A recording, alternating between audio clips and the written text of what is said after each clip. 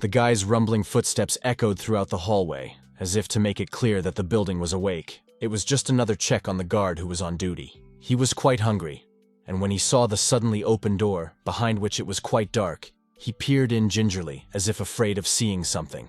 Even with all the darkness, the young man really saw something terrible. You could see the beastly fear in his eyes. His master had collapsed on the floor, and signs of life were not even visible on his body, and that reason could be seen on his chest. A small monster that devoured male flesh and blood with greed. The guard was completely confused. He had not expected to see such a thing, and under the weight of fear for his own and others' lives, he fell to the floor. Despite all the darkness in the house, the fear was stronger. Running to help the young man forgot about his lantern, which began to blaze with fire. The ghoul looked rather fearless. Despite being caught up in his meal, he continued on with what he had started. The young gentleman was beginning to show signs of life. It was as if a white light had entered his head and awakened him. Initially, he felt nothing and didn't realize where he was.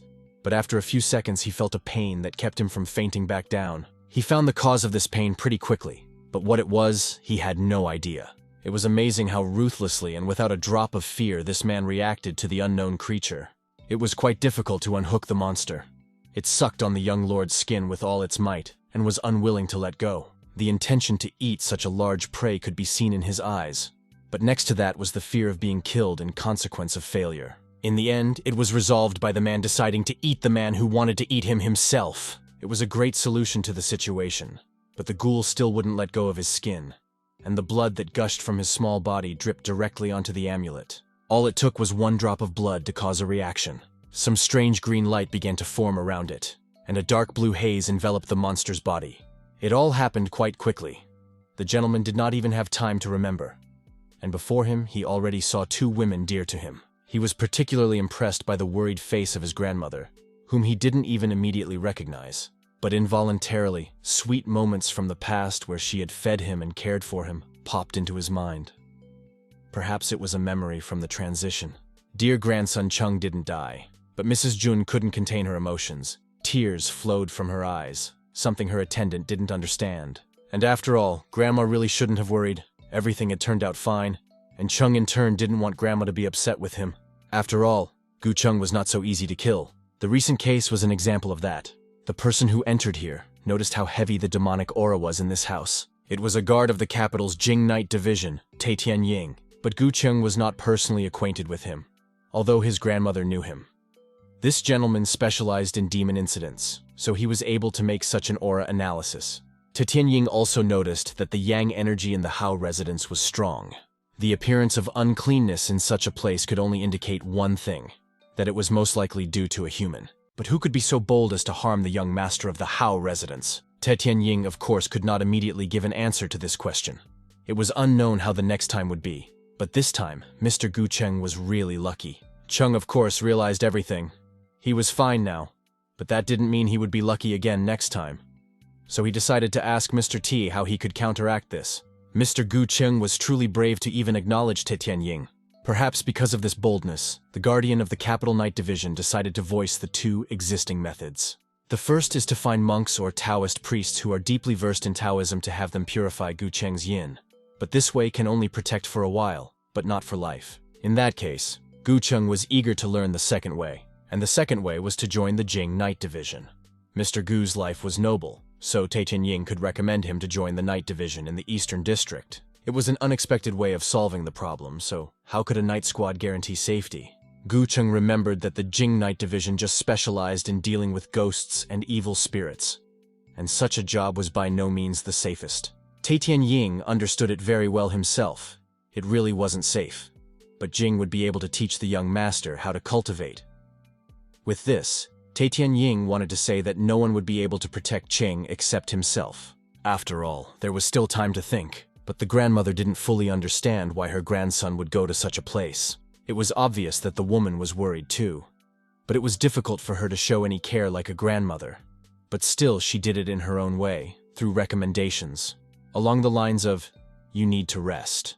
Actually, our hero did so, but he could not sleep. He was fascinated by his amulet. This jade pendant Gu Cheng had bought once in the market.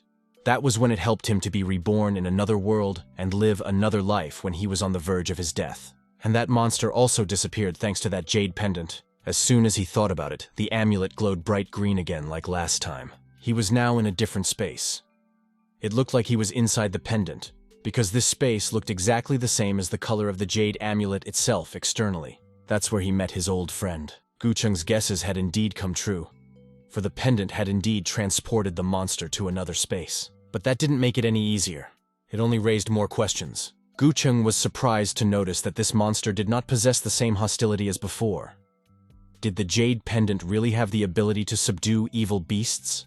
The little ghoul began to give hints that they might be able to get out of this space altogether. Gucheng understood what the latter meant, and with some caution, he decided to test this theory after all. It worked. The two of them moved into the same room. There was a disadvantage to this, of course, as such transportation was very draining on spiritual power. And the monster couldn't seem to stay outside for long, but it was still a means of self-preservation. Gucheng tried to look at this monster to see what else could it do besides eating people. The monster understood why the Lord was looking at him like that, and that's when he decided to show him something.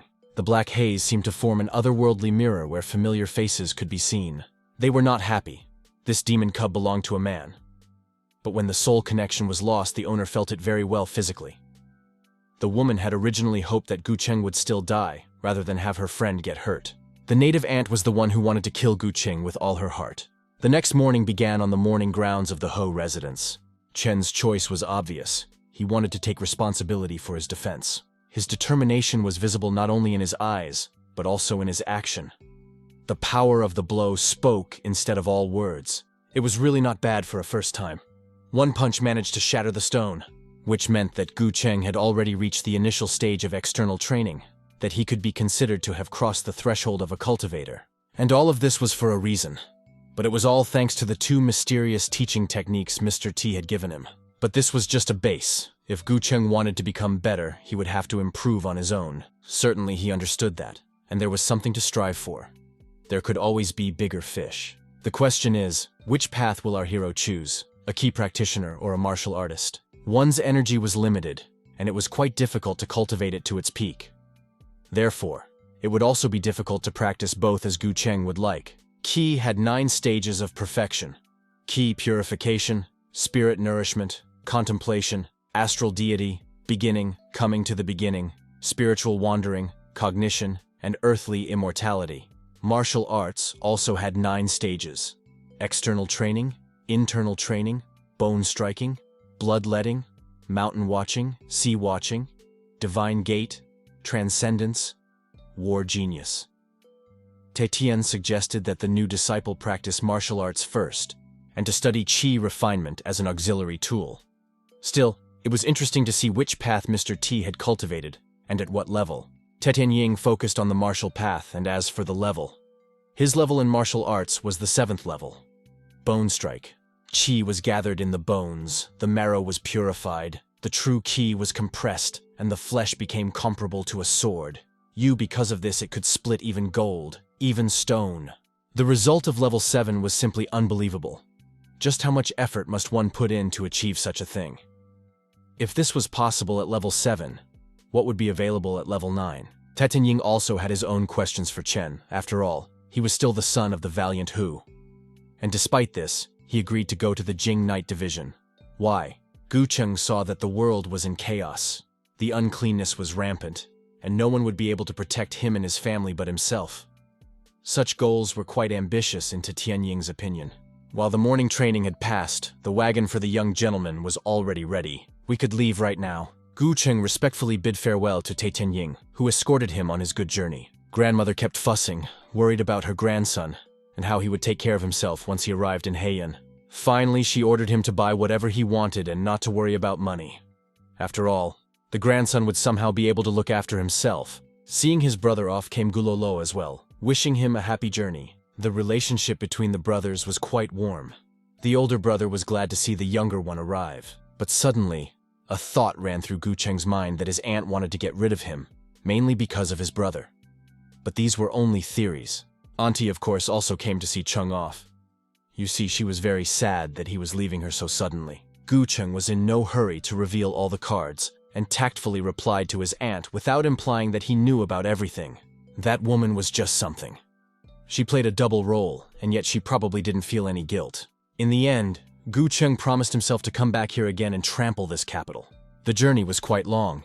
The young master could rest in his carriage while the wagon was driven by another man. The way was not only long, but also dangerous, for bandits could appear. This time, two outcasts stood in their way. The one on the right was an outcast of the Jiangxi family. He was usually called by the nickname Ghost Hand, but his name was Gan Xin. The one on the left was the outcast of the Broken Sword Hall, Han Ting. These were planned brigands, Uncle had called them in advance. They even had a payment agreement for Gu Cheng to come here, moreover, unarmed. Han Ting had to pay for it after all. It was basically his interest. But he never kept his promises, especially not to this man. Wasn't it easier to blow his head off, knowing he'd get nothing for it? That's what the payment was. The old man let himself into a trap, thinking he was making someone better. Their teacher had told the outcast that guy Gu Cheng wasn't strong, so Ghost Hand trusted that Han could handle him alone. He did not deny it, however, and suggested that his colleague rely on him. He was confident in his strength and had no doubts, especially since he had a weapon, while Gu Cheng most likely didn't. But they'd clearly miscalculated about strength. He might not really have any weapons, but that didn't mean he'd give up so easily. Powder spurted out of the bag, and Han stopped seeing. Afterward, a sword was thrust into his throat, which supposedly wasn't there. Such a thing took the outcast by surprise. On the verge of his death, the last thing he wanted to know was where the sword came from. Of course, Gu Cheng was not going to tell Gu Cheng about it, because dead people were not supposed to know about such things. But the secret was once again in the amulet that could store weapons. Han Ting had been brutally murdered, someone he wanted to attack himself. Now he would rest in peace. His comrade in arms rushed to his side, even as he realized it was too late, visibly wanting to repeat his friend's fate. However, it wasn't even necessary to flee.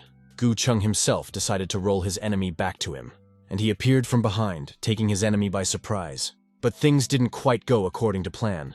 Gu Cheng had already swung at his enemy, but he managed to put out his hand, which the sword hit like a wooden stick. And then the bandages on my arm ripped. Instead of the usual human hand, there was a demonic paw that flew at our hero with all its might. Luckily, the one managed to land, but that didn't mean it didn't get caught. This man was not simply called a ghost hand, and now we could see for ourselves. It was obvious that against his demonic dead man's hand, an ordinary sword was useless. Gu Cheng, being inexperienced, could still sense that the enemy's left hand was emitting a very strange yin aura, and it looked problematic, so it was necessary to deal with it first. Ghost Hand noticed that Gu Cheng's strength had only reached the path of the 9 ranks. But he was already a former. Cheng had killed Han Ting, but his friend was confident that against his dead man's hand there was no chance. The dead man's hand of this strange man must be a vein-cutting technique recorded in the art of the astral deity. The practitioner used his own blood to nourish the dead man's limb, and all the power is concentrated in it. If that was really the case, then Gu Cheng still had a chance to win, and the ghost hand could not underestimate his opponent, or else he might die himself. But even after saying that, the man was confident of his victory, a fury boiled within him. He was ready to chop Gu Cheng into mincemeat. The fight had taken on new colors. No one wanted to give up. Gu Cheng was fighting for his life to the last. But his sword had broken. The weapon as such was no more. For some it was a cause for sorrow, and for others joy. The ghostly hand grabbed Gu Cheng quite quickly, as if he was a puppet. Is this really the end for him? Gu Cheng lastly decided to use his last trump card, which was the spirit demon that was hiding in his amulet. The chances of our hero's survival were increasing, because he possessed with himself and knew what he had to do. Who would have thought that this demon, who once wanted to feast on his body, would one day stand in his own defense? This demon was summoned at the 5th level, something the ghost hand was aware of. The man was taken by surprise, for he had never thought that a novice cultivator could control such a powerful creature. But the ghost hand was already a dead man, and why so many questions Gu Cheng did not understand at all. Against 5 demons, Ghost Hand really wouldn't stand a chance, but there was only one here, and it wouldn't harm him in any way. It was a chance. Phantom Hand looked away, which was apparently what the young master wanted. Quite quickly, Gu Cheng found himself at the dead man's hand. The Lord's original goal was not his life. Since it was a ghost, that meant it could be absorbed by the jade pendant. The theory did work in practice, just as Gu Cheng had envisioned. The hand was ghostly, which meant it could live in the space of the amulet. The dead man's hand was really the only source of the ghostly hand's power. But the absorption process itself took quite a bit of spiritual energy from Gu Cheng. The ghostly hand was literally screaming for his hand to be returned to him. Was he really hoping for such leniency from the young master? It seemed more like a joke, but not funny at all. He should have memorized posthumously that Gu Cheng did not repay debts. The ghost hand's body was pierced through. The two outcasts died by their own stupidity. Once again, our hero was very close to death. Once again, without the jade pendant, he would most likely have died. Before leaving this place, the young master decided to inspect the belongings of these vagrants. Han Ting carried a book on the art of broken sword with him at all times. Such literature was very interesting to Gu Cheng. He would make use of it. If he was able to kill some of them with a bit of effort, there would surely be others. To be on the safe side, Gu Cheng decided to continue on the path. It was already getting dark, and the journey was going to be a long comma and had to be traveled on its own too. In order not to waste time, Gu Cheng decided to learn the art of the broken sword along the way. It might initially seem simple, but it was so versatile that it could work with many weapons, which was very convenient. Walking into the forest could be seen that it had gotten completely dark. Gu Cheng decided to find a place to rest. When he looked around, he saw an old abandoned building. Maybe there wasn't even a soul there. Apparently, this place will be a roof for the young gentleman today. Whether or not Gu Cheng felt fear entering this place, only he knew. The place was quite gloomy, especially at this time of day, but the remaining belongings could be seen. Amidst all the cobwebs and tattered rags, a huge statue, its eyes glowing with blue light, caught my attention. Who was it? The former owner of this place or a still existing person? Gu Cheng, as it turned out, was not alone here. The other people became defensive, fearing the night visitor. Gu Cheng hurriedly calmed them down by calling himself an ordinary passerby. That's when the young girl asked Uncle Lin to put the sword away and not scare the young master. They didn't seem to see any danger in it. In gratitude for the favor, Gu Cheng respectfully bowed as the costs of etiquette were explored. The strangers were quite kind and offered our hero to warm himself by the fire as the night was cold. Other voices were heard from behind the door. It was a ringing girl's voice calling for her brother and the other boys. And soon, a very young girl appeared, wearing the armor of a warrior. When she saw many people, she was not confused at all, but even smiled. One of the guys protested that they should rest after all. It was better to just hurry up and move on. Brother Jiang didn't want to listen. They had no place to hurry and needed to rest. Jiang Hanling was an outstanding disciple of the Qin Yuan sword clan of the eastern Ling County. He trusted that everyone had to hear about the great name of his clan. When the young girl still paid her respects, Jiang Han was even a little embarrassed. The young girl's name was Han Jingjing. She was also a disciple of the sword clan and had followed her older brother to explore the world. Sitting next to her was Zhao Xinghua, who was a scholar. They met him on the road, walking to the capital to attend an exam. For the sake of propriety, Gu Cheng also introduced himself, gave his name, and decided to say that he was an ordinary adventurer, but the listeners were not impressed. For a while, everyone was boringly silent, and then Han Jingjing suggested telling each other some stories to pass the time. Since Madame Han liked it, Zhao Xinghua decided to start first with his tiger story. It is said that a man eaten by a tiger becomes a ghost and lures passers-by for him. Only when the tiger has a new ghost, it releases the previous one. The ghosts were so evil that they helped harm people. But Zhao Xinghua was convinced that such a thing was peculiar even to humans themselves. Gu Cheng also dared to tell a story. During his night walk, Zhang San, meaning Gu Cheng, so he decided to disguise himself, met some passers-by at the mountain god's temple and had a good conversation with them. He continued his story, but another man appeared and started asking something. The man asked a second time, why was Zhang San talking to himself? And indeed, there was no one around but one passerby. Han Jing looked frightened after hearing such a story. Could it be that those people who were talking to Zhang San were ghosts? But it's unlikely she'll know the truth. The stories we heard were more scary than valiant. So Jiang Han decided to tell a story from his personal experience. A year ago, on a battlefield in Haitian County, an evil Taoist Qi practitioner turned all the corpses into zombies. They were the corpses of brave and courageous people, but afterward, their bodies were terribly poisoned. It was quite by chance that Zhang Hanling was nearby at the same time, so he killed all the zombies with his sword. They were all killed, all of them. The boy remembered that night, when the moon was so bright that the stars twinkled and the wind was gusty just like this moment. Something really started to happen in the courtyard. Gu Cheng also noticed it. Looking out the door, one could see a lot of zombies. There were arrows stuck in their bodies, swords, their arms were broken, and there was nothing human left of their bodies. It seemed to be the same zombies that Zhang Hanling had just told us about. He had to admit that he was just talking, but he couldn't believe his eyes when he saw them. These corpses were probably very weak, but it wouldn't be easy to deal with so many zombies. Sis decided to cheer up her brother and was even happy to lend him her sword, because he was very good at killing zombies. But his brother did not share the joy with his sister. It seemed to him as if she wanted to embarrass him on purpose. The space in the mountain god temple was small. If the zombies gathered together, the guys even with their combined strength wouldn't be able to stop them.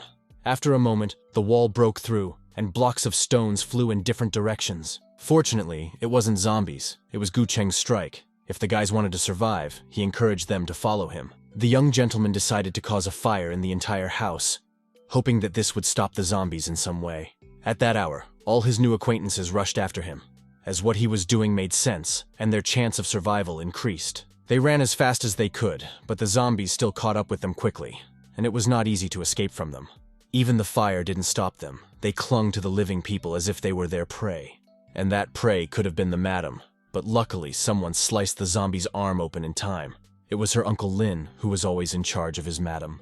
Zhang Hanling figured out pretty quickly that the weak point of these zombies was their head and informed everyone.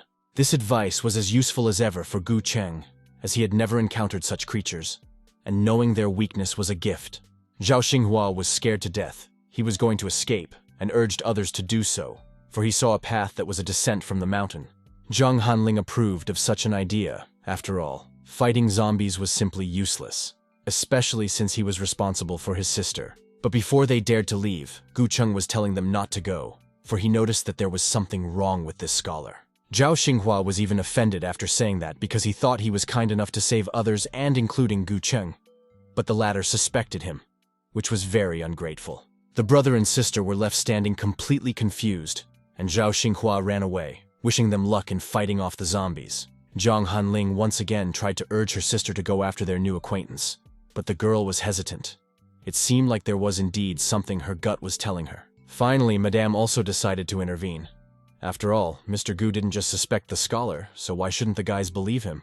In the end, Gu Cheng said everything he had to say, but if he wasn't believed, then there was nothing he could do about it. As long as he could get them out of the building, then he did. Well beyond that, the decisions have to be made on their own. Our hero was still convinced to the end that nothing good was expected from this scientist. Zhang Hanling still decided to stay here and continue fighting off the zombies, but it was difficult for him. The sister was desperate. She didn't know how she could help her brother, but luckily he was alive, only slightly injured. At the same time, Gu Cheng noticed the change. A demonic ghost appeared.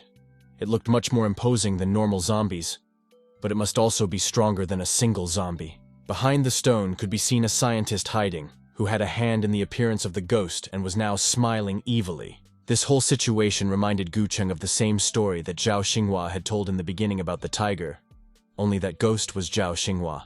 The girl was literally lost. She didn't know what to do, and the only one who could help was Gu's brother, from whom she asked for help to save her brother.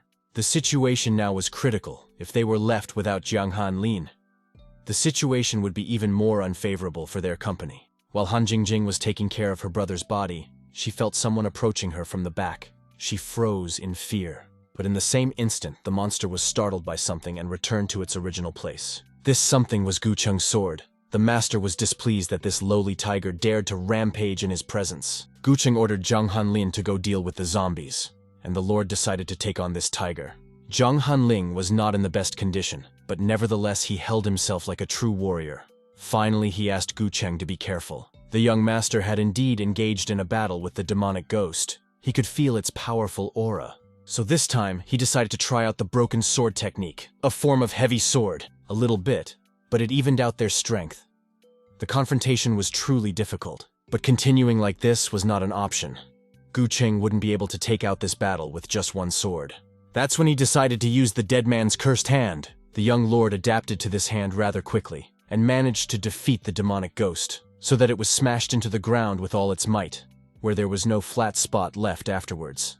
Gu Cheng, on the other hand, didn't even expect this hand to be so powerful. One strike and the demonic tiger was already resting. The demonic ghost died and all of its aura flowed from it. It seems the strength of this tiger had strengthened Gu Cheng's body. Could it be that with each new killing of the demonic creature, his strength would increase? Zhao Xinghua was happy that he was finally free. He didn't even hesitate to shout about it and run around as if he had won the lottery. But who told him it would be freedom?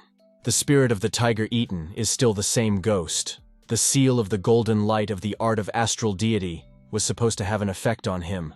Gu Cheng wasn't going to let the traitor go so easily, so he created a seal of golden light, in the center of which could be seen a sign. The last words the scientist shouted were, "Don't."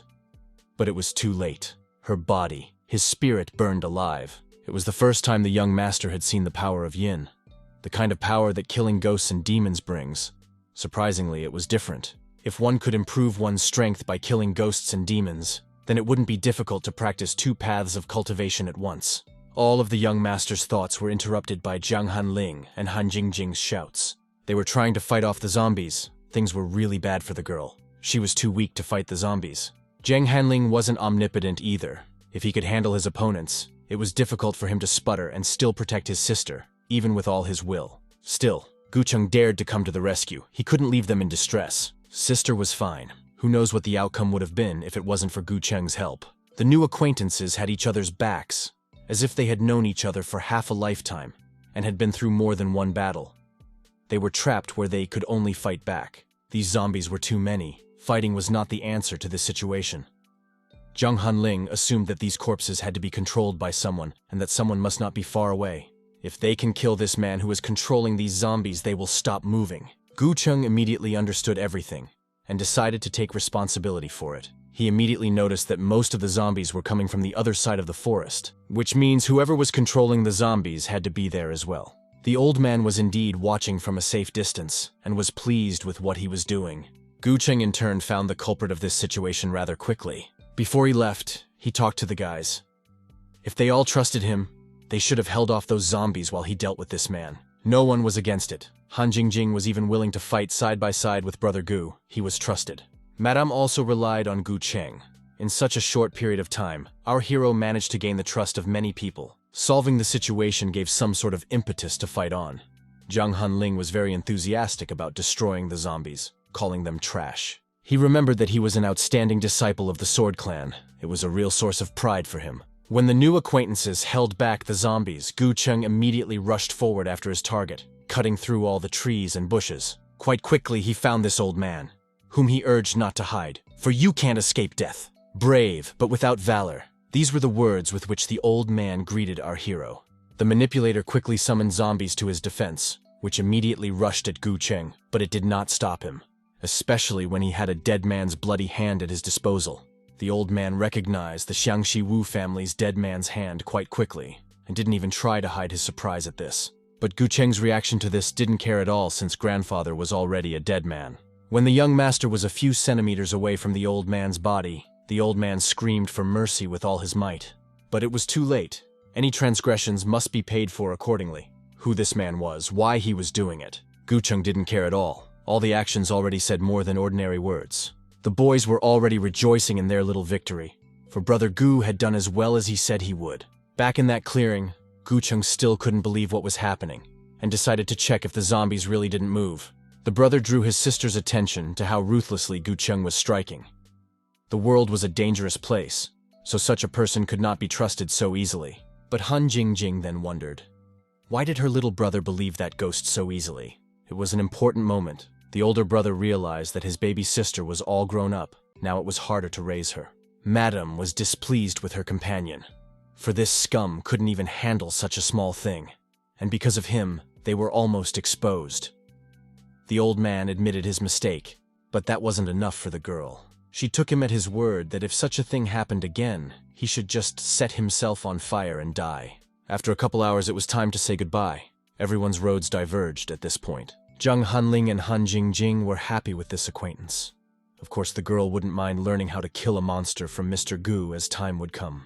Madame, in turn, was grateful for Mr. Gu's help, and given her equanimity, she also reserved her thanks. Gu Cheng wasn't saying goodbye for good. The world was round. Surely they would meet again someday. After 3 days, our hero still reached the place he wanted. Huanghe. Quiziz, the right-hand man of the head of the Jing Night Division, met him here. He immediately recognized the young master as the same guy Taitian Ying had recommended to him. Gu Cheng tried to adhere to the costs of etiquette and expressed his respects to Mr. Kui, but he chose to omit these points. The young gentleman came very timely, for the division was just short of hands. They've lost a lot of people on recent missions. This certainly didn't encourage Gu Cheng very much, but he didn't show his reaction. Quizijie urged not to be afraid, for he planned to give Gu Cheng a security position. He would work in Xuanjia under the night patrolman. He would be safe with him. Meng Hentang was not very happy with this decision and resented it, for he was once again being put to unnecessary trouble, as if he didn't have enough to do. Kuiji once again began to reassure the new guest, saying that Meng Hentang was so indifferent on the surface, but in his heart he was a gentleman, so there was nothing to worry about. In addition, Gucheng will have another person to partner with, Xiaoyi, but he must first choose a 9-grade art. Xiaoyi immediately accepted the task from his head. Xiaoyi introduced himself as Zhang Xiaoyi, but Gucheng allowed Gucheng to just call himself Xiaoyi. The young guy was quite enthusiastic and happy to receive the new guest. It was obvious that he was happy to accompany and have a young partner like him. But just as they were walking, a terrifying zombie face roared from the wall. To the zombie's surprise, was already dead. But what was he forgetting in the Jing building? It turns out that it was Song Chengshun, nicknamed Ghostly Face, who was having fun with the unclean task, so one could even ignore it. It would seem that such a low technique like creating ghosts was not witchcraft? Did the people in the Jing Night Division really do that anyway? Maybe Gucheng was right, but this method was the fastest method to achieve the goal. The warriors in Jing only looked at the results, not the process, so they didn't care about these useless rules. Gucheng in turn had secret sorcery techniques, and he could openly use them in the future. This played to his advantage. The way the Jing Night unit acted was very much impressed with Gucheng. Finally, Xiaoyi brought his new partner into the vault. All the technicians of the 9 classes were located right here. The jade pendant allowed Gucheng to absorb ghost qi, so he should be able to cultivate both martial arts with it. And since that was the case, Gucheng decided to choose one technique each, is the fire sword and yin chakra. But when asked by Xiaoyi if Brother Gu wanted to choose the path of dual cultivation, our hero replied that he just wanted to practice. According to how much Gucheng had already finished choosing, then Xiaoyi wanted to take him to a room to rest. In the last days, there were a lot of tasks, so the guys should have stocked up their strength properly. But when did the missions usually show up by Jing's Night Division? It was always different, but Xiaoyi was convinced that tomorrow would definitely be tomorrow. In one of the residences, a man was returning from a bad game in which he lost everything again. He was drunk and had no idea what was going on.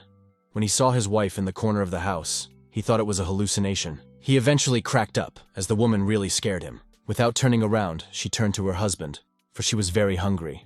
But the man was angry, and didn't take those words in any way at all. He didn't care about his wife at all. Right now, he wanted to sleep. But she was really very hungry, and her husband looked delicious. At that moment, the drunkard sobered up instantly. More than anything else, he began to worry about his miserable life. The news of what happened last night spread quickly, for everyone knew old Wang, but no one realized what had happened. Everyone could see a lot of guards hanging around his house, but no one risked asking them about what had happened.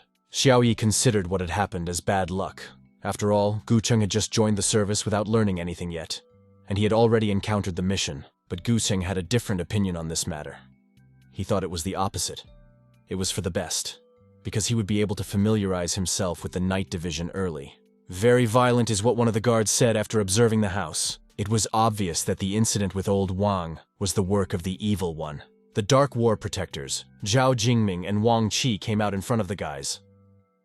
Zhao thought that at first glance it looked like a massacre, but the sight was so horrible that a person was simply incapable of such a thing. Apparently it was pretty bad, but this did not annoy Xiaoyi. On the contrary, he immediately rushed into the house. He really wanted to see what kind of picture was able to shock the two brothers. Zhao Jingming warned the younger one to come out if he got sick and not to vomit in someone else's house. Xiaoyi took it as a joke, but promised that he wouldn't mess up anything in the house. After all, he had been a Dark Warrior Protector for a long time. What could there be here that he might not see? Still, Xiaoyi did not keep his word and threw up. I guess he had never seen such disgusting things before. Looks like he doesn't work hard enough. It was one thing to look disgusting, but there was also a horrible odor that crashed into my nose and made me want to vomit. In front of the impressionable Xiaoyi, Gucheng looked extremely cold-blooded, as if he had been in the service for decades. He approached the body quite calmly, with a studied look, and wanted to take a closer look at everything. There was nothing bigoted about his behavior.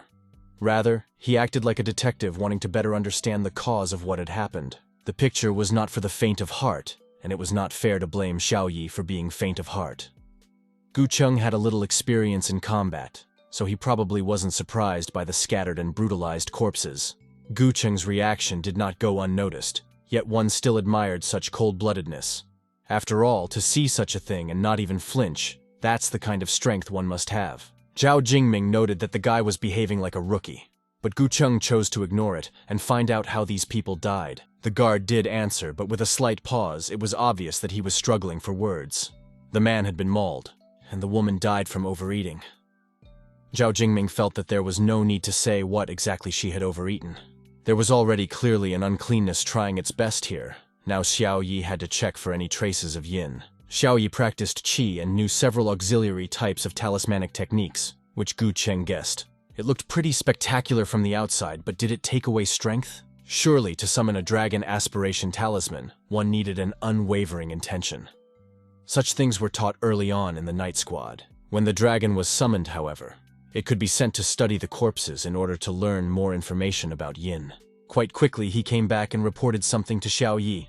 Gu Cheng couldn't understand what the dragon was reporting, but Xiao Yi understood everything. There was indeed an aura of uncleanness in the house, but the ghost itself did not enter the body, but only influenced the mind. But now the aura had almost dissipated, so it was impossible to trace. If everything was as Xiao Yi had reported, then it was a problem. Luo County was very large. How would the guards now find this lurking ghost? Gu Cheng had some idea, but he didn't know if it was correct. Zhao Jingming and Wang Zheng were willing to listen and then think things over together afterward. Gu Cheng believed that the woman must have gone somewhere to attract the ghost, and finding out the woman's whereabouts could lead to some clues. But this woman must have been to many places, so it would be difficult to determine. Therefore, Gu Cheng suggested to check his second conclusion. Were there other people at the door recently nearby who were also dying from overeating? Zhao Jingming actually remembered a few such instances. The young gentleman's hunch was confirmed. That meant that it was possible to act. To begin with, Gu Cheng asked Xiao Yi for Luo's map. He needed her to find the demon. Gu Cheng immediately located the location. Thus, they came to the camping street. Well, he was really good, but he only used a small trick for this, and nothing more. These people who had died from overeating might not have eaten people, but Gu Cheng assumed that it was the demon that had driven them to their deaths. By plotting the trajectory of these people in the form of lines, Gu Cheng looked at exactly where their routes intersected. Accordingly, that was where the demon should be. It was that beggar with the jugs that caught their special attention. There was something wrong with him. For some time, the night guards dispersed the people, and at last, Canman Street was empty. So far, Gu Cheng had been acting rather carefully, trying not to scare the possible demon. Xiao Yi couldn't believe his eyes that this beggar could be the ghostly being they were looking for. But Gu Cheng corrected his brother, for this man was far from being a beggar. Cheng paid particular attention to the pot in the man's hands. Wang Zheng suggested not to stand any longer, and still do something. For example, at least go say hello. The guys hadn't even said hello when the beggar started asking to borrow some food. Something horrible was smoking from the pot the stranger was holding. No, it wasn't the smoke from the fire, it was worse. Zhao Jingming didn't mind giving this poor man some rice, but first, he wanted to take a closer look at the pot that the stranger was holding. The beggar dared to provoke the guards, for they didn't want to give him food, they just wanted to deprive him of his treasure. And so they were like those people. By his standards, they deserved to die. The same black haze was billowing out, not only from the jug, but from the beggar's body itself. No one knew what would happen next, but extreme caution was needed. And then the unbelievable happened. This beggar's body transformed into a huge, demonic creature. It was many times the size of a normal human being. After a few seconds, there was nothing left of the man. The demon behaved like a beast, as if he had no control over himself. This creature seemed very strong from the looks of it. You could tell that it was a 7th level spirit. Zhao Jingming drew everyone back and decided to take this blow on himself. In order to defend himself, he used the White Bone secret teaching, the Bone Shield. Maybe it really was strong, but compared to this creature's strength, it was weak. Zhao Jingming flew back a few meters, but fortunately there were no injuries. Wang Zhen attracted attention and urged everyone to fight together. Still, he decided to attack second after his comrade in arms. He used his trademark punch to attack. Zhao wasn't standing still either. After being hit, he regained his senses rather quickly, and once again decided to use the White Bone secret doctrine, the Bone Chain. These chains appeared from the ground and enveloped the demon's limbs, preventing him from even moving. Xiao Yi also entered the fray and used his yin-yang talisman. Once it reached the monster, it unfolded above it in the shape of a swastika. Now was just the perfect moment when the demon couldn't move. It was Gu Cheng's turn. He had no doubt that he could strike a decisive blow right now. His sword was burning with fire, causing the demon to shake in fear. Gu Cheng was hit right in the cheek. Xiaoye was already rejoicing at this small victory. But Wang, being more experienced, believed that it wouldn't be that easy. Gucheng only now realized how strong the monster's body was. He had to put in a lot of effort to somehow push his sword through the thick skin. But in the end, these attempts were even, for to the monster, it did no damage at all. Gucheng was now in danger, for with his actions, not only had he angered this demon, the situation was complicated. The only thing our protagonist could do now was to run away, and as soon as possible. This strength was unbelievable.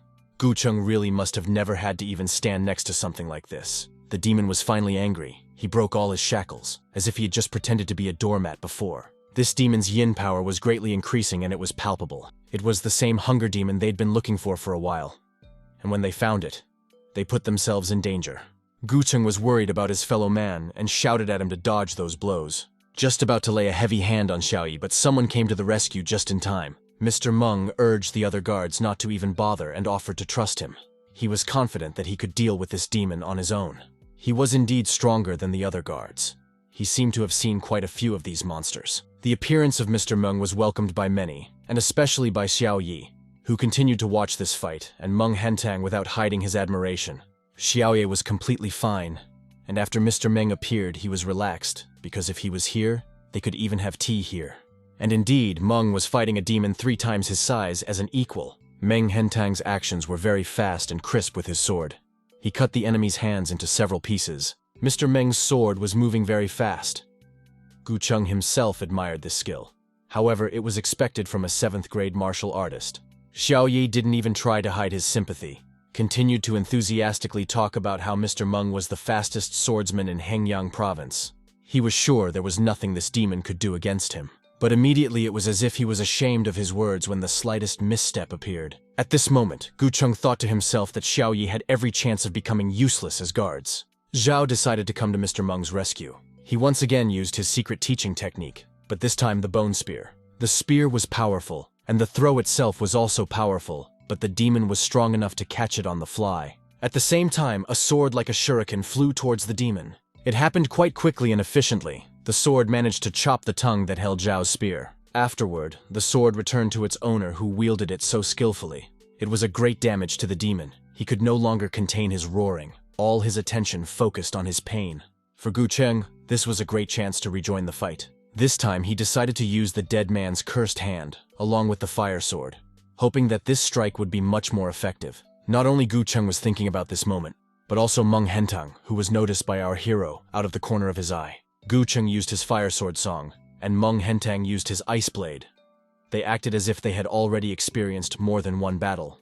Their thoughts coincided, and their actions were synchronized, as if they understood each other on a telepathic level. The outcome of this alliance was that the demon was defeated and beheaded. Gucheng and Mr. Meng did it together. Just now, our hero realized how dangerous night division missions could be. If he wasn't careful now, he could easily be killed. Once the demon died, all of its power would once again transfer back into Gucheng's amulet. It seemed to be 2 streams of power.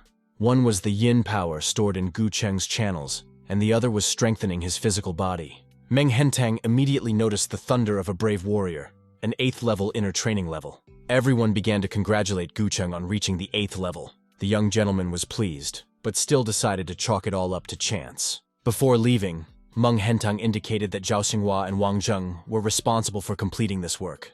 As for Gucheng, he had to follow him. Mr. Meng was originally convinced that Gucheng was no different from these offspring, but he admitted that he was wrong.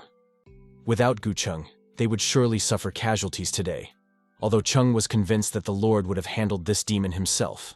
Gucheng was the one who had figured out where the hunger demon was and killed it. Therefore, for this operation, Meng Hentang promised great merit, and later decided to report it to the Jing department, and for this, Gucheng would be given the highest grade of achievement. In addition, our hero has risen to the 8th level of inner training. As time goes on, he will have to look into the Jing and choose 2 more techniques. It turns out that Mr. Meng was really a soulful person. Working under him shouldn't cause any problems for Gucheng. It had been 3 days. Xiaoyi and Gucheng had been patrolling the streets.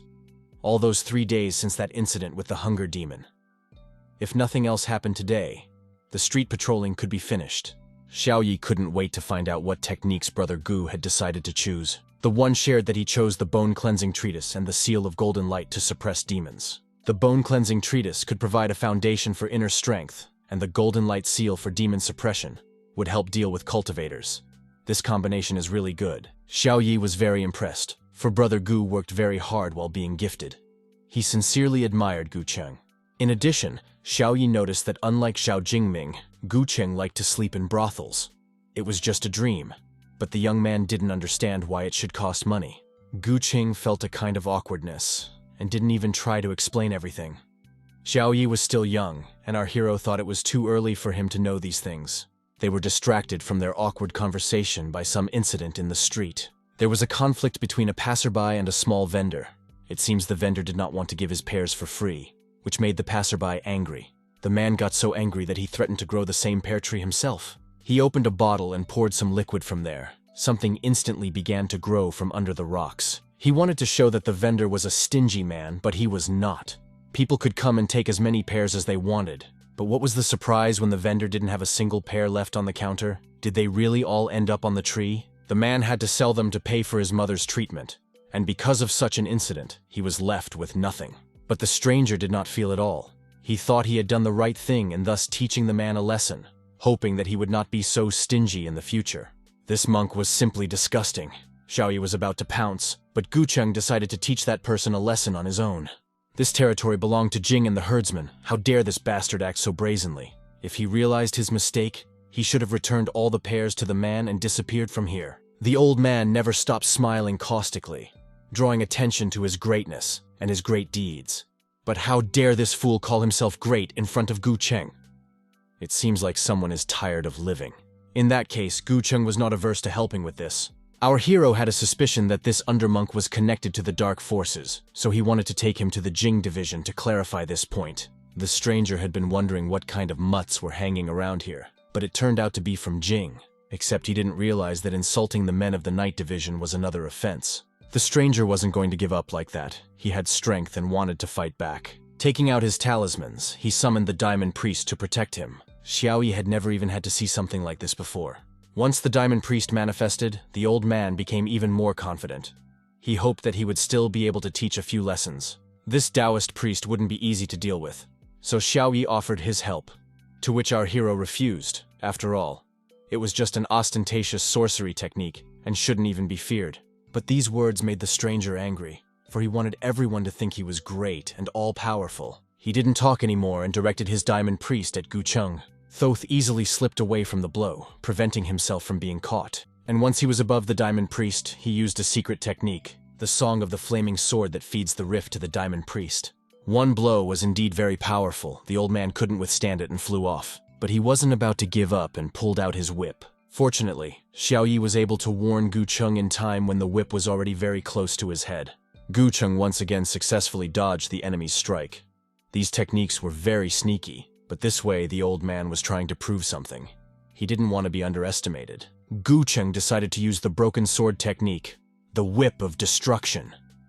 He didn't care at all about what some passerby wanted to prove. He just wanted everyone to get what they deserved. This blow was like a snake biting the old man's hand, and he released the whip from his palm. He had never expected that the Dark Warrior defenders had such strength. If this old man's brain was still there, he should have stopped resisting and gone with Gu Cheng. The old man truly realized that he couldn't win, but he didn't plan to give up either. There was an explosion, but not a big one. It served more as a diversionary maneuver.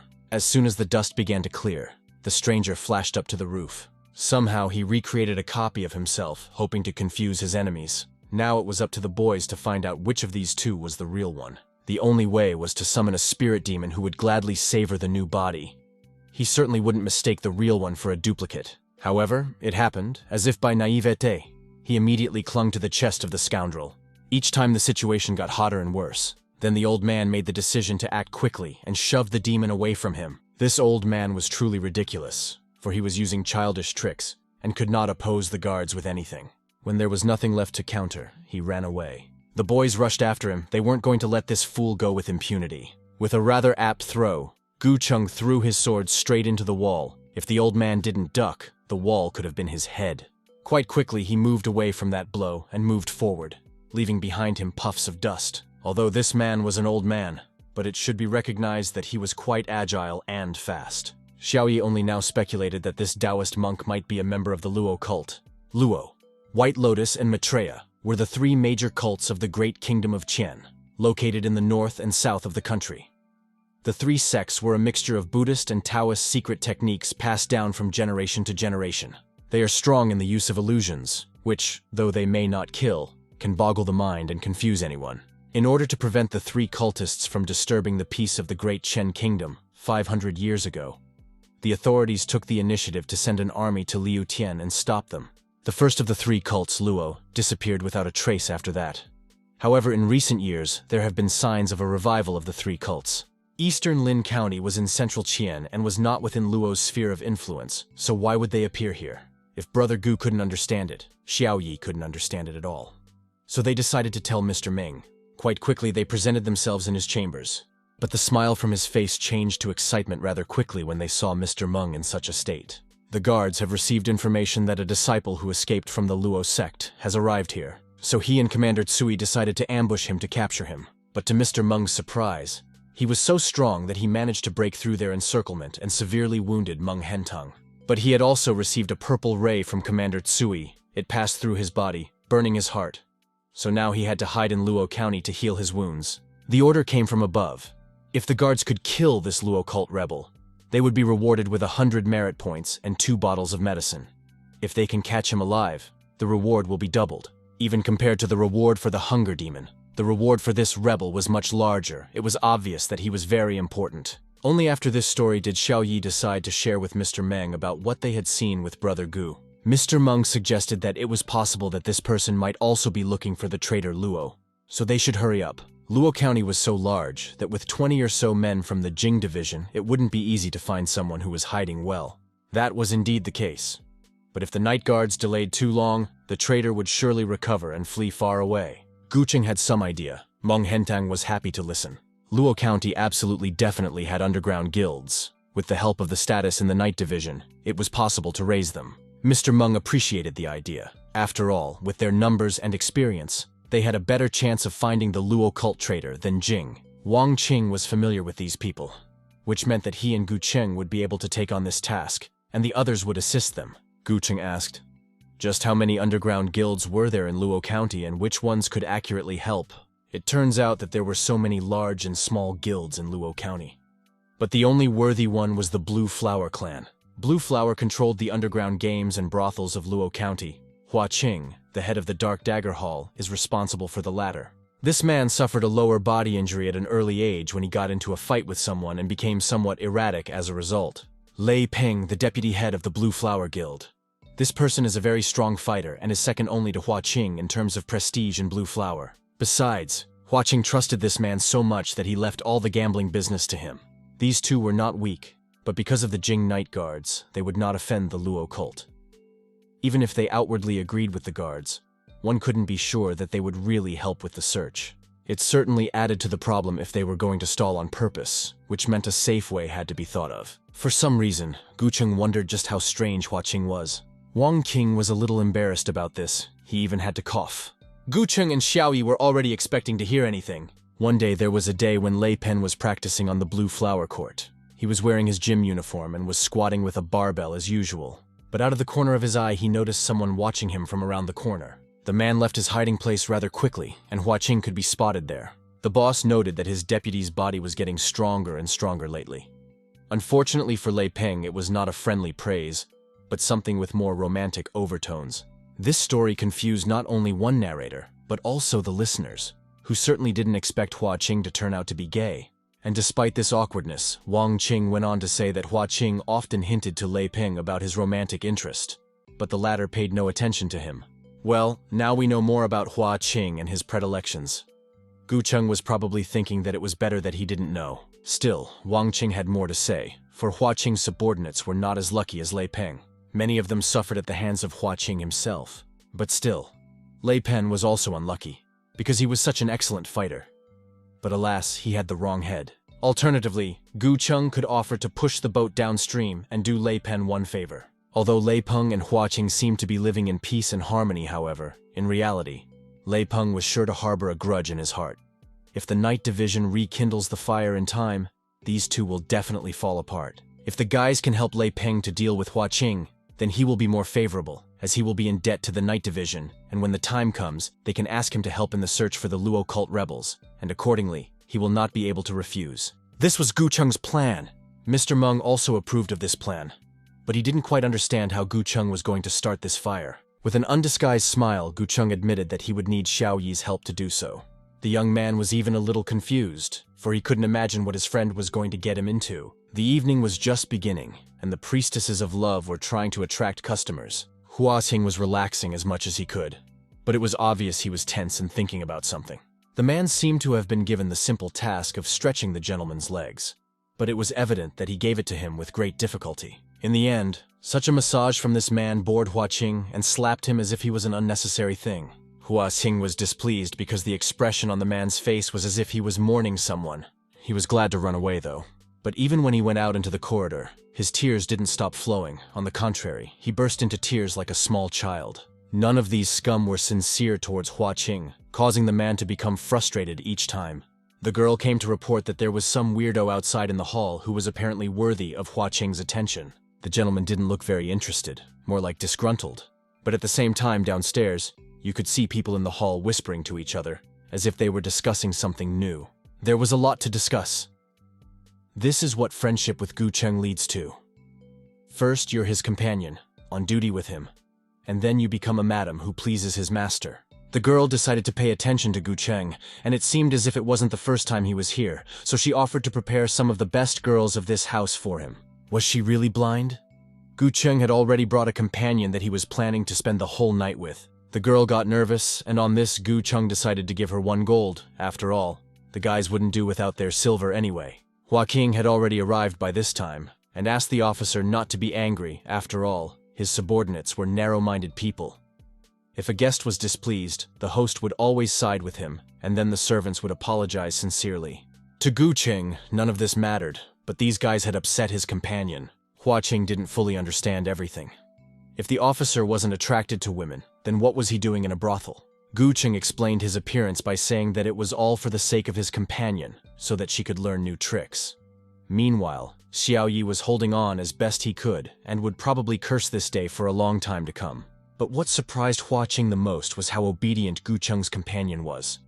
This was something Hua Qing himself had always dreamed of. Gu Cheng seemed to read his mind, and admitted that Xiao Yi was also a normal man before, and he was not obedient at all. In fact, Gu Cheng only had to undertake a small trick in order for Xiao Yi to become what he looked like now. Of course, Hua Qing was interested. He was very curious to hear the details. Everything was not something Gu Cheng was just going to tell, only wanting a bit of sincerity from Hua Qing. The next day at Lei Peng's house, Wang Xing was telling him about how he entered the brothel to have fun, but accidentally heard that Hua Qing wanted to get Lei Peng Y drunk there, which would be able to turn him into a will-less slave obeying him. The guard himself had come to tell about it, as Lei Peng was a person of wide renown, and so, he couldn't bear to watch him being insulted. Lei Peng still felt as if Wang Qing was just joking around, but how could he joke about such things? Besides, his friend was also there and heard it, and can confirm everything that was said. Gu Cheng in turn did so, confirming every word Wang Qing said. Gu Cheng was given this name by his parents, so that in the future he would be faithful and honest to his word all his life. He even swore to be sure, for if there was a single ounce of falsehood in the words he had previously spoken, let him be struck by thunder. Wang Qing thought of one thing, that Gu Cheng was not worthy of bearing the name given to him by his parents. Cheng was even upset, as if he had heard his friend's thoughts. Lei Peng's subordinates also confirmed their thoughts about Hua Qing, because it was quite possible that he could use such a sneaky method. And their brothers had already received his poison tea, but there was no way their head could be subjected to this humiliation. Another servant came in and reported that the head of the Hua Qing hall had prepared the dinner table, and asked Lei Peng to come to his residence for a talk. Looks like this lowlife has already taken the first step. This is how the head is going to act. It seems Hua Qing was burning with impatience after all. There was no need to do anything else. The subordinates themselves put wood on the fire. After all, they had long been dissatisfied with Hua Qing, and Gu Cheng just needed to throw a match. In the end, Lei Peng was already burning with hatred himself and was ready to smear Hua Qing. The deed was done. The boys nodded to each other in affirmation. The Night Division had long disliked Hua Qing's behavior, so Lei Peng could boldly ask them for help if he needed it. In such a case, Lei Peng wasn't even going to refuse and actually asked for help. Meanwhile, at Hua Qing's residence, everything was already prepared. The head was a bit worried, for he would have to get his associate drunk with an incomprehensible slurry, and after weighing the pros and cons, he would undoubtedly open the bottle Gu-chung had given him. Our hero explained that this medicine was called obedient powder. Hua-ching would only need to slip a little of this to his loved one in his food, and he would be resolutely and irrevocably opposed to past feelings towards him for life. Hua-king asked that the deputy hall head should not blame him, for he loved too much. Lei Peng showed up for the meeting rather quickly. Hua-ching hurriedly hid the bottle and invited the deputy. As he should have. Lei Peng adhered to all the costs of etiquette. It seemed as if such a thing would turn Hua-ching on, but nevertheless, he motioned for him to rather sit down. Hua-king suggested as if the deputy must have been thirsty after the road, so he offered a glass of wine. This was actually an exciting moment for Lei Peng, for a lot of things could be decided right now. He finally raised his glass. After all, the head of the hall had been very busy lately, and Lei Peng was even upset about it. So he offered to drink the first glass of wine to Hua-ching after all, but the man preferred to evade the offer somehow. Of course, this did not go unnoticed. Lei Peng had already openly started talking about how he had been spiked with something in his wine, and he even gave me the name of the obedient powder. The deputy must have been joking just now. Hua-ching looked completely confused and was unable to hide it. Lei Peng was completely serious. All the time he had been patient with Hua-ching, however, the latter had deceived others too often. These words were a slap in the face for Hua-ching. It was as if he was trying to come to his senses. Was he really in reality and hearing such words from a loved one? It seemed like it was time for Gu-cheng and Xiaoyi to take off their hats as well. Time was running out. Gu-cheng was starting to rush Lei Peng to finish things with Hua-ching as soon as possible. Of course, our hero was immediately recognized, but he didn't try to hide his identity. Hua-king seemed to have badly realized that before he died, he should shut his rotten mouth and end his existence as a transvestite. Of course, Hua-ching did not stay silent on the sidelines and protested, trying to reason with his deputy. But in such a situation, it was completely useless for Hua-ching to resort to tricks.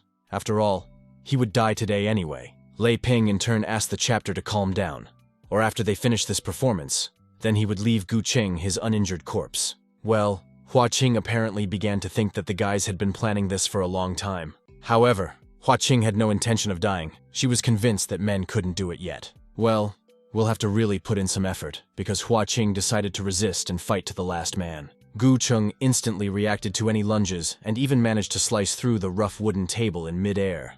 Hua-king took advantage of the hiccup and decided to draw her sword to at least defend herself. A real fight broke out between the guys. In this massacre, Gu-cheng decided to use the broken sword technique, and his opponent used a dark sword, Night Wind style. From the outside, you could think it was some kind of movie being filmed. Their skillful movements looked incredible and very masterful. Eventually, they managed to hurt each other and leave scars on their cheeks, but no more. Hua-king landed neatly, but it was obvious Lei Peng was also eager to enter this fight. The only thing he wished for his former ally was to die. Lei Peng's punch was filled with rage and hatred towards Hua-ching. In terms of strength, it was corresponding. Hua-ching landed just outside the building, flying out the window. He probably couldn't even think that he would ever get a punch from his lover. He may have assumed that he could save himself if he dodged and defended himself, but Gu-cheng tried to convince him otherwise. These fighters were indeed well trained. Hua was well aware that he couldn't just get rid of them. He needed to get out of here first. Plus, he realized that the Night Division had been sticking it in his wheels from the start. Only he realized it too late. So many people chasing after one Hua. And how could these people, the Night Division, could consider themselves good people after such a thing? But it seems that Hua was exaggerating too much, because he could be handled alone, one-on-one. Hana Khan won't be able to escape anymore. This is where his journey will end, in his own residence. Gu-cheng was just a Night Division loon in Hua-ching's opinion, and he looked very arrogant. Hoa wasn't going to give up. In turn, he warned that whoever got in his way would die. Well, that sword that Hua-ching possessed was indeed powerful. Chung appreciated. The head possessed the dark sword technique, and this time, he decided to use the 8 sides of the world. But maybe it wasn't worth it. Why go to all the trouble of dying? After Chung stepped in to repel the attack, a powerful explosion rang out, sending Wang Qing and Zhao Jingming flying off. Once it was over, he tucked his sword back into its scabbard, as if he was convinced he wouldn't need it again today. Indeed, half of Hua-ching's body was simply gone. It's a wonder how he continued to be conscious at all. This sight was not for the faint of heart, and let us forgive the guards who would tear up at this. Even finding himself without an arm, without half of his stomach, Hua couldn't believe what had happened. As if it was impossible. It shouldn't have happened to him at all. But in response, Chung wished him to rest in peace and hoped to hell there were men he would like. Even if Hua were to die, he didn't want to do it himself and decided to drag our hero down with him. Hua Qing found it hard to hold on. His body began to shake as if in convulsions. It was as if he no longer owned it. Once a bloody baby, he had traded a shaman for his life, and today was a good day to sacrifice himself. And even now, Hua hadn't given up hope of taking someone to hell with him. In response, Gucheng summoned the demonic dead man's hand and prepared to fight this bloody infant. But all he did was just cry and couldn't even touch Gucheng. Our hero was not impressionable or the more sympathetic to such creatures. So without any hesitation, he cut open the body of the bloody infant. That fatty was also noisy. Chung certainly didn't regret what he had done. What a strong man Gucheng was after all. Lastly, Hua Qing realized that he had fallen in love again.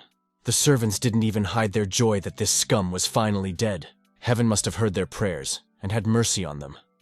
They were so happy about it that they could not hold back their tears of joy. Xiaoyi completely didn't understand such emotions and why these guys were crying. Gucheng tried to explain it as gently as possible. After all, everyone here was a person with a special life experience. Lei Pen was of course also grateful for the help of the Night Division, but above all, fighting evil was the division's main task, our hero remembered. One way or another, Lei Pen felt indebted to the Night Division, and if there was something he could be useful in, the guys could feel free to contact him. Gucheng didn't delay after all. This was what it was all about.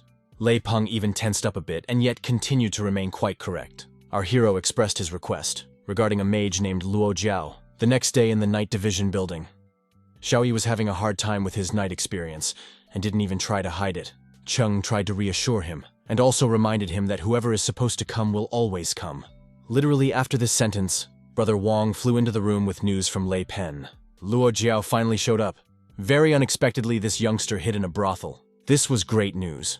Now the men of the Night Division had to be gathered after all. They had to capture the mage Luo Jiao today. Mr. Ming also decided not to be left out and went along with the other guards. Gucheng was still worried about the Lord, for surely the injury he had received had not healed properly yet. But Meng Hentang didn't see it as a problem. He had indeed received a serious injury, but Luo Jiao was even more injured. Before Mr. Meng left, Wang Qing hurriedly added that Lei Peng had also learned a few clues from the foreign priests. The other rebels were also looking for Luo Jiao. Wouldn't these people cause problems for the Night Division during the capture? Meng Hentang only saw this as an opportunity. After all, if they all came, the Night Division would catch them, saving them a whole lot of hassle. Meanwhile, closer to night, Luo Jiao did not leave the brothel. Girls visited him, but all of them were ignored, because all his attention was focused on himself. Luo began to whisper something loudly about the beginning of all beginnings, the earth being pure, and asked for his body to be blessed. In this way, he tried to heal his wounds, but it was given to him with great difficulty and loss of blood. Luo Jiao had broken away from the pursuit with great difficulty, but the Night Division was still hunting him. He just needed to heal his wound until they came, but for now, he decided to hide here. The gentleman had spent all his savings, but for some reason he didn't want to move in with this girl. If he continues like this and does things like this, the girl just can't stand it. She could show the gentleman a great many interesting tricks and even promise that you would bring him pleasure. But Luo Jiao was not interested in carnal pleasures and chased the girl away. He didn't say much, just threw that cold stare filled with anger at her. The girl in turn was also displeased, for she was not a mother to this gentleman to care for him with such wounds. She had a high opinion of herself, for she was highly specialized and experienced. She was very hurt that she had encountered such a monstrous man. But it didn't take long to take offense. Someone was very quick to cover her mouth, and then she was dragged around the corner. It was Xiaoyi. Seeing the Night Division guard uniform on the man, the girl wasn't too worried and didn't even scream. But what was her surprise when she saw more guards? Luo Jiao continued cultivating in his posh room, quickly forgetting about the girl. The guys were already standing under the door, waiting for the right moment to barge in. There was no better time than now. Gucheng immediately warned the mage not to try to escape again, because they, the Night Division, would still capture him. Only he was convinced that no Night Division would catch him. Luo Jiao acted rather quickly and jumped out of his window without fear of heights, but they were waiting for him in the street. Which of them was seeking death again? Meng Hentang, of course, was not going to just give up, and was determined to capture the mage at any cost. The one in turn was also confident in his strength, and only nudged Meng Hentang to attack him sooner. The guard didn't hesitate any longer and attacked him with his sword. This sword could shatter a rock, but Luo Jiao's hand was completely unharmed. He was called a magician for a reason. Meanwhile, Xiao Yi and Gu Cheng had already run out from around the corner to help their master. The mage began to guess, as if they were trying to take him by the numbers. But even though new enemies appeared, Luo didn't lose focus on himself and continued this fight. Truly, he was really strong. Meng Hentang must have had a hard time dealing with such an opponent. Finally, when the opportunity arose, Luo Jiao showed off one of his skills that many stories had been fermenting about. It was illusions. He called upon the beginning of all beginnings, the world of illusion, that this world might descend from heaven to him. Meng Hentang had no idea that this mage had the spirit of Xiang Ganzi hidden within him, and that he could control the beginning of all beginnings. This skill was indeed not an easy one. The world of illusion enveloped Gu Qing and Xiao Yi, the former still resisting, but the latter seemed to have completely succumbed to this world. When this already happened, Mr. Meng warned his boys not to succumb to these techniques. But it was too late for Xiao Yi, as he felt incredibly blissful. Gu Qing, being observant, felt as if the essence of a deity had taken possession of his friend's body. Was he the vessel for the beginning of all beginnings? It was very difficult to resist such power. If this traitor Luo Jiao was injured and could do such things in his sick state, even so, only a few from the division could stand up to him. Taking advantage of the hiccup, Zhao Jingming entered the battle, using the dead man's bones secret technique. Luo Zhou was indeed distracted, and only noticed it when the technique came into action. 10,000 bone bells against the beginning of all beginnings. The bell struck Luo Jiao. Thanks to that hiccup, the mage didn't have time to fully focus his power on his technique, and therefore suffered a small defeat. One had to keep attacking, as it was very difficult for Zhao Jingming to hold back the beginning of all beginnings for long. Xiao Ye quickly reacted and dispatched his Taoist magic talisman, the Dragon Flame. A huge dragon made of fire literally wrapped around Luo Jiao's entire body, who was in surprise. As long as Xiao Yi continued to restrain his dragon, Gu Cheng should have entered the battle as well. To begin with, he decided to use the Sword of Scorching Fire. But having matched himself, Luo Jiao was not surprised by any of the Night Division's strikes. Was this really all that the Night Division was capable of? The mage was single-handedly resisting the division without showing any weakness. But old injuries were making themselves felt, and I'm afraid that if it hadn't been for that wound, the Night Division would have had a very hard time fighting. But there was something else besides that wound. The magician is possessed by the spirit of Xiang Ganzi. One by one, the Night Division would not be able to defeat him, so Mr. Meng gave the command to attack all together. Luo Jiao continued reciting the beginning of all beginning spell, asking the absolute void, the ancestors in him, to hear his call. The situation was heating up, because Luo Jiao's aides always showed up. This old man the boys had met before, but how restless he was, still wanting to beat the crap out of the Night Division. Gu Cheng was surprised to notice that lotus, it sucked all the power out of the guys. Looks like they wanted both sides to suffer, wanted to capitalize on the conflict themselves. How many people wanted to take away Luo Jiao's life? He was laughing. In that case, the magician made a desperate decision to fight to the death. He decided to apply his secret technique, for through it he would reach the peak of his power. In this battle, he decided to put everything he had on the line. His eyes shone with determination, as if it was the only right decision. He wanted to see his enemies' pathetic attempts to resist him. Meng Hentang realized that they wouldn't be able to overpower Luo Jiao and told the entire Night Division to retreat. But it seems it was too late, for the tiger had been angered. It was enough to make one finger move in the air for something to start happening to the man's head. Luo Jiao had completely taken control of his body, and the owner of that body himself could do nothing but feel pain. The old man realized that this was the highest form of magic, and the matter seemed to be really bad. The man felt the pain with every bit of his skin. He could beg for mercy, but would he be spared? The power over that man's life was completely in Luo Jiao's hand. He was free to dispose of him like a puppet.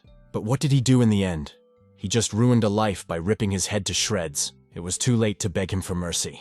The danger on the battlefield was heightened. The old man ordered all his subordinates not to engage the mage and scatter. And in order for the escape to be effective, the old Dao used his dirty tricks, just like last time. That's how they managed to get away from everyone. Things were bad for the Night Division, for not only was this old man missing, but Luo Jiao was also missing. As a matter of fact, the guys had fallen into his trap. Luo Jiao's strength was exhausted. He only wanted to delay the Night Division and escape, which he did. As far as Meng Hentang knew, the mage's strength was restored through magic, so his strength was definitely running low. Based on these facts, Mr. Meng ordered the following. Half of the men would have to pursue Luo Jiao's men, and the rest would have to pursue that traitor. When everyone had already dispersed, Gu Cheng noticed with the corner of his eye that there was an item that was left from Luo Jiao, so he turned to his demon Xingui to help him find him. Pretty quickly he smelled the blood and sniffed it for a while. Then he thought for a moment, as if analyzing the information he had received, and then pointed in the direction that Luo Jiao had fled. Now the search for Gu Cheng would be more productive, because now we knew where he had run away to. Meanwhile, Luo Jiao had indeed hidden in the forest. His condition was terrible. Early reopened, he should have found shelter as soon as possible, but someone's already found him.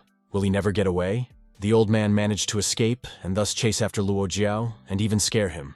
The old man was happy that he had finally caught the master. His plan had come to a key stage, and Luo Jiao wouldn't be able to escape in such a state. Was the mage worthy of wielding his power? But Luo Jiao didn't like the address of Lord. He thought of himself as nothing more than a puppet, a vessel for a dead man. Taoist did not agree with his words after all. Even a saint was willing to take risks. Why be so afraid for her life? Besides, the magician had stolen all the secret knowledge. Wasn't he afraid of not getting to the promised land after death? His patience was running out after all. Luo Jiao had heard so many false things that were taken as truth. If the Taoist decided to leave right now, Luo Jiao promised not to kill him, but if he continued to obstruct him, he wouldn't hesitate to kill him. In response to such threats, the Taoist only laughed, for the young master still wanted to kill him. Since he was so greedy, he could take his head to the head to get the reward. Luo Jiao never expected that he would have to deal with such a scum, and that he would have to use his magic powers. Well, the old man's a lucky man. He'll die a good death. The Taoist immediately recognized Jian Yiluo's monster, but he didn't share his joy with the mage. It was very unfortunate that Luo Jiao was seriously injured. After all, only his magic power would be able to open this old rat's eyes. The old Dao had the honor of falling from the clutches of the monster Jiang Yiluo, something that was not given to everyone. The old man instantly had an epiphany. He didn't understand at all why his young master had brought this monster. But there was no response. Luo Jiao had already made up his mind. If the old man was originally unwilling to agree to his terms, then let him know the pain. The mage had already prepared to attack, and only now did the Taoist decide to run. But it was useless, for Jiang Yiluo could even wound from afar. He might still be alive if he hadn't done something stupid, but his body was torn apart by the monster. What a stupid and ignominious death, just like this man. But Luo Jiao didn't have to think about it for long. His body was pierced by a sword. In a conflict between two parties, the benefit always goes to the third party. That moment before death, the most memorable. Luo Jiao had every chance to hide and heal his wounds, but fate had other plans. Was he proud of his death, or was it as ignominious as that Taoist's? The body of the magician, Luo Jiao, collapsed dead on the floor. Many guards were after him, but the honor of killing him went to Gu Cheng, who had only recently joined the service. He had gotten used to seeing dead people during his life, so he didn't even give any thought to the fact that he had killed someone who had been searched for so long. He paid attention to something else. Gu Cheng didn't expect that this rebel had such a weapon, because if it wasn't for that old man, Gu Cheng would most likely be dead. There was definitely evil energy in this thing, and it was also like a living being. The dead man didn't need it anymore, but Gu Cheng might very well need it, so he plucked it out to better examine it. But he also noticed a roll of paper under the body.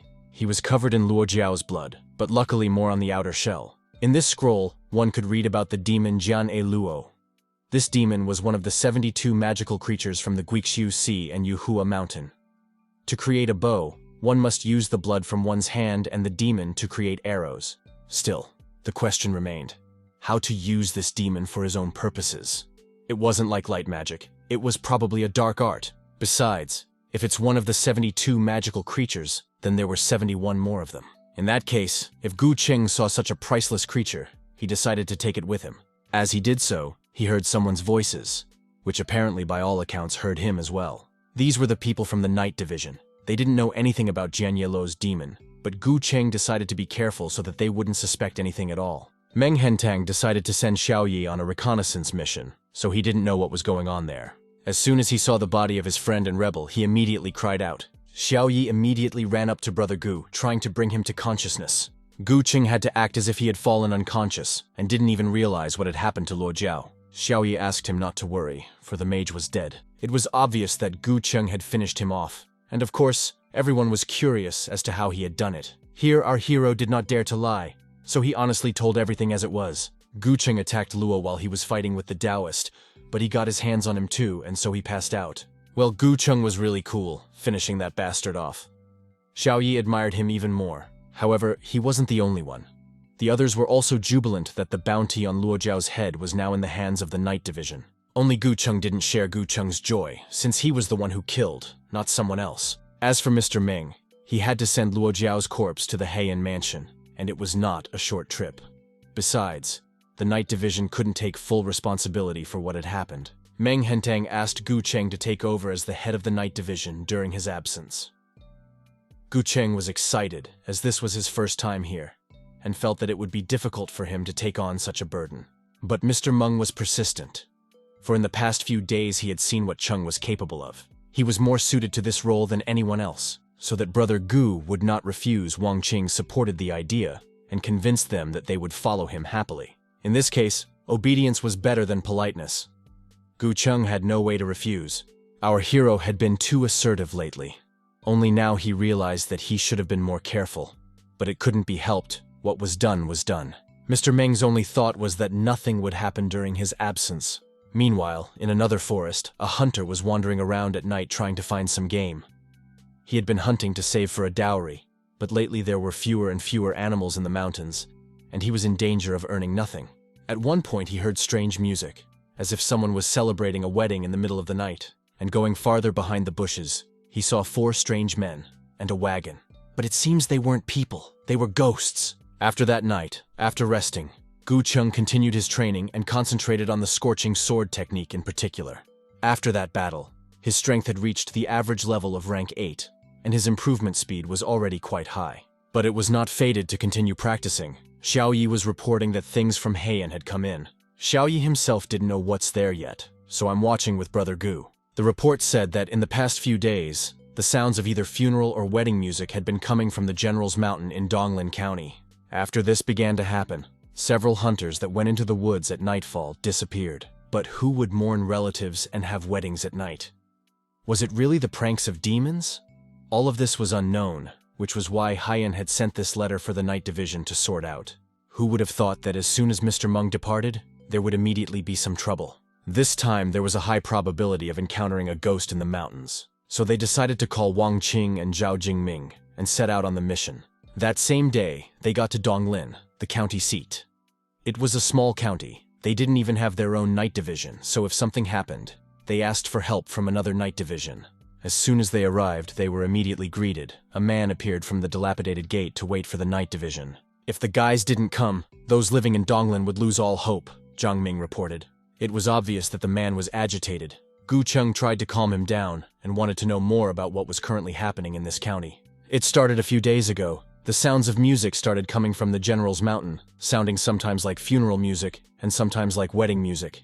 It was like the music was playing in your head, so it was useless to cover your ears. People were terribly frightened. They all wanted to leave these places with their families.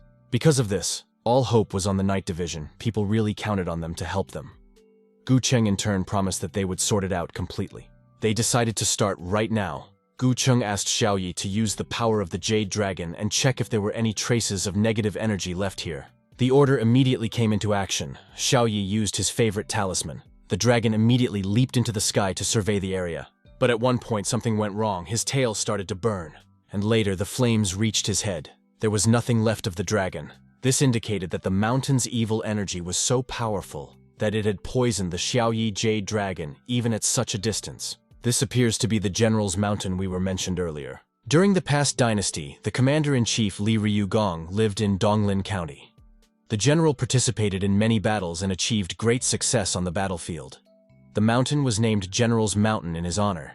In order for the Night Division to better familiarize themselves with Donglin, Zhang Ming provided the chapter with a history of the county. After all, from this book he will be able to learn about the life of General Li Ryugong, as well as other possibly important things. Gucheng literally walked through this book with his eyes.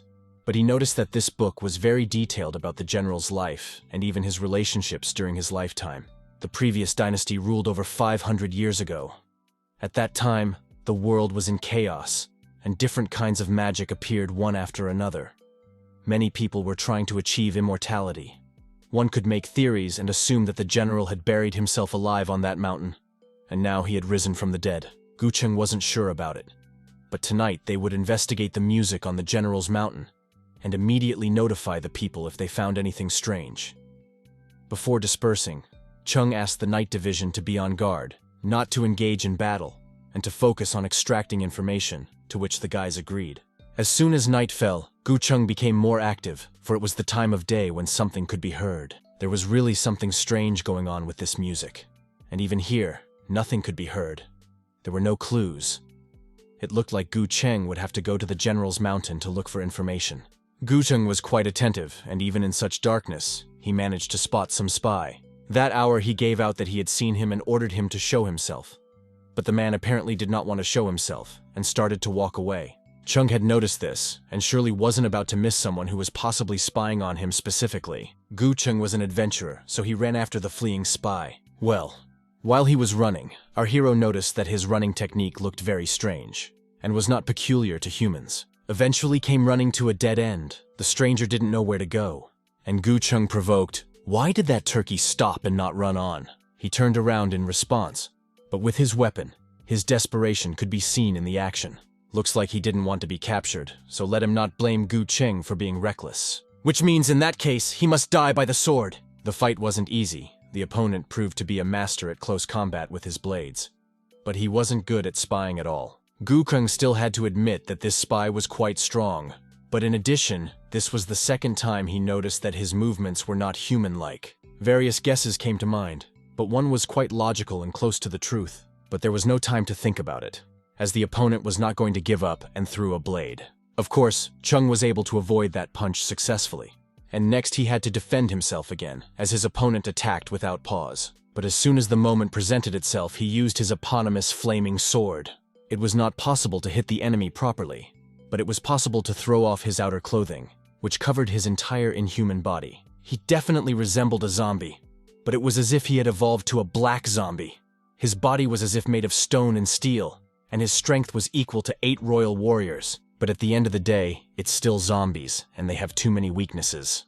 The zombie hadn't even made an extra sound before, but when it was revealed, it didn't even try to hide its growl.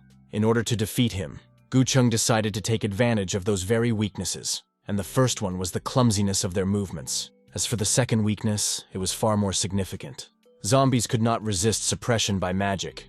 Therefore, it was logical to summon the Golden Seal. As a rule, zombies didn't want to go it alone, which meant there had to be somewhere around here somewhere that controlled it. And it wasn't difficult for Gu Cheng to find it, for the master didn't even try to hide as he should have. Without wasting a second, he immediately rushed after the silhouette that appeared. Quite quickly, he caught up with this man who was several times shorter than him. I didn't hit him hard enough to make his hat come off. But what a surprise it was to see a little girl there controlling the monster. On top of that, she was also offended that Gu Cheng had hit her. After all, he was an adult, and she was just a little girl. Wasn't he ashamed of offending little kids? But Gu Cheng started to get annoyed with the way the girl was dialoguing, constantly using boo. He was so annoyed that he didn't hesitate to hit her again. In response, she was even more offended, and thought Gu Cheng wasn't a man since he was hitting girls. It was like an insult to him. The atmosphere between the two was starting to heat up. The young gentleman decided soon to show it to the wench, man or no man.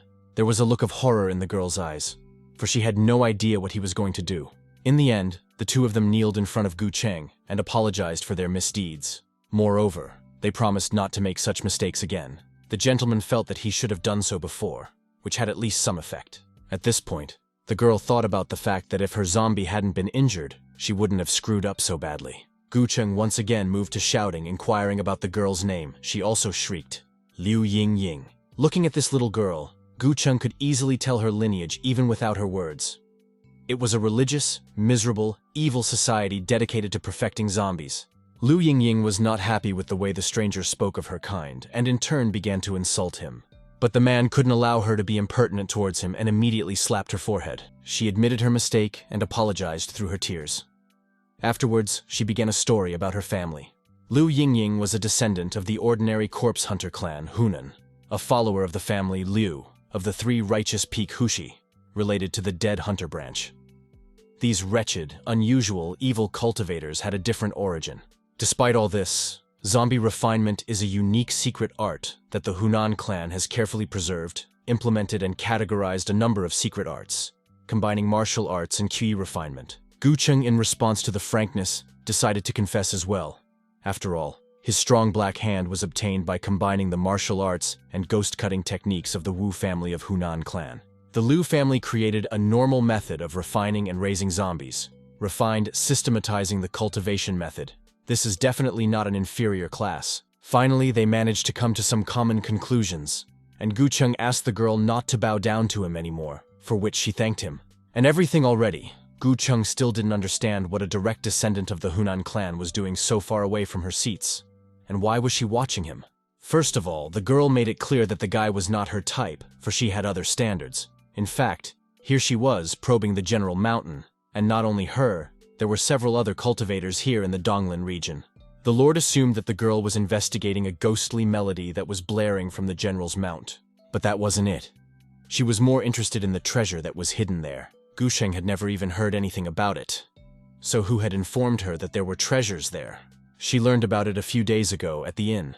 The other day, an astrologer from Yangbai, while he was drunk, accidentally revealed information about the hidden treasure. That night, he was watching the sky, and there he saw a purple aura coming from the general mountain in Dongling region. Therefore, he assumed that there must be hidden treasures there, including Liu Yingying. There were other 5 cultivators who had heard the astrologer's words. Several of the cultivators decided to join forces to find the treasure. After the agreement, they arrived in Donglin County. But the girl didn't expect that the people from the Night Watch would also be here. Gucheng began to wonder if the recent events on the mountain could be related to the treasure the girl was talking about. Things were getting really confusing. It felt as if Liu Yingying had understated something, or twisted the story and was now content with Cheng's reaction. Suddenly, she decided to offer Gucheng to team up with the Night Division. In return, she was willing to tell him about these cultivators, and the young master would also be able to keep the treasure for himself. But didn't that mean the girl had come all this way for nothing? The conditions were too attractive. Liu Yingying admitted that there were too many people targeting the treasure, and her chances of getting it were slim to none. Besides, she didn't come here to get the treasure, but to collect corpses. These cultivators were quite strong. If someone accidentally killed them, their corpses wouldn't just fall. Using the family skills, the girl would take it upon herself to turn them into zombies. Liu Yingying was originally so polite, and now she wouldn't stop talking about dumbasses. If Gucheng dies, she will definitely also turn him into a zombie. Gucheng decided to remind her that she had already lost to him. Perhaps she had something to offer for making a deal with him? On the other side, there were 5 unusually strong cultivators, and 2 of them were close to the 7th rank. If Liu Yingying joined, Gucheng would have more combat power. Well, Gucheng had no reason to disagree, so he decided to do as the girl told him, teaming up with her. But if she has other intentions, there is no enemy more ruthless than Gucheng. He will not spare Liu Yingying and kill her. Liu was scared as hell, but she made it clear that she always kept her word. Blackie, Liu Ying's zombie, was damaged by Gucheng, which means he has to pay for the materials to rebuild it. Cheng still couldn't understand why a zombie with such a horrible face was given such a cute nickname. Blackie? A girl who played with zombies was really something. In any case, Liu Yingying was willing to obey Gucheng and carry out further instructions. To begin with, Gucheng decided to meet the cultivators. He wanted to have a friendly chat with them. After everyone had rested the next morning, Liu Yingying led our hero to the place where the cultivators were staying. Xiao Yi didn't quite understand the situation, but he knew for sure that those cultivators weren't that weak, and they could request support from the headquarters to begin with, and then straighten them out. The young master made it clear that he had no intention of fighting cultivators to the death. Even if they fight to the death, cultivators were just a bunch of cowards conspiring against each other, and people like them wouldn't cause trouble for the mighty Night Division. Liu Yingying was flattering and it felt very good, so Cheng decided to stop it. But the girl still didn't understand why this guy was so rude. The inn had no warning of the arrival of the Night Division, so the servant decided to ask the chief for a quick wine and good food. But Gucheng refused. After all, they were here on business and weren't going to order anything. They were not in a hurry to get to know the cultivators, as if they were trying to probe the ground and kept looking behind them. Liu Yingying brought Cheng up to speed little by little, and drew his attention to the big guy called Dulan Jiang, nicknamed Jade Crushing Hand, from Yangbei. He's a notorious tomb-robbing bandit. And besides, seeing the Night Division, he got a little tense. But Wang Shuang, nicknamed Ghost Prince, who was sitting next to him, tried to calm him down, because they hadn't done anything like that, so they shouldn't be questioned. The Ghost Prince was famous for having a ghost resting inside his body. During the day, the ghost borrows his body, and during the night, helps him turn into a ghost. Du Lanjiang and Wang Shuang were the most outstanding of the 5, and the strength of the remaining 3 was ordinary. They were not worth fearing. Next to the ghost prince sat the master of the 9 illusions, He Tianju. On the other side was the sea pirate, Shui Haozi, and next to him was the cambion, Qing Cheng Fu. Gu Cheng didn't do anything for now and sat there, listening to Liu Yingying and observing, until suddenly, He Tianyu noticed Liu Yingying and got angry, calling her not the most flattering words, thinking that she had told the night division about everything. But what if he does? Is there anything he can do? Gu Shen wondered who this old man was. Lu Ying knew a master of the 9 illusions from a small rankless sect who mastered the art of illusion. His clan had been annihilated by the night division for attacking the imperial court, so he had an unending hatred for the night division. Of course, this made Gu Cheng even more disgusted with He Tianju. The master of the 9 illusions was convinced that the night division was a problem, and he felt that he should deal with them first, before searching for the treasure on the general's mountain. But the boss didn't share his opinion. After all, he was here for a treasure hunt and wasn't going to clash with the night division. Who was He Tianyu to order Du Lanjiang around in the first place? Gu Cheng couldn't hold back from throwing some barbs. He thought that He Tianyu's clan had been destroyed because his elders were as stupid as him. They must have been just as shallow, empty-headed. But he couldn't hold back because it was about his teachers. He was ready to kill the young master. No longer holding back, he summoned his phantom sword here. He sent it straight at our hero with wishes to send him to hell. But the sword was suppressed, and it disintegrated into the smallest of pieces. All the 9 illusions master could throw out were low-level tricks that he would never be able to strike with. Wang Qing wasn't even surprised that the night division had wiped out his clan. Those words offended him even more, but what could he do in response? Nothing. Just throw insults back at him. Cultivators clearly didn't want to be enemies. The night division and the ghost prince trusted that Gu Cheng would be loyal, reveal his face, and spare that fool. Of course, the faces he could not offer. Without even finishing his speech, Gu Cheng suddenly pounced on He Tianyu for everyone. And instead of speaking, he immediately did, hoping the head would be as good as the face. Du Lanjiang didn't quite understand what this all meant. Did the night division really want to intimidate them like this, killing right in front of them? Gu Cheng explained that He Tianju belonged to the Taoist illusory spirit bloodline, and furthermore, he had offended the night division. He was already destined to be killed. The ghost prince tried to still be loyal, but made it clear that if they were taken out, nothing good could be expected. Donglan County was quite far away, and it was a long way to reach this village, and the night division did not have enough power here. Shui Haozi turned to his boss. He noticed that the night division didn't put them in anything and therefore offered to fight them. Cambion was clearly in favor of the idea. She wanted to deal with Gu Cheng and let the men have it, Lu Yingying. Zhao Jingming and Wang Qing tensed up and already prepared to fight. Lu Yingying was as if she was excited. She was encouraged by the news that there might be a fight here. But cultivators weren't here to cause trouble. So Du Lanjiang was open to negotiation and wanted to hear what the night division needed from cultivators. Gu Cheng had killed He Tianju with just one move, which meant that this person possessed outstanding strength. So Du Lanjiang made a decision not to fight him. Cheng was only too happy to talk and openly revealed what he was thinking. The cultivators wanted to get the treasure from the general's mountain, and the night division wanted to solve the case of the ghost melody. If the melody and the treasure had something to do with each other, it might cause conflict between them and become a problem. Of course, if they clash now, they will definitely be in a lose-lose situation. In that case, both the treasure hunt and the investigation would fail. The cultivators only wanted to get money for the treasure and didn't want to hurt the night division in any way. Du Lanjiang suggested that they team up to explore the mountain. After all, who would get the treasure would depend on their abilities. If Du Lanjiang had shown such sincerity earlier, what happened would not have happened. Ghost Prince was of a different opinion.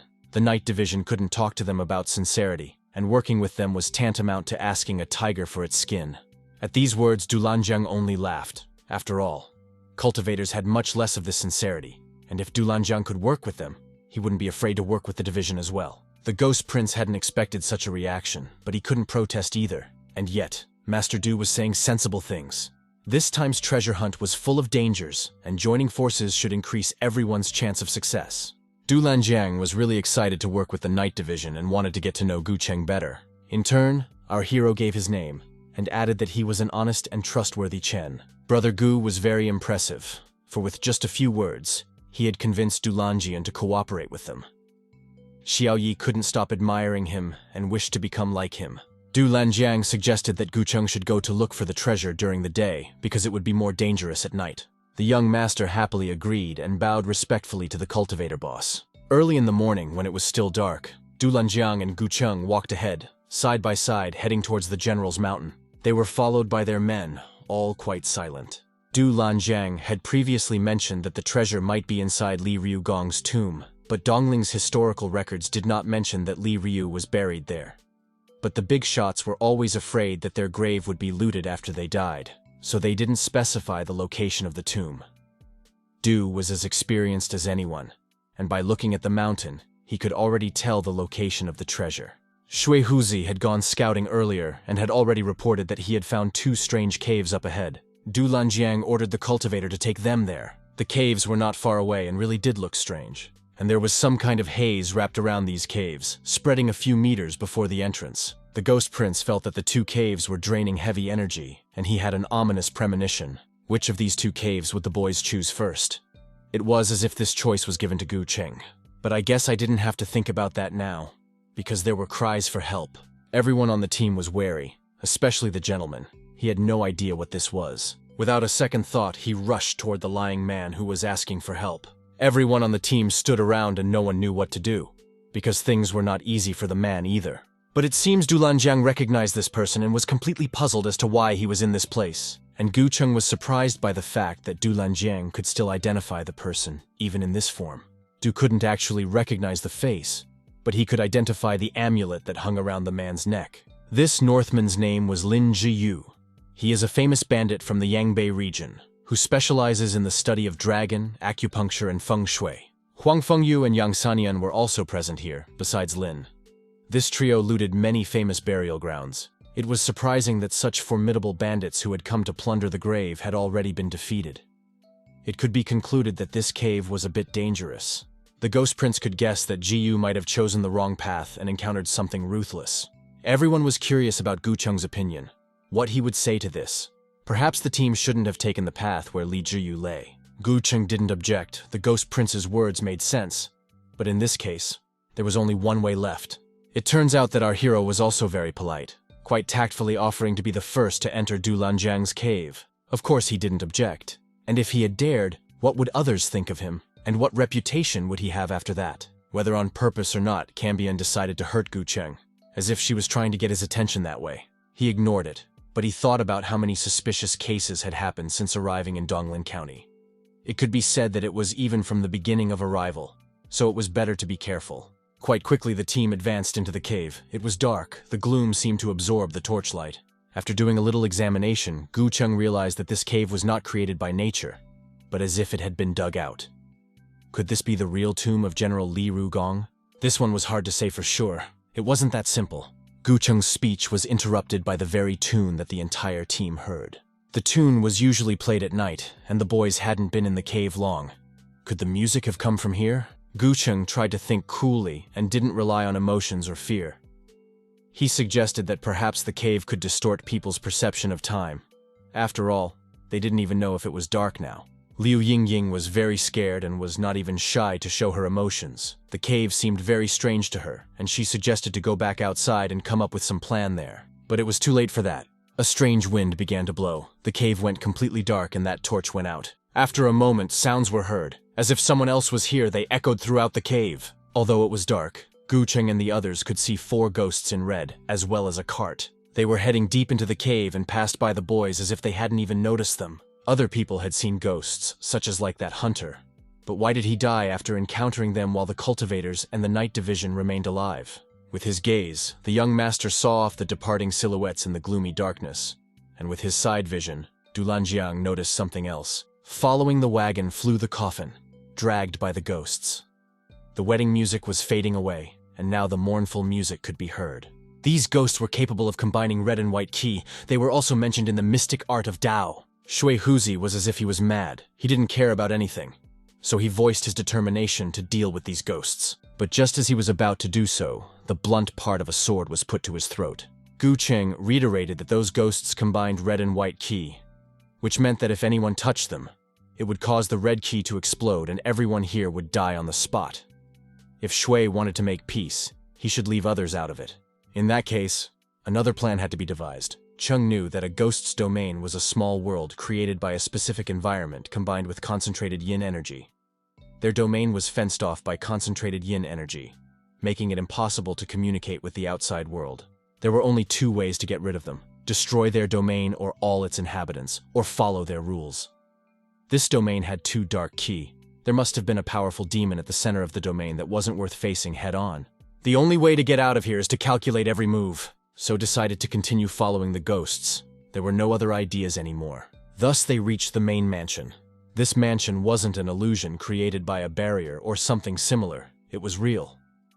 Perhaps Li Ryugong had abandoned his main mansion and erected another mansion on the mountain by himself. But why go so far? What was he trying to accomplish? This question went unanswered. A new ghost soon emerged from the mansion. Turns out today was their mistress's wedding, and extraordinary guests were invited inside. What will our team decide to do now? Will they go inside? Gu Sheng decided to stick to the safe way. Follow the rules of the domain, alas. But he couldn't know what could have happened. No one opposed this decision. Everyone followed Gu Cheng. Did he feel responsible for all the lives of the people who were with him? He probably wasn't sure what he was doing, but there was no better option. Once inside, it could be seen that they were not the only guests. It was a really creepy place. Cambion would love to leave it as soon as possible and asked her boss to do so. Du Lanjiang was also unimpressed with this place, but urged not to panic, for now was not the time to retreat. One had to be patient. Today was Mrs. Ghost's wedding, which meant everyone could eat as much as they wanted. Turning his head at inhuman speeds, the ghost ordered the food to be served more quickly. Instantly, ghost waiters appeared in the hall with multiple plates of food. The food didn't look very appetizing. Only the Yukai could eat such things, and the others were munching away at it. They really liked this kind of food, and it smelled good. What else did they need to be happy? During the meal, the mistress arrived, as reported by the ghost. She prayed to the moon until her hair turned white, but the gods had no mercy. The Buddha was not merciful to her beauty. Her bloody hair will always remain under the moon, and the silk thread will always whisper. Will they go with her to the end of the river Styx? Gu Cheng's amulet began to react very visibly to the appearance of the mistress. Looks like that ghost was extremely afraid of the lady in the red dress. She must have been a level of Mora ghosts or hungry ghosts. If the entire team fought with such a pernicious creature, they wouldn't stand a chance of winning. The bride was in place, but the guests were extremely curious as to why there was no sign of the groom. Turns out all the guests were blessed today, and the lady wished to choose her husband from the guests present. The chosen groom will be the new master of the mansion. Shui Haozi completely forgot about fear and manners and reverted to his pirate habits, assuming that Madame had an unsatisfied sex life. Oh, he shouldn't have said that because the lady in red won't let anyone speak ill of her. Things were really bad. Shui dug his own grave, attracting Madame's attention. Madame was in no hurry to chop heads. She asked if Shui wished to marry her. Would he abandon her in this life, living and dying with her? In life, the pirate had never been lucky with women. Even if it was a ghost woman, she looked extremely attractive, so Shui Huzi did not refuse her offer. Madame felt that Shuya Huzi's heart was still beating, and if he agreed to marry a ghost, how could he still be human? Even after all the explanations, Shui Huzi didn't quite understand what he had gotten himself into. He was now completely under the domination of the mistress in red, but she had no intention of marrying him, and had provided him as a treat for her guests. Why, they were overjoyed to savor the fresh flesh. Xiao Yi was frightened, so he decided to ask, if he was lucky enough to marry a ghost, would it be okay if he refused? Gu Cheng assumed that if someone turned her down, she would die much worse than Shui Haozi. This ghost paid no attention to the groom's choice. Whether he accepted or not, the end result would always be death. If the guys wanted to survive, they shouldn't have to answer according to the rules. It was quiet for a few moments after that wild meal, but the lady's gaze settled on the ghostly prince. Then she said she sensed a unique master. The mistress realized at once that the ghostly prince was half ghost and half man, with a nasty temper, of course. But that was to the mistress' liking. Perhaps the ghost prince wished to marry the lady? This boy was so scared that he turned the tables on Gu Cheng, who supposedly he would be a more worthy groom for Madame. Well, Madame appreciated Gu Cheng's beauty and was clearly interested in him. Our hero decided to be a goody-goody and behaved much more tactfully than previous possible suitors. But before continuing his conversation with Madame, Gu Cheng headed towards the ghost prince, and then smeared his face properly. The blow wasn't fatal, but it was definitely unpleasant. So much so that the ghost prince slumped onto the table. Cambion and Dulanjiang silently glanced at each other, as if the girl was trying to express her displeasure with the whole situation. Mistress, on the other hand, was extremely displeased. She didn't understand what it all meant. The lady in red lavished the ghost prince with her attention, but he dared to disregard her courtesy. So Gu Cheng felt obliged to teach him a lesson in front of the lady. Ghost liked Gu Cheng's character, and then she decided to ask if he thought she was beautiful. Without a doubt, he said yes. He could compare Mistress's beauty to sea mermaids, to angels from the sky, to a flower under the light of the moon. And her smile was capable of conquering a whole country. Mistress' beauty was definitely unique, and her beauty is like a breathtaking dream, like a graceful dragon, like a beautiful fall chrysanthemum, as exuberant as spring blossoms, as nimble as clouds obscuring the moon, as supple as a breeze in a snowfall. Xiaoye had absolutely no idea what Brother Gu was talking about.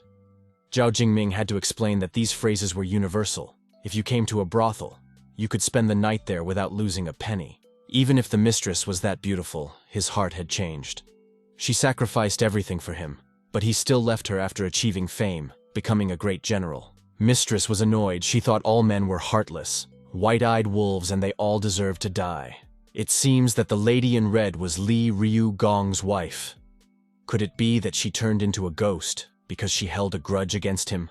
After Gu Cheng recognized Madame's beauty, did he wish to marry her and die with her after his life? His answer was in the negative, but wasn't he rejecting the lady in red with those words? Of course, the ghost was angry, thinking Gu Cheng was just as heartless a man. But our master explained that he did not wish to marry, not because he did not want to, but because he thought himself unworthy. What he wanted to say with those words, Mistress still did not understand. Gu Cheng began to assume that this ghost owned this estate. If the guys couldn't dispel her resentment, they wouldn't be able to leave this place. Our hero confessed that not only was he unworthy, in general there were no worthy men of such a mistress in this world. From now on, Gu Cheng was to sit on the ghost's ears and use his 3-inch tongue. Madame was not only beautiful, but also possessed the deepest sense of love. She helped the unknown Li Ryugong become a great general of the army. Such a heartfelt wife could not be found in heaven or on earth. What more could a husband want from such a wife?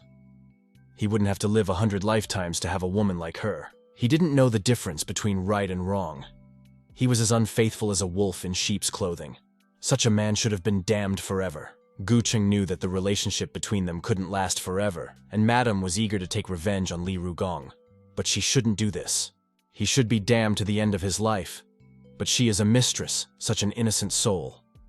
How could she stain herself? She shouldn't have to humiliate herself for a shameless villain like him. The lady in red really thought about it, because Gu Cheng's words made sense. She had clearly been persuaded, but should our hero have pushed her further? It was definitely worth it. After all, that villain had even altered the historical records, marking Madame as an empty-headed and envious person. Today, Gu Cheng saw the lady in person, and realized that these mentions in the records were nonsense. For himself, Gu Cheng decided that as soon as he left the house, he would immediately correct the historical records, thus restoring Madame's innocence.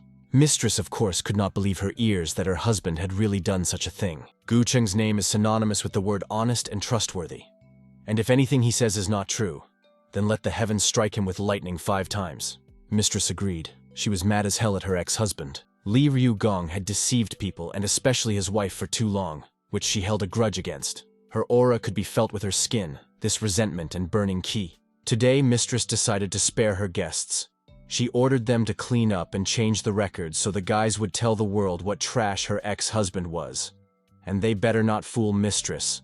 Otherwise, she will kill them, even if they hide on the edge of the world.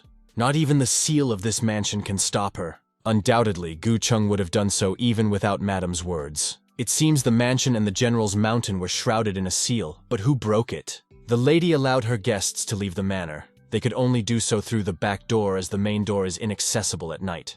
The cultivators still didn't fully understand that this was happening, and the Ghost Prince couldn't believe that they could leave at all. Cambion couldn't hold back and shared her excitement, for she wanted to get out of here as soon as possible. Of course, the mistress of the mansion heard this. Fury could be seen in her eyes after saying such words.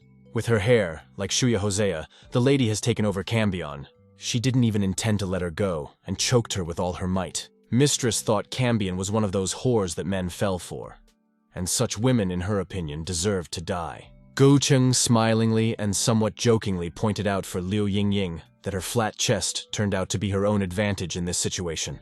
But the girl didn't appreciate such a joke. The back of the mansion was much darker than the main one, for many human skulls and bones could be seen here. Definitely someone has been here before our guys. But they weren't as lucky as this company is today. There was no time at all to find out. Gu Cheng suggested getting out of here quickly. The path was clear and there were no obstacles, so they made it back to the cave fairly quickly. The ghost prince turned to Dulan Jiang. After all, just recently he had tried to kill Gu Cheng, for which the latter could kill him in return. Therefore, the ghost prince suggested to take care of each other. Otherwise, if one died, the others would most likely not survive. Dulan Jiang supported his companion. They really should have left this place as soon as possible. Because even if they found the treasure, they were unlikely to use it in this life. This matter Du decided to settle right now, informing Gu Cheng that they didn't want to continue traveling with him. Gu Cheng didn't have time to reply anything, as Liu Yingying ahead of him noticed a person. But it was no longer human, its skin more like that of a zombie. Dulan Jiang seemed to recognize this person. His eyes were filled with unconcealed terror. Gu Cheng also recognized this person. His name was Huan from the Young Bei Tomb Raider trio. He and the one the boys met at the entrance seemed to be part of the same group. Apparently both entrances to the cave led to the same place. Gu Cheng noticed some book near the corpse and decided to study it. He only opened it, but it did not leave him indifferent. It spoke of a certain Taoist priest. 500 years ago, there was a priest who called himself the Taoist of 1,000 Souls in Jianghu. It was rumored that he possessed the great power of resurrection. Each time he died, he separated a part of his soul and returned to this world. The Taoist of 1,000 Souls was so powerful that he once fought the masters of the Luo, White Lotus, and Maitreya lineages without losing, after which he became world famous. Many feudal lords offered the priest their hospitality, with the purpose of learning the art of immortality. Later, for unknown reasons, the Taoist of 1,000 Souls mysteriously disappeared. And after a while, there were only a few news about him in Jiang. If you come back to life after death, can it be considered immortality? This went against the usual perception of hermitage. If one could live that long, even a pig could become an immortal warrior saint. This interested Dulan Jiang and the Ghost Prince. They wanted to understand exactly what the message in Huang's hand meant. It might interest people. The Ghost Prince finally decided that he wouldn't leave even if it cost him his life. He wanted to see the treasure.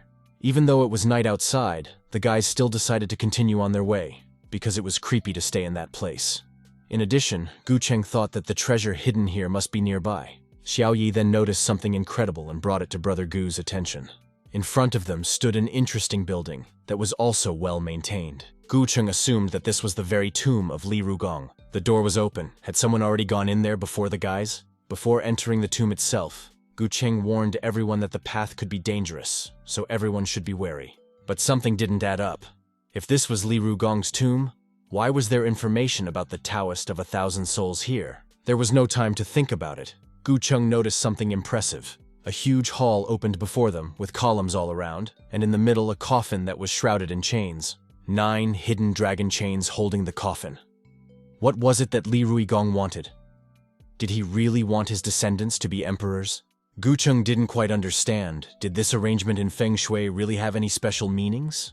Turns out a bronze coffin on the edge of dragon chains in Feng Shui means getting ripped off. This arrangement meant that would-be burglars could easily break the chains. This is the rule of Feng Shui. But hidden dragon chains could be removed by Dragon Qi, and the 9 dragons will only lower the coffin of a sitting emperor. How could an army general agree on such a coffin? What did he want? If this was still Li Ruigong's tomb, then surely there must be a treasure inside his coffin. It was as if Xiao Yi had reminded the Ghost Prince and Dulan Jiang of what they were doing here. Accordingly, they began to act. If it came to treasure, there could be no talk of honor. They had their own ways of dividing the treasure. Gu Cheng didn't care about treasures, but these 2 ungrateful idiots could kill everyone here just by opening the coffin. Of course, letting everyone here get killed by their stupidity. Gu Cheng wasn't going to let everyone get killed by their stupidity. So very quickly became in front of the coffin, giving no further way. Dulan Jiang had already assumed that Brother Gu wanted to face him in a duel. Those 2 evil monks have killed many people, and even if Gu Cheng kills them, it will mean eliminating the threat to other people. The Ghost Prince urged to stop talking, for now the battle to the death was about to begin. Master Gu was quite strong in the main residence, and the Ghost Prince remembered that strike well. But he was foolish enough to realize that without that blow, he would have ended up as meat in the demon's soup. The Ghost Prince decided to take care of Gu Cheng and gave his boss the others. But Du Lanjiang suggested a different tactic. Take the treasure first. He didn't want to engage in unnecessary battles. Actually, that was what they decided to do. The Ghost Prince took all of Gu Cheng's attention on himself, and Du Lanjiang headed towards the coffin. Gu Cheng ordered the Night Division to stop Du. They shouldn't have let him touch his coffin. The order was quickly accepted and began to be carried out. Gu Cheng decided to take care of the Ghost Prince. He seemed to be eager to punch Gu Cheng for the last time. The Ghost Prince was already on edge. He was ready to destroy Gu Cheng at any cost, especially if Master Chen was in such a hurry to die. It was dark at this time, and they were deep underground, and the yin energy in this place was incredibly powerful, hence the power of the Ghost Prince at the peak itself. But Gu Cheng has always been at his peak, and has never depended on anyone or anything, so they were on the same team at first. And now they are fighting because their goals have become different. Gu Cheng was the first to manage to strike, and it was obvious that the Ghost Prince felt it well. But soon the ghost disappeared, vanishing into the haze. Gu Cheng tried to find him with his eyes, but he was nowhere to be found. Then he had to climb the chains to get a better view, and there he saw the ghostly prince hiding from him. Was it cowardice? With his foot, the Ghost Prince managed to knock the sword out of Gu Cheng's hands. But would it give him a chance to win? The sword was far enough away and stuck into the slab. There was no point in running after it. But this place was too crowded for special battle techniques, which meant Gu Cheng needed to change his position, so he decided to jump to a flatter surface. Of course, the change of scenery was taken by the Ghost Prince as if his rival was trying to escape, but he didn't notice that he had fallen into Gu Cheng's hand. The arm was so powerful that it effortlessly ripped off the Ghost Prince's leg and threw him back several meters. The man was left without a leg and left a crack in the wall. Lu Yingying had been standing by and observing how cruel Gu Cheng was all this time. She compared him to a monster, but that was what the circumstances demanded of him. He had to be a monster, or else he couldn't survive. The Ghost Prince didn't lose hope and managed to regenerate his leg. And it wasn't over yet. He would be able to recover from any wounds inflicted upon him. The Ghost Prince's strength was definitely incredible after transforming into a ghost, but his weakness was also quite noticeable. He completely relied on instincts and battle experience, just like an animal, without a single trace of martial arts. Therefore, Gu Cheng decided to use a different tactic by summoning a seal here. Now the Ghost Prince will be finished. There was no one more cruel than Gu Cheng towards his enemies and those who got in his way. After the Golden Seal, the Ghost Prince still managed to stand his ground, making it clear that she was nothing against him. What he didn't realize was that the Golden Seal was just a cover for the main attack. The main attack was the art of the crashing sword, the monster hunter's cut. The Ghost Prince's body and arm had been cut in half. Would he be able to repair such a thing? I don't think so. He thought what had happened was impossible at all, even when he was bleeding. Finally, Gu Cheng could finally exhale, for there was only Du Lanjiang left. The man was already subduing the coffin, looking for the best place to open it. Of course, he was prevented from doing so. The Ghost Prince was already defeated, and Du Lanjiang could still stop before it was too late. The Night Division threatened him with imprisonment, but the Tomb Raider did not take them seriously, for they were weaklings, and to him, they were nothing. Therefore, he was not squeamish about killing them, as he could afford it. Zhao Jingming fought in full earnest using the bone spike. Yet Du Lanjiang was right. He was stronger than the Night Division, for he was able to shatter the bone on the fly. And then he used his punches to smash his opponent into a collapse. But out of the corner of his eye, he noticed the danger to himself. It was the dragon Xiaoyi who flew to Zhao Jingming's defense very timely. Du Lanjiang was even angry that Xiaoyi somehow dared to attack him. Lu Yingying suggested that Xiaoyi go forward, while she herself was ready to support the Night Division from below.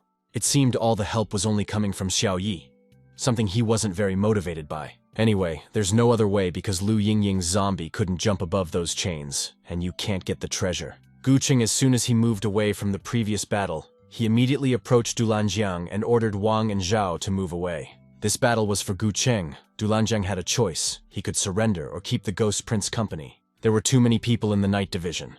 Du Lanjiang realized that he couldn't handle it, which meant he had to grab the treasure and run away from here. Of course, he was not going to surrender to the division, so he began to act on his own. As soon as he jumped down from the coffin, he saw something. It was his acquaintance Yang Sannian. Looks like she tried to open the coffin with some secret technique. But something must have gone wrong. If she tried to open it by force, would Du Lanjiang repeat her fate? Despite Gu Cheng, Du Lanjiang still wanted to obtain the treasure at any cost. He stood on the brink of death, but it seems the thirst was much greater. Gaining power and wealth had always involved risk, and now he finally didn't care anymore. Du Lanjiang went all in and decided to use his strength to open the coffin. The chains gave into it, the lid literally popped off. Gucheng had to jump down along with the fallen coffin. The case was very bad. You could feel a clear yin energy from the coffin, which became much bigger after the opening. This aura did not bode well. One could tell it was hostile. But Du Lanjiang cared very little about this, much more interested in finding out what was hiding inside. Looking into the coffin, the body of General Li Ryugong could be seen. It was in very good condition, as if he had just been buried yesterday.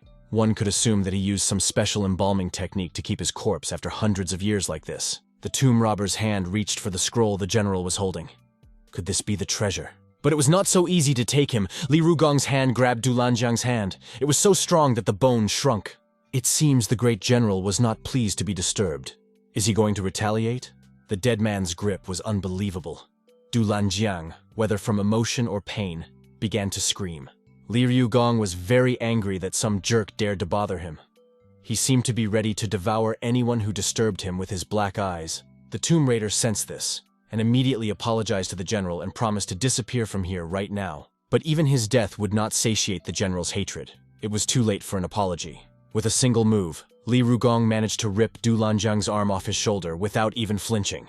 Could it be that this man Li Ryugong has managed to be reborn? Or how do you explain the fact that after a few hundred years, he's as good as alive? The general was merciless. Despite all requests to spare, he spared no mercy. Du Lanjiang wanted to consciously put his life at risk, but was it worth it when he was told of the actual danger? The risk was not justified, the thief was killed. Now it was certain that the general would notice the night division, which meant they needed to retreat immediately. Something had really caught Li Rugong's attention. Turning back, he saw the dead girl, and next to her a strange object engraved with yin and yang. The scroll he held in his hand began to slip away somewhere. It was as if he was magnetically attracted to that object, which even surprised the general. This thing was familiar to Xiaoyi. He recognized it as a void teleportation item. This was the first time Gucheng had encountered such a thing, and thus he was curious to know how this technique worked. This item was capable of transporting items to other places through space, but it was extremely hard to customize. Besides, it was small, obviously. This particular scroll was being prepared to be carried from the coffin. The Tomb Raiders, the void teleportation item, the astrologer from Yangbei Wei Zhongshan. It was all connected somehow. Gucheng came to the conclusion that they had fallen into a trap, and the big guy seemed to know about the contents of the coffin, so he made the necessary teleport mechanism. But the presence of them, the night division, in this trap must be an unforeseen event. Lu Yingying didn't really want to stay here and urged others to get out of here, but as soon as she tried to do so, something prevented her. And a little later, she realized that her body wasn't obeying her at all. It was the general's shenanigans. Apparently, he wasn't going to let his guests go. Immediately, he headed towards Gucheng. He decided to torture everyone here in such a way that they would choose death over it. In all this time, our hero had not let himself give in to panic. But now, he could not control himself. He was afraid that now this would be the end for him. Li Ryugong was actually about to attack the guys, but in an instant, something stopped him. Some voice started asking the general what he was doing. The situation didn't seem to be hopeless, but the night division still didn't quite know what was going on. Li Rugong was addressing the Taoist of 1,000 souls. In the past, the general had considered him as his best friend. He didn't even have any thoughts of deceiving him. The secret rebirth technique turned out to be only a fake. It was already clear that he wanted to take possession of Li Rugong's body. Gucheng began to delve in and realized that Li Rugong's body appeared to contain 2 souls, one of his own and one of the 1,000-soul Taoist who was mentioned in the records. 500 years of planning went to waste. Today, the seal was broken. Now, Li Rugong had decided to finish off the Taoist completely. Even if he split into 1,000 souls, the general would destroy everything. Before this could happen, the Taoist hurriedly stopped the general. After all, his physical body had been saturated for 500 years. Reborn, he would only have a ghostly body. If he broke this matter, they would both become ghosts with no hope of coming back to life. Li Ryugong was born a great general of the country and made the decision to die a bright and heroic ghost general. Even as a spirit, he will be able to command his ghost army and the city of the dead. Li Ryugong killed himself. Now Lu Yingying could move as if her chains had been taken off. It was impossible to stay here. Gucheng ordered everyone to get out of here. Behind them, they left a bloody mess with body parts and bones scattered everywhere. As if drawing energy from the blood, someone's spirit began to manifest. This spirit enveloped Li Ryugong's body, possessing him. The guys ran from the tomb with all their might, but they were no longer the same team. Only Night Division and Lu Yingying remained. Gucheng could surmise that here should have been the path that the trio of plunderers had originally come by. No matter how fast they tried to run, Li Ryugong's body still caught up with them, not even giving them a chance to leave quietly. In the end, they decided to split up. Xiao Yi, Brother Zhao, and Wang Qing should run the other way because it would be easier to escape. No one argued, and everyone agreed with this solution to the situation. We'll meet up after everyone's out of here. Gucheng had already decided to run so and straight as he had originally planned. But Liu Yingying faltered and didn't know what to do. The young gentleman had to clarify if she was going with the Night Division. The girl honestly admitted that she felt much safer with Gucheng. Plus, there were 3 of them, which meant that this ghost would surely follow them. But her expectations were not met, for Li Ryugong found Gucheng to be a more desirable prey, and thus followed them. Lu Yingying may have already regretted her choice. There was a reason why the general also rushed just after Gucheng. He could sense his strength and was increasingly eager to devour him. Lu Yingying came up with the crazy idea of running to his own mansion. Everyone remembered that there was another ghost there, but the girl reminded them that they weren't coming there empty-handed either. Before finally deciding to do such a thing, Gucheng once again interrogated her. Did she really want to go there? After making up their minds, they quite quickly found themselves in front of a mansion that was no less terrifying than Li Ryugong. The whole thing felt like the guys were between a hammer and an anvil. Lu Yingying didn't even want to move anymore. She was filled with panic and fear. She thought that their fate was already sealed, so she asked Gucheng to leave her here to die. Getting here was difficult. Gucheng decided to act to the end despite his allies' panic. When they stopped to think, a voice was heard. Why did they stop? The ghost of the general continued to follow our heroes uninterruptedly and reached his estate with them. As he looked at his mansion, old memories came flooding back to him. Gucheng decided to talk to him too, to remind him that this was where his old friend, whom the general had forgotten about, rested. Li Ryugong didn't quite understand which friend was even being talked about. At that time, Gucheng shouted, addressing the madam that he had brought her a faithless and insignificant bastard, whose name was Li Ryugong. The mistress heard this and watched everything with her tenacious gaze, as if she expected this moment sooner or later. In the sky, lightning flashed, to which the general turned his attention. But he still didn't understand anything. What were the guys on the verge of their deaths trying to accomplish? Gucheng didn't have to explain anything else, because in front of Li Ryugong, the one he had completely forgotten about, had risen, while she remembered him every second. Li Ryugong recognized his Shui-er, who he hadn't seen in 500 years, but he couldn't believe his eyes. How did she become like this? Zhu-er blamed her husband, Li Ryugong, for everything that was going on right now. He was an excellent general, but he was not a good husband. He really didn't deny his guilt in the past, but before continuing the showdown, he asked for some time to deal with Gucheng, absorb his spirit, because then his spirit would stabilize and he could be together with Shui-er in the world of the dead. Li Ryugong was already dead, but even as a ghost he continued to say things like this. After what Li Ryugong had done, Shui-er didn't even think of giving a second chance. Her hope shattered like water against a rock. Today, she decided to end it all, and even if her soul crumbles, she decided that she would make sure that Li Ryugong would never be reborn again. The general was no longer as gracious as he was originally. His wife was crazy, and she always didn't care about anything that had plagued him in the past. She no longer wished to listen to him. The only thing she would get satisfaction from was the death of her abuser. No words could reconcile them, and it was not to anyone's advantage. The residence was destroyed, with only fragments of the building and a lot of dust lying around. Amongst this mess, the surviving heroes could be seen. Lu Yingying fainted, unable to bear all the tension. Fortunately, Gucheng was there to support her. They were very close to the battle. Perhaps if it wasn't for Gucheng's new privileges, the explosion would have already killed them. The crazy couple was nowhere to be seen, so we could assume they were gone. Gucheng stood up to look around and saw something glowing at the bottom of the cliff. As one approached, one could observe the sword and the scroll that had apparently been left behind by the ghosts. Of course, such things Gucheng wanted to take a closer look, and to miss them would be foolish. General Li Ryugong's sword was surely an extraordinary weapon. The name of the sword was Bloody Abyss. The name was already quite interesting, as was the sword itself in general. Gucheng decided to take it with him, sending it to be stored in his pendant. The scroll that could be observed was something similar to the demonic arrow Eluo had received from a traitor from the Luo clan. On the paper was one of Guishu Mountain Haihua Mountain's 72 sacred abilities. To use the blood contract, one must combine the power with the chi of blood. It's like making a contract at the cost of life itself. The power of blood chi can be fully utilized and the intensity can be changed at will. When killing an enemy and coming into contact with their blood, you can activate with another blood and take it for yourself. Must be the general's technique, no wonder it was his trump card. The more blood was spilled, the stronger the general and his connection to blood became. Isn't such an ability extremely powerful in mass combat battles?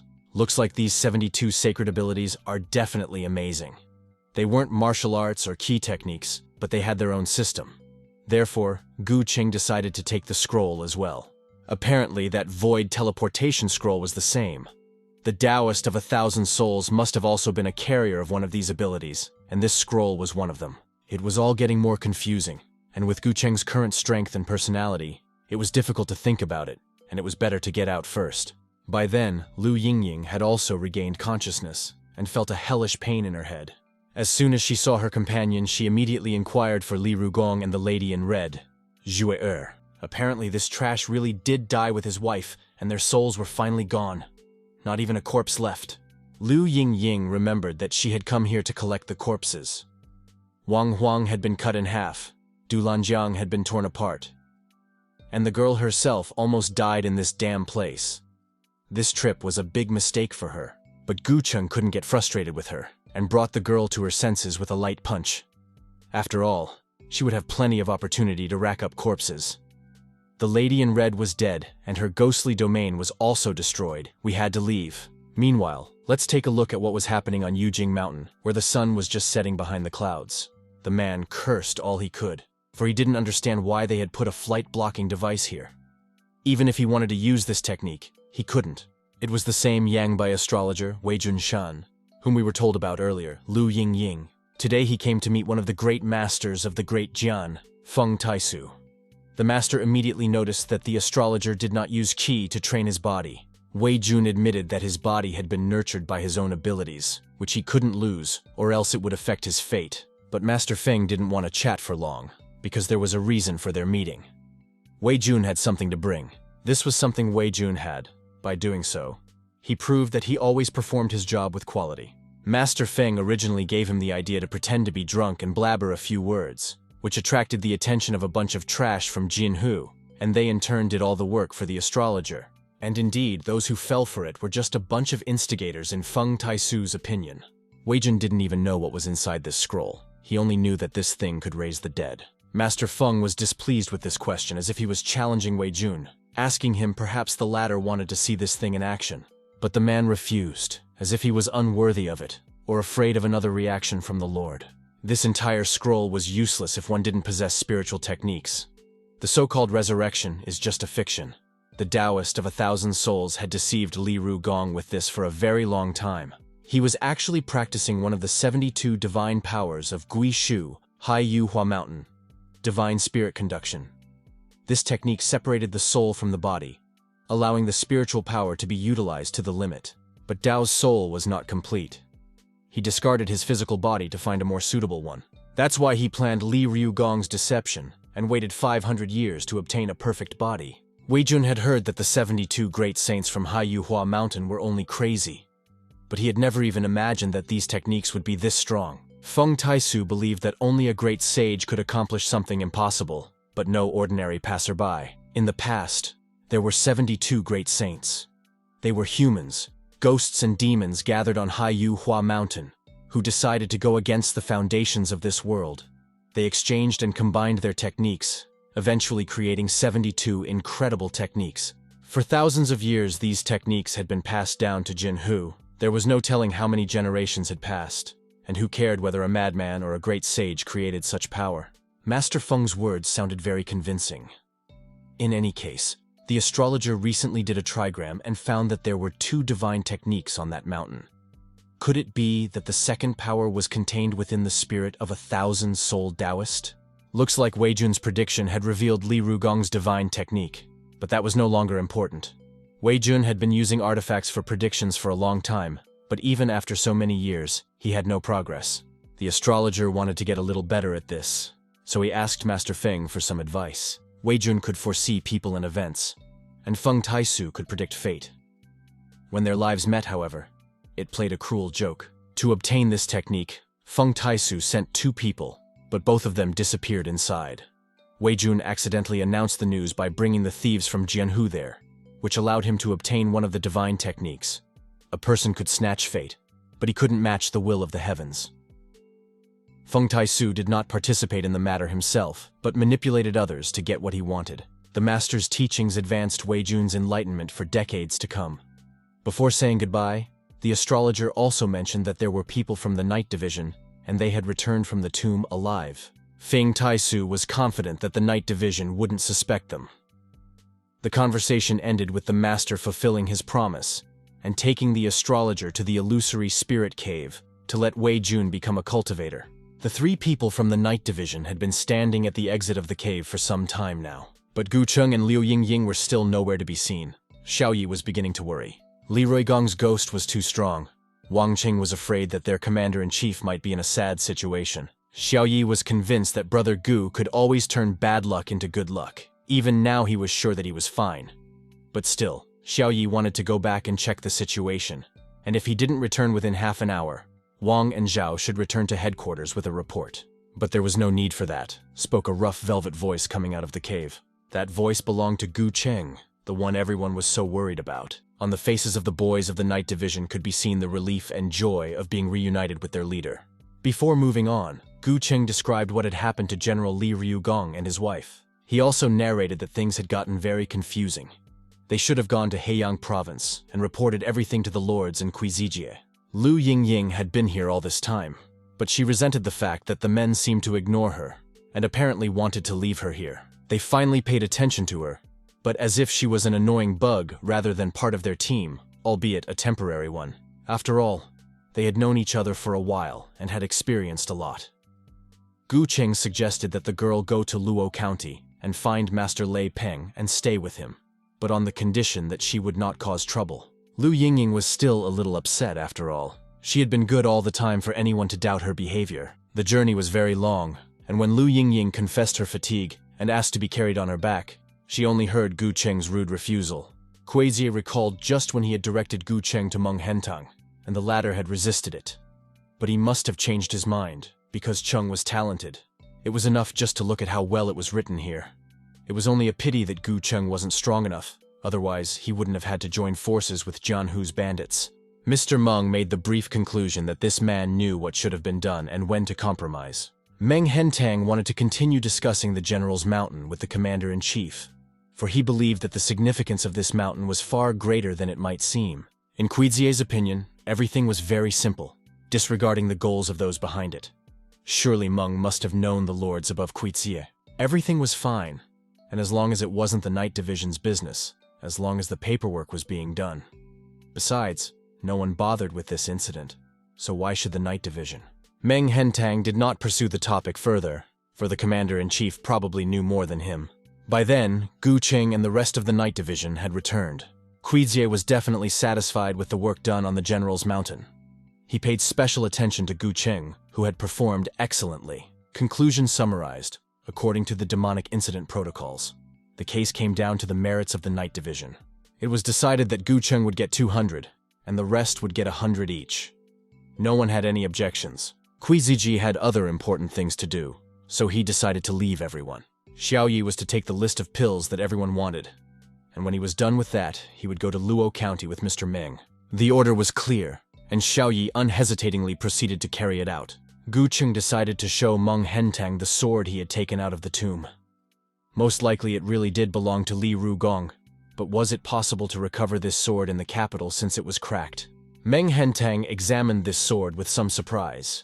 It was obvious to him that this sword had been invented 500 years ago. Unfortunately, now the spirit had disintegrated and the art of making had been lost, and it would be very difficult to restore this sword. Weapons in this world were usually divided into 3 categories. The first were ordinary weapons and swords made from ordinary materials that could be found everywhere. The second, made from unusual rare materials, were also known as mystical weapons. The third was divine weapons. Such weapons had a spiritual origin. Even proof of their existence is not easy to find. Though the sword could not be restored, it was still a mystical weapon. The journey and the risks on the General's Mountain were worth it. As a reward, Gucheng received the book Sword of the Underworld, which was not bad. He also received spiritual essence pill vials and merit points. Finally, our hero had successfully stepped into the middle of the 8th rank. The cultivation of this underworld sword was going to go smoothly. Plus, it would be combined with Gucheng's flaming sword. The combination of both techniques was commonly referred to as the yin candle. Now that Gucheng had reached the middle of the 8th rank, it was the right time to try a blood poem. A blood poem is the same thing as a contract. It's a contract of life and death, of everything and nothing at the same time. It was already night, and Meng Hengtan was trying to find Gucheng, who had disappeared somewhere. Xiaoyai knew that Big Brother Gu had gone to a neighboring city after receiving his reward. Mr. Meng was displeased with such news, and didn't even explain what was going on, which made Wang Qing and Xiao Yi worried.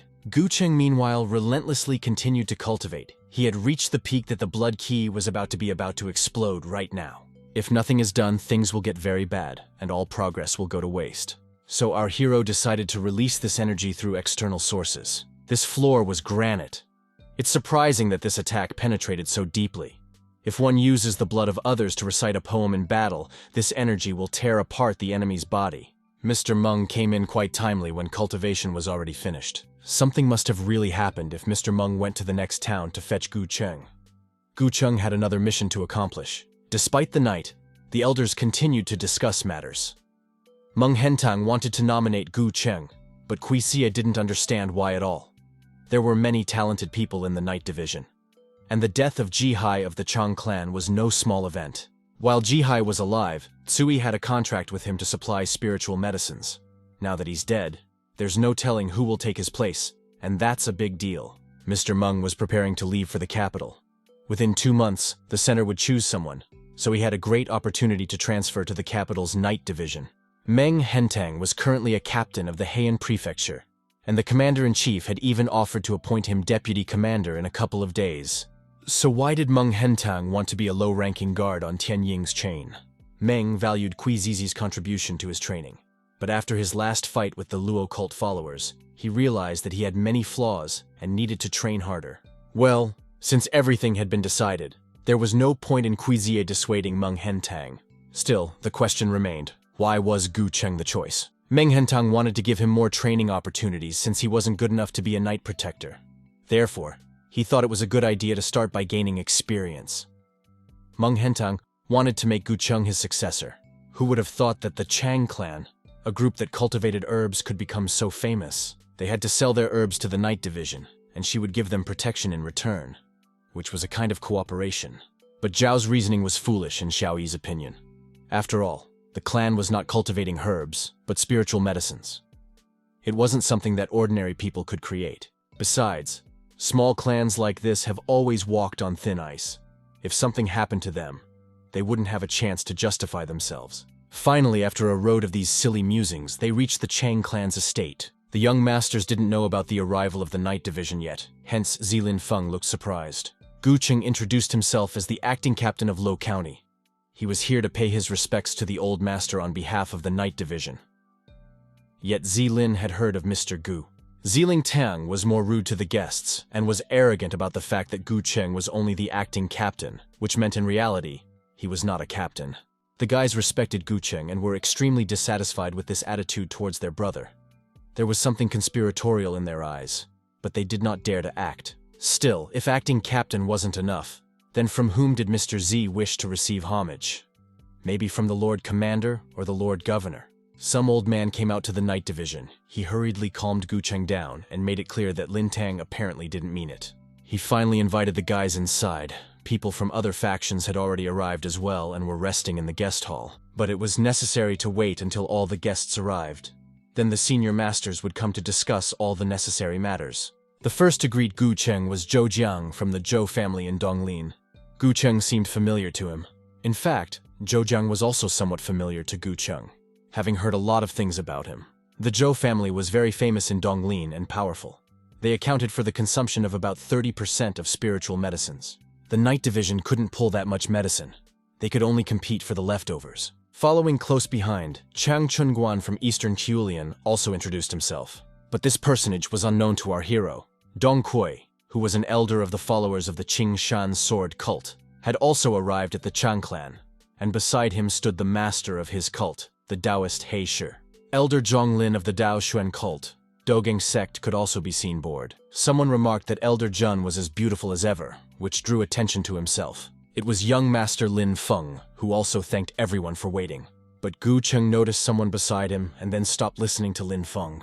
It was him, the very ghost of the past that had gotten him into the night division. Then this man drove himself to his death. But how did he survive that situation? It was an extremely unexpected encounter. But did the old man recognize Gu Cheng? In truth, he didn't even pay attention to him. All his thoughts were on where he would spend the night in this village and what he would feed himself with. But a moment later, he felt Gu Cheng's gaze, and of course he recognized him. He never thought he would meet him in a place like this. He didn't think Gu Cheng even knew him, but he was still very worried. Gu Cheng must be lucky, because the monsters of this 5 systems Taoist were not easy to find. Finally, the old man was also introduced.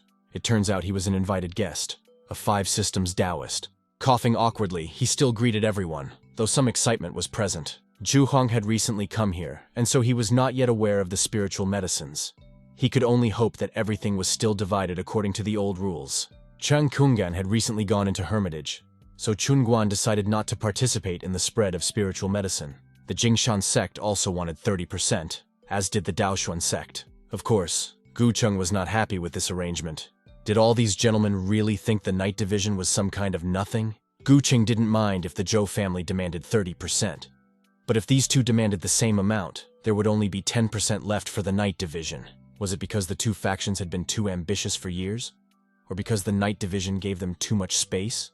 Displeasure sprinkled back. After all, if Quizie was here, he wouldn't dare to talk to them like this. Even so, Lin Feng agreed with the Daoshuan sect. After all, they had been close to him for many years. Lin Tan was also willing for the Jingshan sword sect to take 30%. Gu Cheng thought that the second master was an idiot, but he would never have guessed that the first one was the same, and would pick a side so quickly. Realization began to come to him. Our hero hurriedly pulled himself together and laughed, clapping his hands. He was sure that the young master would be furious for a day or even 2. Gu Cheng considered himself a reasonable person, so he didn't force him to make a deal. But with the most cordial appearance, he patted Zhonglin's shoulder and said that the night division could visit the Daoshuan sect. But he was sure that this was something the sect did not wish for. Gu Cheng seemed to have heard that all the Mage still had a trading army.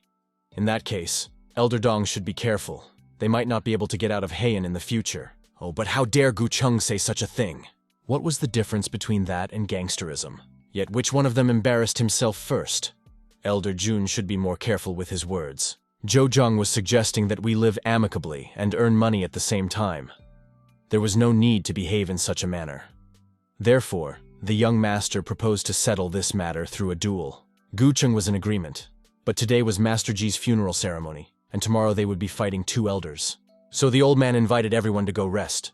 Zhao Jingming was still unsure of his commander's actions, so he clarified whether Gu Cheng really wanted to fight them. He definitely didn't need to worry so much.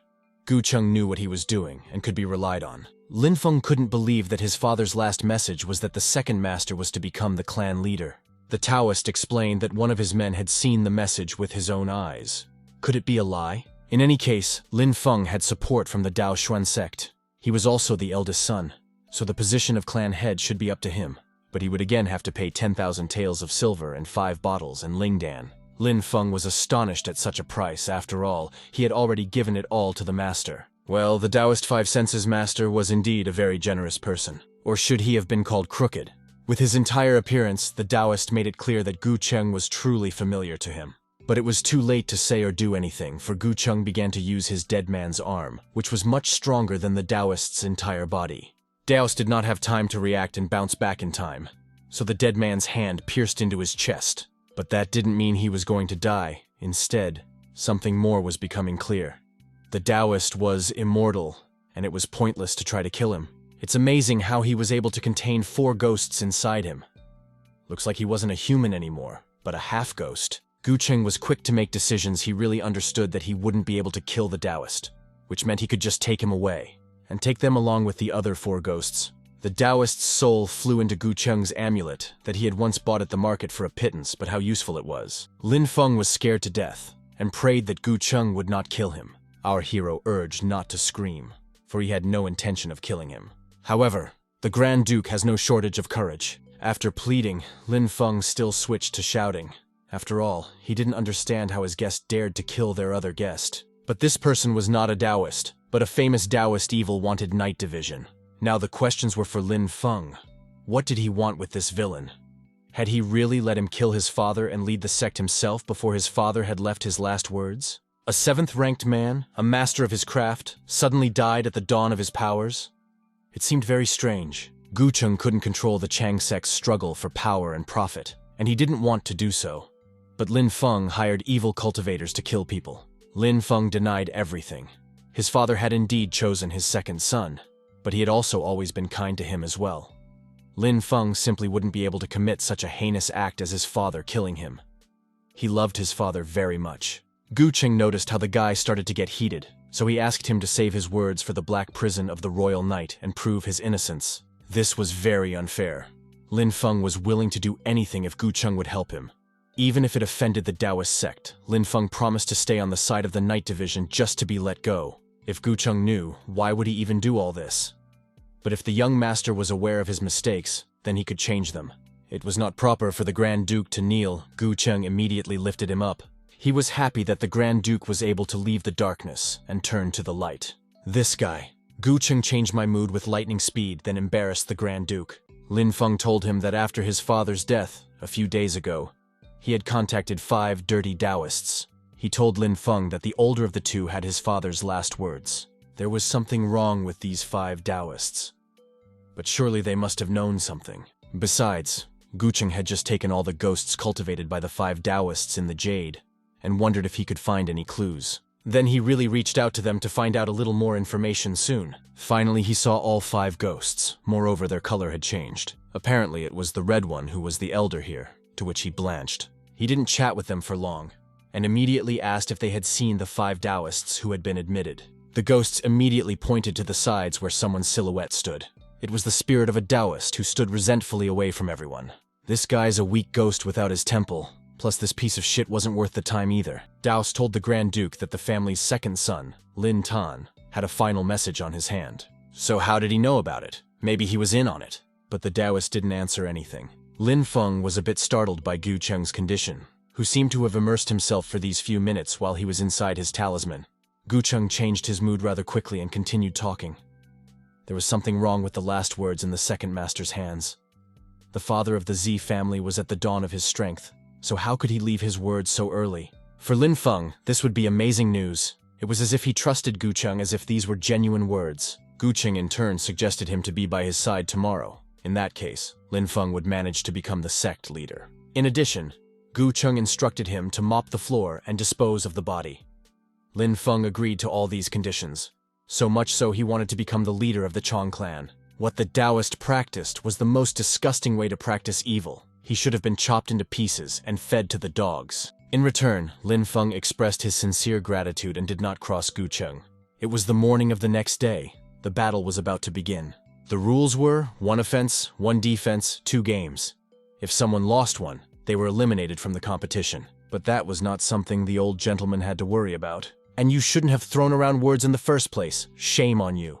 The old man was of course unhappy with the way he was addressed by Gu Cheng, whom he didn't keep here for anything. The mood was heating up. The old man was angry and wanted to teach this brat a lesson. This kind of mood was much more to Gu Cheng's liking. He basically loved battles, but when it was with a special enthusiasm, the passion was much greater. Our hero was asked to be patient, because the most interesting things will be ahead. The old man decided to fight with the help of his attributes, which apparently could promise the most interesting thing. This attribute was called a bloody puppet. Right in flight, the puppet began to transform. It was originally like a volleyball, but now a real transformer could be seen. Did old Jun really think highly of that upstart Gu Cheng since he released a bloody puppet at the beginning of the fight? Xiaoyi began to worry about his brother, for this thing had many knives that could snag him at any moment. But Gu Cheng didn't take the puppet for anything serious. It seemed like a show-off to him. Jun ordered his bloody puppet to make his opponent into mincemeat. What could Gu Cheng counter with in return? It was the new fire sword spirit techniques. In addition, he decided to use Li Ryu Gong's sword. As we remember, this sword was imperfect and a bit broken, but with some techniques, all of that could be compensated for. And the result was there for all to see, as the opponent was defeated in just one blow. The bloody puppet shattered, though it seemed it couldn't be. This battle was seen by everyone, and of course, Gu Qing of the Night Division came out victorious. Just one sword strike and it was all over. Zhao Jingming must have never dreamed of fighting like this.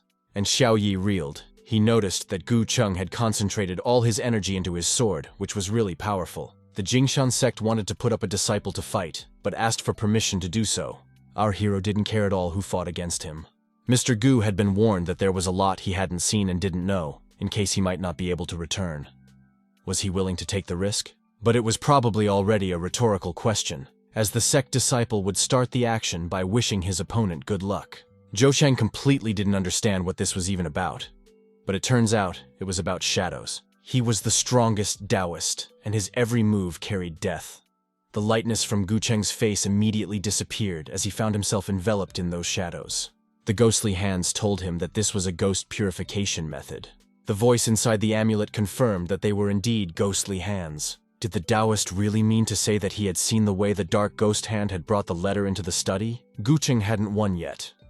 But he was glad that he had found this type who had spread fake last words. Well, the ghost cleansing method was indeed a good solution. Now Gu Cheng's body had 5 exclamation ghosts, much more than the sect's ghost creation method. In the end, it was necessary to break out, which was not too difficult for Gu Cheng as he was really strong. Apparently all these words that the sectarian said to our hero at the beginning were addressed to him.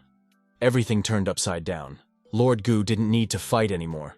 The Jingshan sect had admitted their defeat in this battle. Gu Cheng was grateful for this, because he didn't have to waste his energy and time for nothing. Lin Tan started the conversation by showing everyone his father's suicide note about becoming the clan leader. Now that the winner was determined, he wanted to preside over the division of the medicine.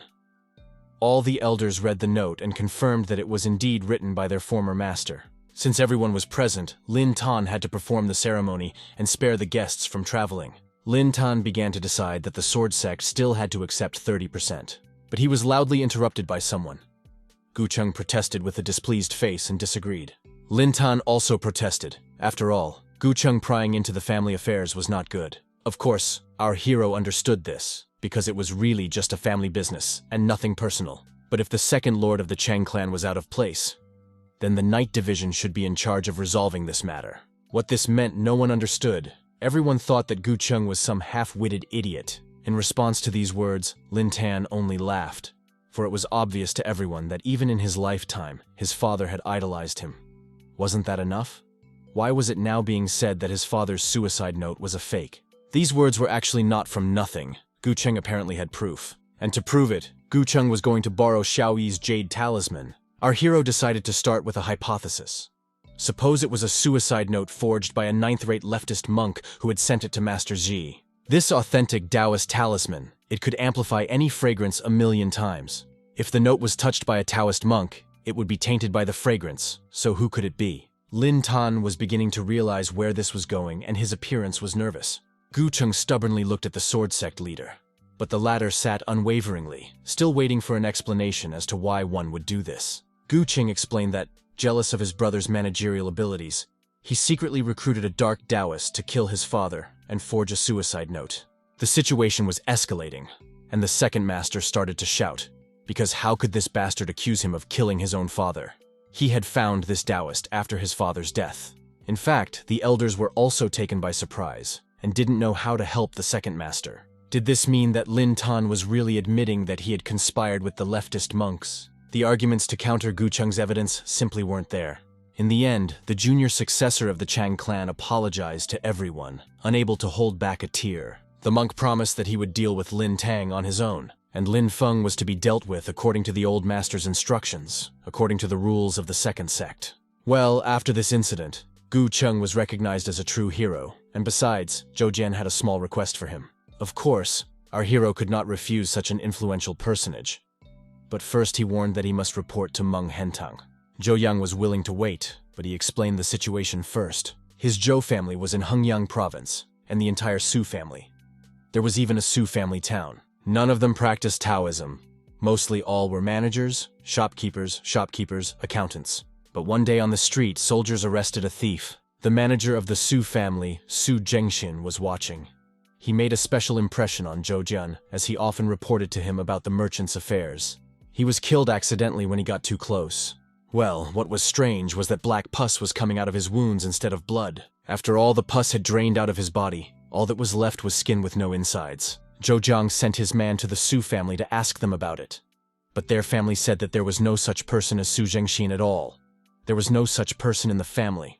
Then the question was, how could this be possible? A dried corpse, a lost man, it all provided food for thought. Apparently this trip to Heian would bring many things to Gucheng. 50%. This was how much Gucheng had managed to trade with the Chang sect. And meanwhile, the Night Division building was cheering this. This was a great reason to be proud of Gucheng, especially Quizize, who had originally recommended him well. After all, no one had previously managed to get as much as 50%. This was great news, but still. It was still unclear to the men why Gucheng, as soon as he came back, left right away. Meng Hentang knew the reason, and explained that the Zhou family had instructed Gucheng to conduct one interesting investigation. This could tell that even the influential Zhou family also recognized Gucheng's abilities. Gucheng left for Suzhou City at night, but Meng Hentang was worried, for this was a big issue. Kui Jie did not share his worries. After all, Gucheng did nothing but great deeds. People like him were in fairy tales playing the lead role. Meng Hentang didn't stop worrying even after saying that, in a short time, he had grown to like Gucheng as a person and saw potential in him. But all he had to do was hope. After all, he was a big boy. It was nighttime. At the same time, something was happening in Suojia. The man got drunk and sang loudly and went into his house, where his beloved wife awaited him. Even drunk, he marveled that his dear milady was awake, drawing something. Not that she was waiting for him. And since his wife cared for him so much, he decided to stick around for a few minutes. He finally managed to sober up a little, and finally remembered that he didn't have a wife. Still, the woman continued to call him my dear husband. She was sorry that her face was a little crooked, which she warned him not to be afraid of. But not being afraid didn't work, for as soon as he saw her appearance, he turned as pale as a dead man. She was showing him something. But being in an intoxicated state, maybe he could refer it all to a vision, but that would be very difficult. So, on the second day, Gucheng, Xiaoyi, Wang, and Zhou Jiang could observe the corpse of that drunkard. Xiaoyi was very impressionable as usual and was unable to restrain his gag reflexes. And Brother Wang kept chafing at this reaction and explained that it was only human skin. In fact, Xiaoyi found out that there was no energy back then but real skin, which was why he felt like throwing up. Alas, this was proof that it wasn't a demon. And besides, there was no clue here at all. But were any men from the Night Division passing through the neighborhood? Zhou Chang remembered that there was a Xuanjia guard. He was specially sent by the Night Division's Night Division unit. In that case, the leader of the Su family should have been brought in. Gucheng in turn provided Brother Zhao with a certain item that belonged to Mr. Q, and asked to know if anything had happened to Su while he was following the caravan. Zhu Xiang had no clues, but believed that perhaps Gucheng was beginning to guess about something. But Gucheng didn't know more than him. He only learned one thing: that when they arrived, the clues would appear by themselves. On one hand, this was true, but Zhou Jiang was quite nervous for some reason. Out of the corner of their eyes, Xiaoyi and Wang noticed Mr. Zhou's mood, but Xiaoyi couldn't understand where such anxiety was coming from. Wang marveled at Xiaoyi's stupidity for not realizing the obvious things. The speech of this case is directly the reputation of his Zhou family, whether it was a human, a ghost, or a demon. Gucheng gave himself the word to catch it in any case. Gucheng dug as hard as he could, but he kept being told that there really wasn't a person like Su Zhengshin in the Su family. Even though he was a patriarch, he couldn't be wrong. And even if he was wrong, the entire Su family with over 1,000 people couldn't be wrong, could they? But was the man standing next to the patriarch a resident of Sujia? The man's name was Yang Xinjie. He had never found anything unusual in the city and didn't remember Su Zhengshin at all. Zhou Jiang, in turn, looked through this genealogy back and forth several times, but he really did not find such a name. In addition, the Su family really had no children from the last generation, and only one couple was recorded. In that case, Gucheng decided to ask the patriarch to show him the way to the couple's house. Immediately they set off on their journey and were on the spot. The patriarch properly introduced Gucheng. Those respectfully bowed before Mr. Cheng, who immediately began to turn in questions. He wondered why they had no children. The man explained that when he went to the north of his youth, he almost froze to death there. and now he simply had no opportunity to have heirs. It made the woman unhappy, and if they had a son, it would be a godsend for them. But before leaving, Chung made them realize that they must be held accountable for their words. Out of the corner of his eye, Gu Chung noticed the doors. They were completely ordinary, but they caught his attention. Without asking, he opened them, but the man warned that it was only a warehouse. Judging from what was in the warehouse, then Gu Chung realized that this couple liked to beat their children. So why couldn't they remember anything? In reinforcement of these words, Xiaoyi found a rouge and a hairpin. Apparently, they had not only a son, but also a daughter-in-law. The man protested, but it was too obvious, so Zhou Jiang ordered the men to be arrested. They begged for mercy since they supposedly knew nothing about it. Gu Cheng then asked Zhou to wait for a moment. No one remembered Su Zhengxin. It was only natural that his parents didn't remember either. What was important now was where Su's wife had gone. If she was a foreigner, that's a problem, as foreign women could not be included in the Su family tree. Gu Cheng ordered to find an empty seat and bring all the women of the Su family over 15 and under 40 years old. Our hero decided to look for 40-year-olds as well, even though his mother was in her 40s. There was no way he could marry a woman of that age, and even still, he was careful not to jump to conclusions. And besides, suddenly this man had a fetish for more mature women. All kidding aside, I should have been doing serious business. As the guys headed to the location, a strange man asked for something. The patriarch explained that this man's name was Su Zhendong. He was an orphan and had been unable to think straight since childhood. Quite quickly, all the women who were in the settlement gathered as agreed. Xiaoyi could openly smell a woman's scent while he still had the opportunity. Since he hadn't tasted women yet, Zhao should have taken him aside and treated him to this spring flower. But Xiaoyi ignored that and focused on his work. And Wang continued. After all, that Chunhua house now belongs to Luo Feng's gang. Did he really dare to take money from Gu Cheng? Apparently the guys wanted to make love for free. Then they should have stopped screwing around and stopped working. Xiaoyi finally started the action and admitted that he was sorry to do such a thing. These people started sniffing women, which they found disgusting. And finally, Xiaoyi found the right one by smell. It was a scent that completely matched the blush he found. This girl was already someone else's wife, and her husband didn't understand at all since when did she become someone else's wife. Well, we must admit that Mr. Su Zhengxin did have a special fetish for women. The woman immediately turned on her charm and asked how she could have left her blush in someone else's house. She must have been mistaken, and she had a husband. But this couldn't happen to Xiaoyi. He couldn't hear the evil aura, but he was still sure that she smelled exactly like those blushes. Now everyone will see that it's not always a human being hiding behind a human skin. Gu Cheng didn't even take out the abyss sword. It had broken out of his belt by itself and didn't quite understand what was the matter. The abyss sword immediately headed towards the woman who called herself innocent. The reprisal was instantaneous. Everyone could only watch in silence. Panic broke out, and all the women immediately ran away, for they were as afraid of falling as that innocent maiden. The abyss sword only confirmed Xiaoyi's words. After all, it could even be observed that there was no human blood afterward. There was some pus. The woman smiled wryly. Her skin was perfect, but she was not going to forgive what had been done to her. She wished to destroy her abusers by transforming into a monster and leaving her flesh behind. That's what this woman really looked like. Zhou Jiang shushed everyone and immediately rushed towards the monster with his sword. He wished to straighten out the problem himself, for it was originally a matter of his honor. He cupped his hand, but it regenerated again like a lizard's. The monster grew even angrier, getting not only more furious, but stronger with each passing moment. Xiaoyi had already prepared to use his talismans. The two of them, along with Gu Cheng, conspired and decided to attack at the same time. The monster was swallowed up by Gu Cheng's talismans and seals. Oh, how badly he felt at this moment. Xiaoyi wasn't sure how much longer he could still hold on to his talismans, and at this moment, Zhou Jiang entered the battle using the sunset tactic. It worked. The combined attack was just perfect. The monster was left in shreds. Only now did the patriarch realize what the matter was. Su Zhengxin must have saved the woman back then. Zhou Jiang was just glad that thanks to Gu Cheng, this case had finally come to an end. But Gu Cheng himself couldn't believe that it could end so quickly. There were some doubts. That day was over, and it seemed like it was really over. Gu Cheng had fallen into the world of dreams, but today, the realm of Morpheus did not want to accept him into its embrace. Those many eyes that Gu Cheng couldn't see but could feel pierced into his back like this, making him anxious and nervous. This dream was so creepy that Gu Cheng couldn't sleep anymore, and woke up like a nightmare.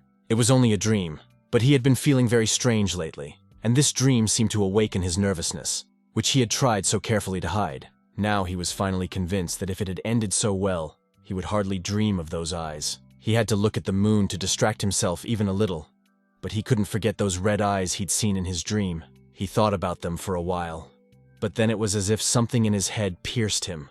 This something didn't just wake him up, it woke everyone up.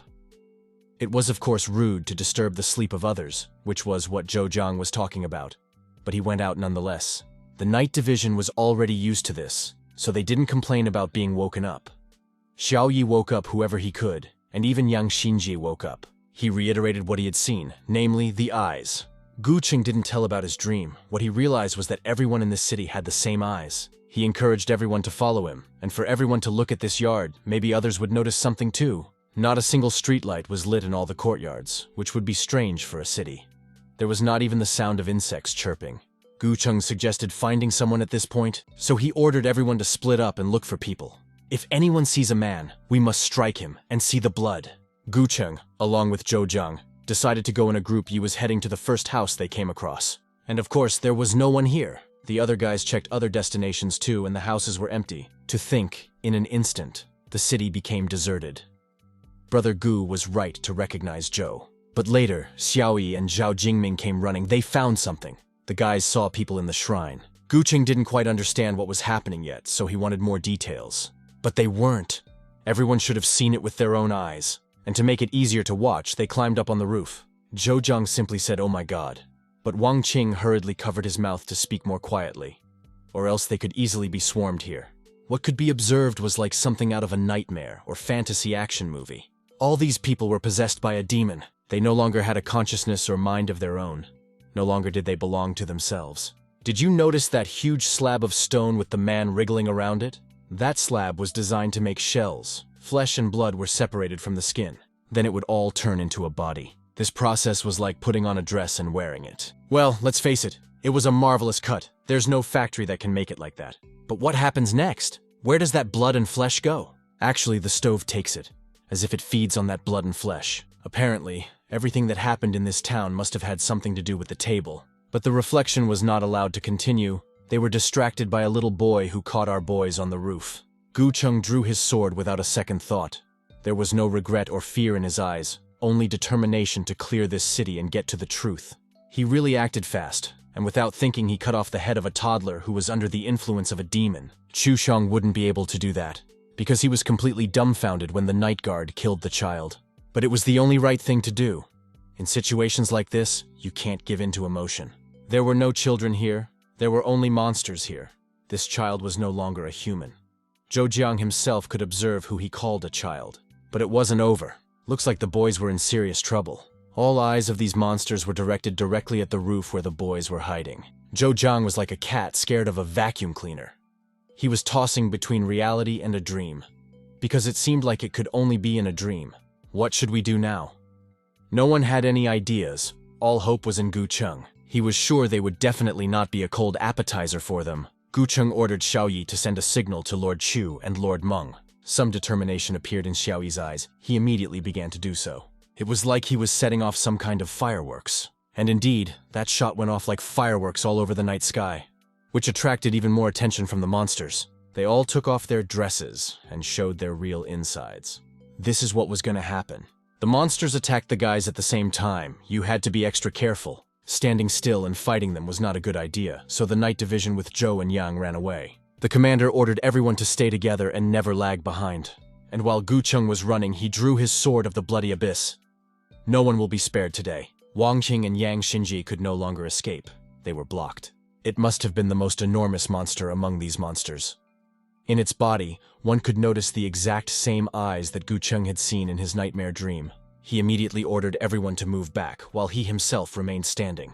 Once Gu Qing managed to distract the monster, he immediately ran away with the guys. And then they came to a dead end where they noticed two silhouettes in the haze. They were familiar people, Kuizie and Meng Hentang.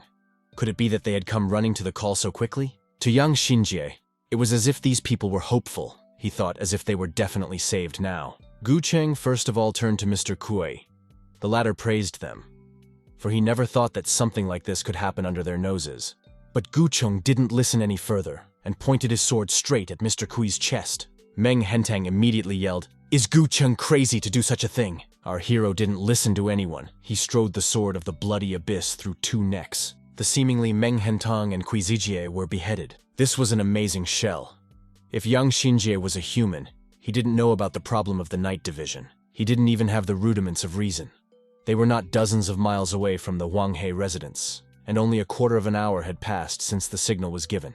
Yan Xinji continued to make a perplexed look, as if he didn't understand what Gu Cheng meant, but one had to turn on the brain to do so. The entire city was affected, and Yang Xinji was the closest to it. If he didn't notice anything strange, there was only one reason for it. Yang Xinji was a monster himself. Only laughter could be heard in response. It was a terrific theory. But did the Night Division think that it would actually manage to get out in one piece? Yang Xinji determined that this place would be the grave for the Night Division and Zhou Jian. You could see the desire for life in his eyes, as well as the fear that it would be impossible to leave this place. The only one who remained calm was Gu Cheng. And there was a reason for that, because Yang was actually the one who had made a huge mistake back when he had allowed the entire show to be seen. But the talking ended. Gu Cheng stuck his sword into the monster's chest, preventing it from continuing to speak. That monolith, that was surely his heart. But he couldn't say anything. He was now chopped to pieces. For Gu Cheng, this was a special matter, and he wanted to break that monolith by himself. They had been fooled for a while, but now he was glad that everything had been cleared up. The Night Division rallied, and the main goal was to help Gu Cheng get to that plate. Xiaoyi used his Jade Dragon talismans. They glued themselves to the monsters' faces with lightning speed. And when he uttered the special word, all those monsters turned into fireworks. There wasn't a trace of them left anymore. Gu Cheng could rely on his comrades and trust them, which he didn't really doubt. He was being attacked from different directions. It wasn't easy to get to the monster's heart. But Zhou Jiang, who had previously been shaking with fear and worried that they wouldn't be able to get out of here, came to his aid. And yet, he pushed aside any doubts and continued to fight alongside the Night Division as equals and help feel the way for Gu Cheng. Our hero was only grateful for this support and asked to continue. Finally, with the path cleared, it was safe to walk up to that slab and put an end to this whole nightmare. As soon as he wanted to do so, tentacles like vines started crawling over Gu Cheng's body. Little monster bodies formed on those tentacles and started screaming.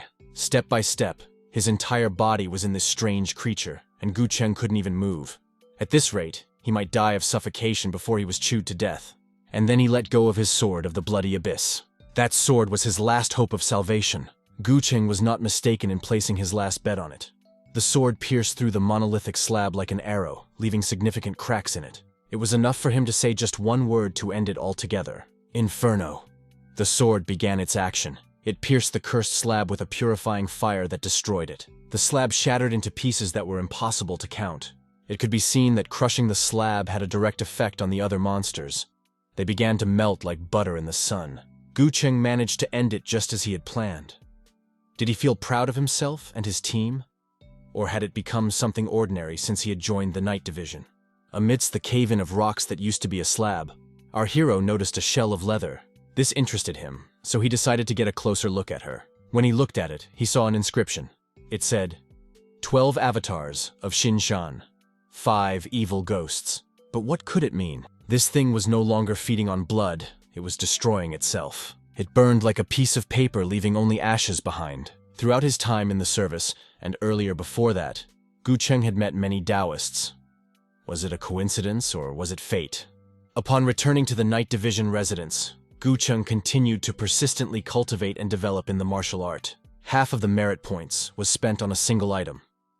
But luckily, he managed to break through to the 7th grade bone forging realm. The remaining points were mainly used to pay for materials, 5 ghosts. For example, for the Xuan Yuan Gulin spirit pill. This item was based on the formation of 5 small ghosts.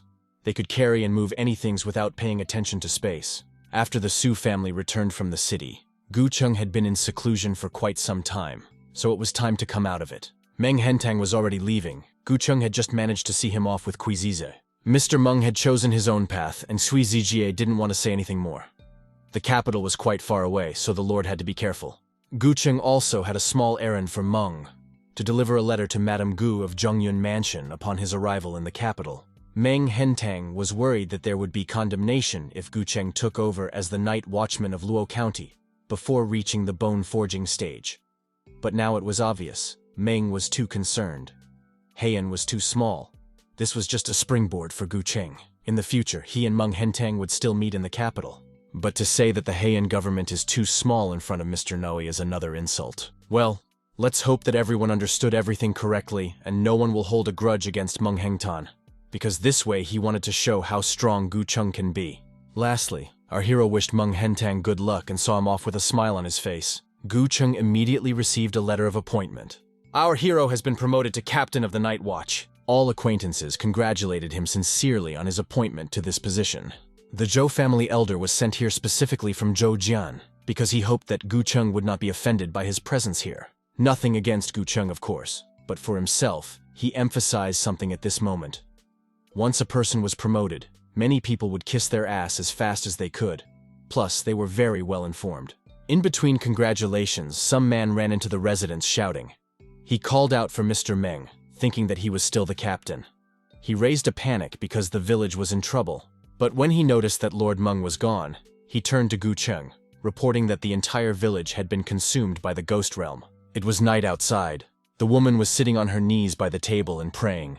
Two men were in a hurry to get somewhere, afraid that everything would be taken away. One of them decided to take this woman's bull because his bull was sick. The other one should have hurried too, because the others were already dismantling the bulls. The girl didn't pay attention to it anymore, as if it was the norm.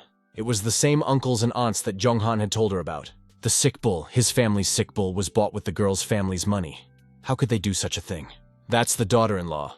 She didn't know the value of rice and only ate wheat flour. No wonder she killed her husband. But how dare that woman say that? Her husband sent her food and rice a long time ago, but she kept accusing the girl of killing her husband. She could no longer contain her emotions and cried quietly. But when she opened her eyes, they were no longer filled with tears, only hate. The men tried to take everything they could from the house, and in doing so, they were in a hurry. Some didn't have time for anything. There was only one rule here. Whoever got it first got it first. But in doing so, they could talk to each other and find out who took how much. These people had absolutely no conscience, and the girl could do nothing, as they had some physical strength. Some were already late, for there was no longer anything in the house to take away. The man suddenly has a question. How will the daughter-in-law live as a widow after Zhonghan's death? He was beginning to hint at something. Supposedly he had been a bachelor for over 30 years, and he certainly didn't mind the girl being a widow. But she didn't take any words seriously, and threatened back with whatever was in her hand. The man backed away, thinking the girl had gone completely insane. With a disgruntled spit, he left the house, still not understanding how such a lowly slut could live without a man in the house. Her nerves were already on edge.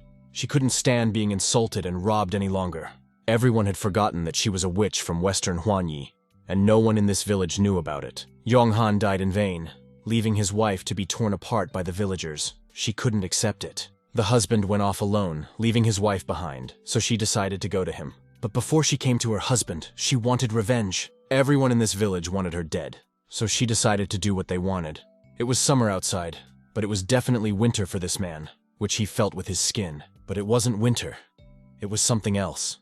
Something he had never encountered until now. The clouds in the sky were getting thicker and thicker. The weather was changing. But the elder decided not to think about it for long, and just go to bed. But only he did not succeed. He was immediately grabbed by a huge hand, in which he was like a doll. The elder was scared to death, but still tried to talk to the monster, as if he recognized it.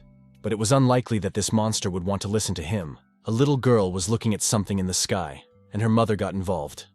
At first it seemed surprising, but when they looked closer, it was something terrible, worse than their nightmares. People immediately started yelling, warning others to get everyone they could to save themselves. After that incident, one day passed. The night division went to the settlement. Gu Cheng did not understand at all what Liu Yingying was forgetting here, as if she was a headache for him.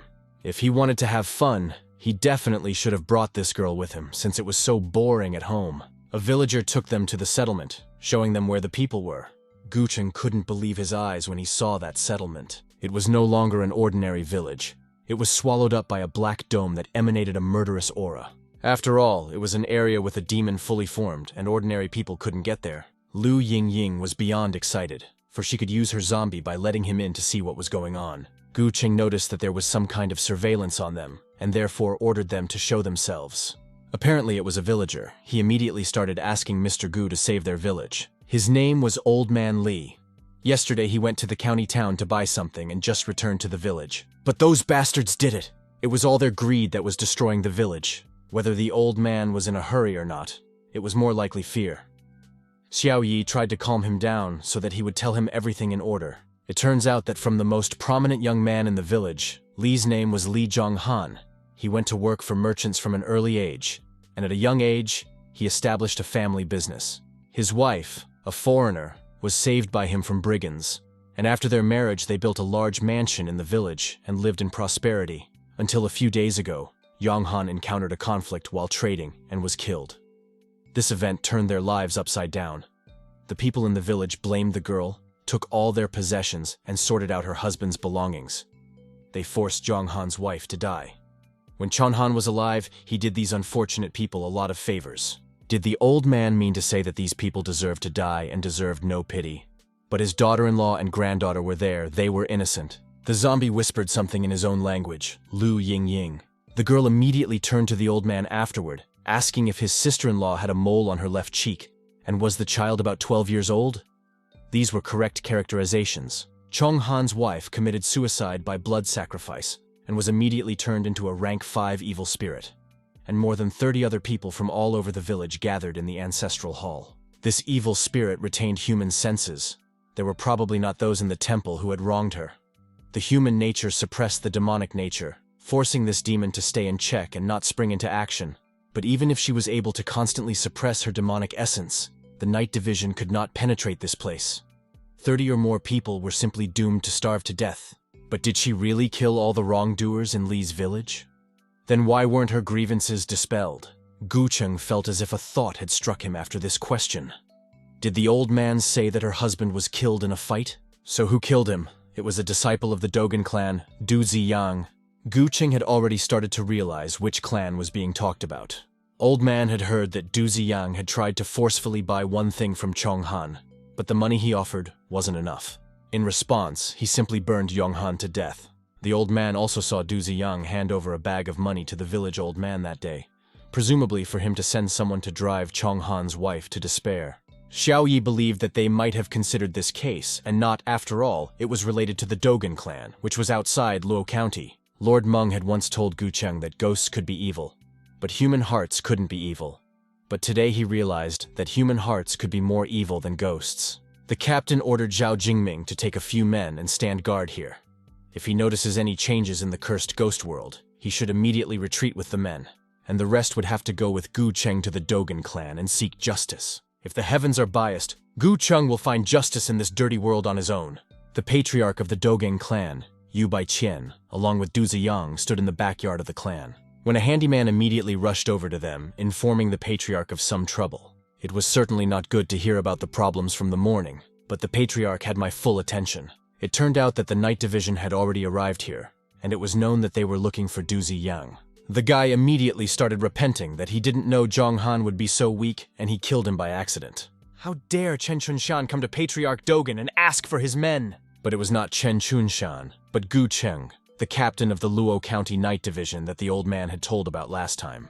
But what did the Luo County Night Division have to do with this? Du Ziyang did not understand at all. He explained that when Du Zi bribed the village headman, and when people turned against the deceased's wife, the latter committed suicide, and used her blood for a sacrifice ritual to create a huge zone with a demon. Patriarch Dugeng was angry. Du Ziyang had killed a man and then brought his family to the brink of annihilation, and yet he knew that he was wrong. And now, he still dared to say that he was angry then. So he wanted to intimidate his wife, and didn't want to make her die. Patriarch Dugeng was very favorable to Du Ziyang, so he ordered him to stay here and he and Zhonglin would go to meet Gu Cheng. The night division was already waiting in the living room without even intending to take a seat. The clan patriarch was brief and immediately curious as to what the night division had visited them for. What a great honor! Gu Cheng explained that there should always be kara for killing, so he demanded that Du Ziyang be given to him. But that was impossible. Dugan debated whether Zhonghan had even been killed by Du Ziyang, whether it was an accident, or whether he had been killed by bandits. Anything could happen. But what about the lives of 30 people? Were they of no value against one life? Suddenly another guard came in here and suggested that we don't fight. He introduced himself as Chen Chunshan, a warrior of this county's night division. Chen Chunshan suggested that Gu Cheng should forget about this matter. After all, Gu Cheng had no power here. In fact, He tried to negotiate with Gu Cheng to give this case to him, and our hero will be rewarded separately, and besides, he will not be offended. They were their own after all. But Gu Cheng didn't understand it at all. How could it be left as it was? What about the ghost town? There were many living people in it, and it could all just be left like this. Was 30 people a lot? Gu Cheng shouldn't think of himself as a god. There were many lives in the world. Could all of them be saved? It turned out that human lives meant nothing to these guys. And yes, they were right. Gu Cheng really wasn't a god. He was just an ordinary man. But Chen Chun Shan, he is a Night Division warrior. Was he doing the right thing to help this evil cultivator Du Ziyang, who didn't know how many lives he had doomed to ruin? Were they still not going to extradite Du Ziyang? The clan members decided that Duzi would only die within the Dogen clan. Even if he died from the effects of his training, he would never die outside of it. Gu Cheng didn't argue any further and said goodbye. Are they just gonna leave it like that? No.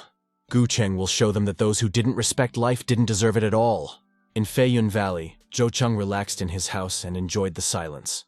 After traveling for a long time, he began to appreciate the hours spent at home more. But the expression on his face immediately changed when he saw the paper flying towards him. It was Paper Crane Butler Lee. It seemed as if he had to go around congratulating Gu Cheng on his promotion. The letter said that Gu Cheng was planning to attack the Dogen clan. Such actions spoke of Gu Cheng's fierce courage. Our hero had once done Zhou Jian a very big favor, and now Zhang felt obligated to return the favor. Chu Huang immediately summoned Assistant Song and spoke, saying that he had something to organize. And then he asked to add Yu Baiqian, the patriarch of the Dogen clan, to the list. Only Song had never heard of Yu Baiqiang, but it didn't matter. He was just a jerk anyway. Song just needed to send an invitation to him. All the warriors in Luo County arrived at Gu Cheng's residence on Gu Cheng's orders. Well, Brother Zhao did a very good job. But were they really going to attack the Dogen clan? The Night Division didn't have many men, and Lord Kui didn't know anything about it. But Zhao Jingming didn't have to worry about it. Zhu Chang has already sent an invitation to Yu Baiqian, who will definitely attend the feast, and as soon as he leaves the mountain, the Night Division will attack the Dogen clan. If anything happened, Gu Cheng would take all the blame. So there was no need to worry about anything. In the Dogen clan, no one would take care of the lives of ordinary people, and the Night Division would do people a favor. Zhao Jingming could only hope so. The soldiers of the Night Division listened to Captain Gu Cheng's decree. They'll attack the Dogen clan early tomorrow morning. Patriarch Du Geng had already dressed up for his meeting with Zhou Jin and was asking the underling for his opinion. Thoth, of course, praised his patriarch's attire and was sure that he would be the center of attention.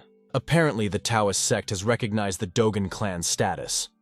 And from now on, the Dogen clan will be considered a big sect. As long as Yu Baiqian was away, he ordered the disciples to keep their heads down. In fact, he was and brother himself to visit the Zhou family and tried to go as quickly as possible. He got there on his horse, as he was still in good health, and the distance allowed. And Gu Cheng along with Xiao Yi had already started to spy. And we finally waited for the old man to leave. Before the attack, Gu Cheng reconvened the planner to discuss the way forward.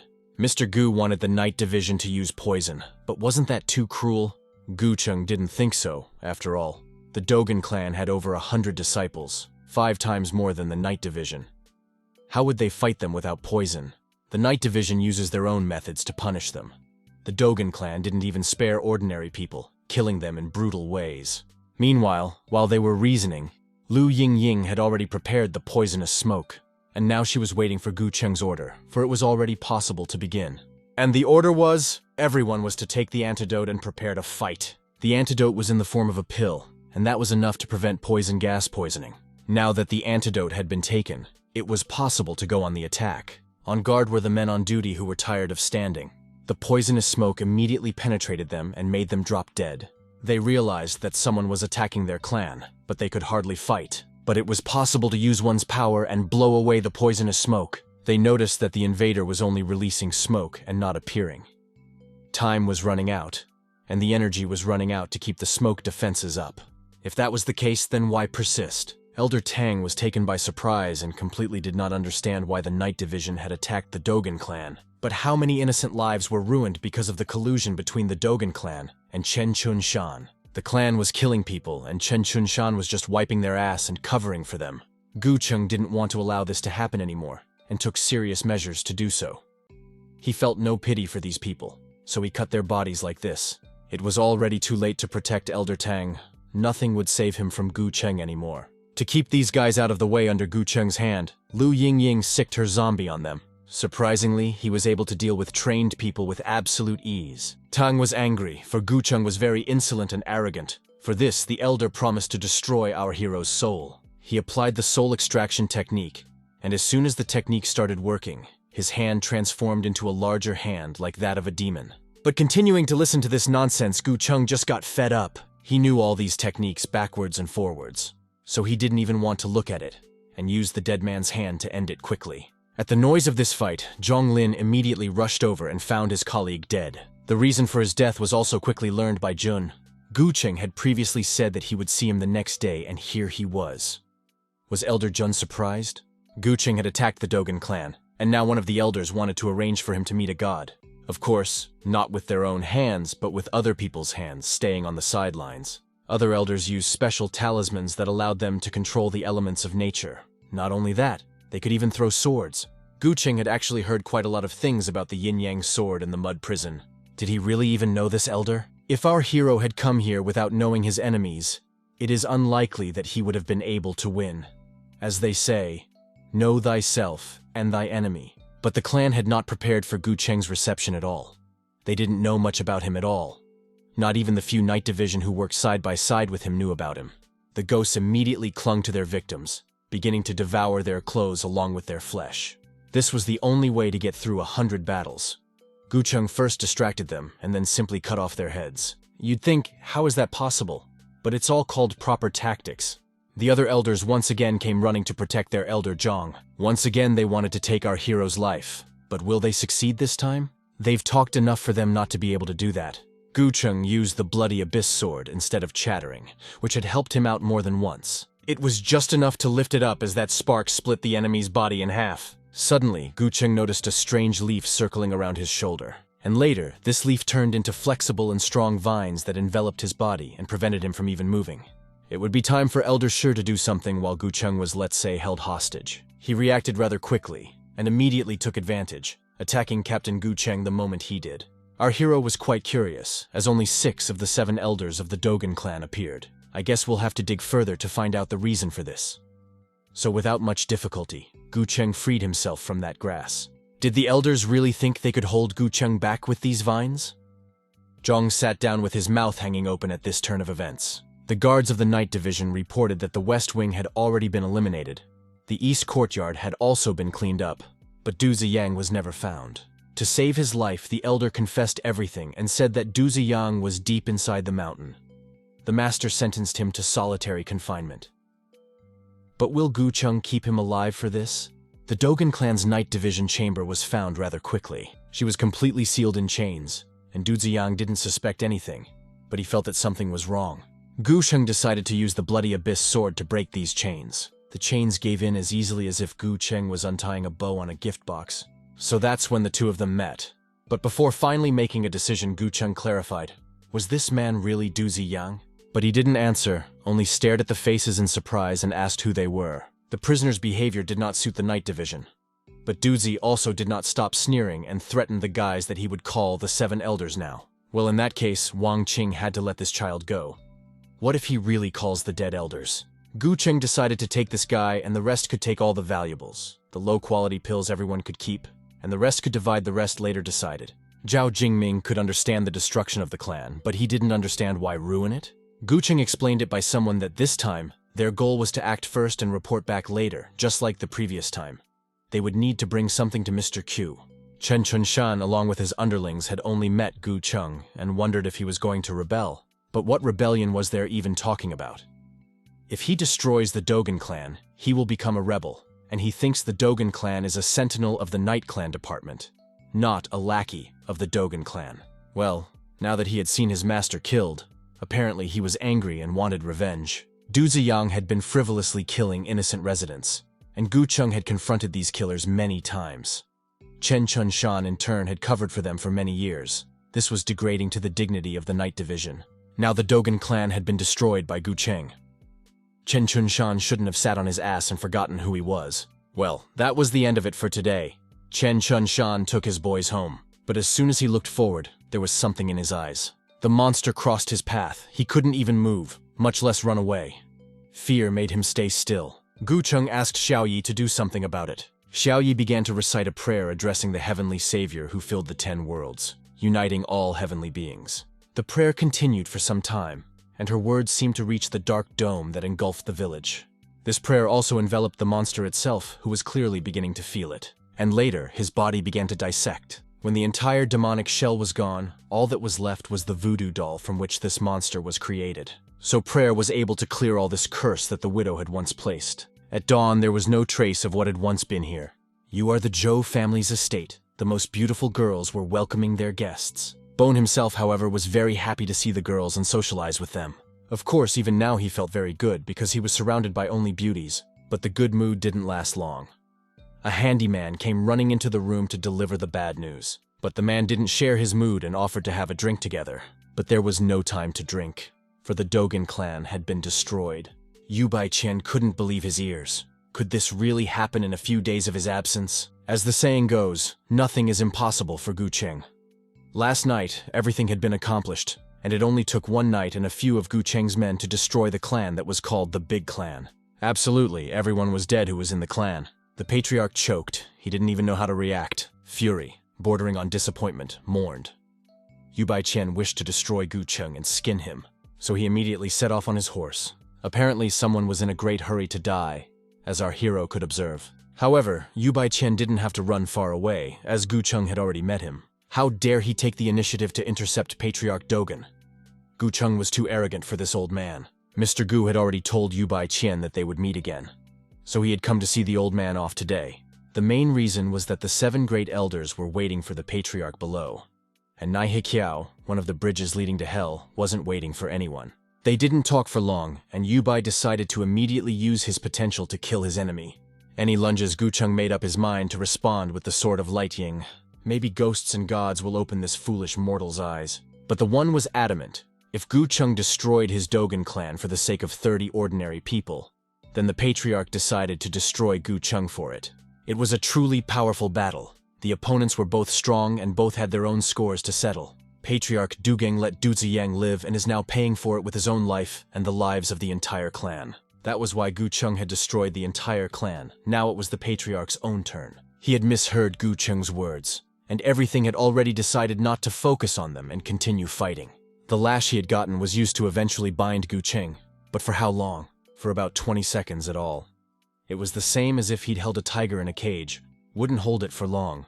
Once again, in the same question, where did Gucheng get so much strength to break such bonds with a single body intent? It seems the patriarch wanted to kill someone here, so what was he waiting for? Well, now it was no surprise to the patriarch that Zhonglin and the others had died at the hands of Gucheng, for there was indeed something strange about him. Gucheng decided to give Yu Baiqian the special pleasure of observing whether he was strange or not. And just in time, just before he died! The fiery silhouette that Gucheng launched resembled a snake that could be about to devour the patriarch. But the old man wasn't easy either. After all, clan leaders don't just become clan leaders for nothing. He had a bone armor technique that allowed him to resist Gucheng. Yu Baiqian also said that he didn't belong to the dark forces. But how many innocent people did he kill to create this bone armor? He didn't answer anything. It was obvious. This man walked on other people's heads without shying away from anything.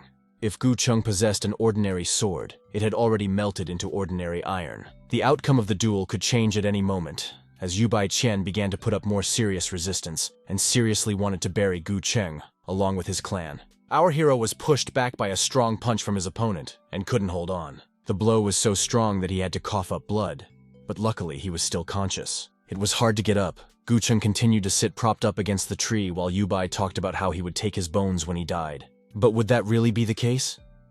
Gucheng's bones were too valuable to be taken away so easily, and the old man can't take them. He didn't have that much strength, and he didn't have that much intelligence either. Mr. Gu's punch was much stronger. The skin on Yu Bai's face was literally melted, and there was only one meat left. Gucheng was having a hard time with this fight. He couldn't even kill this person. So strong was his body. There was only one trump card left that Gucheng could use.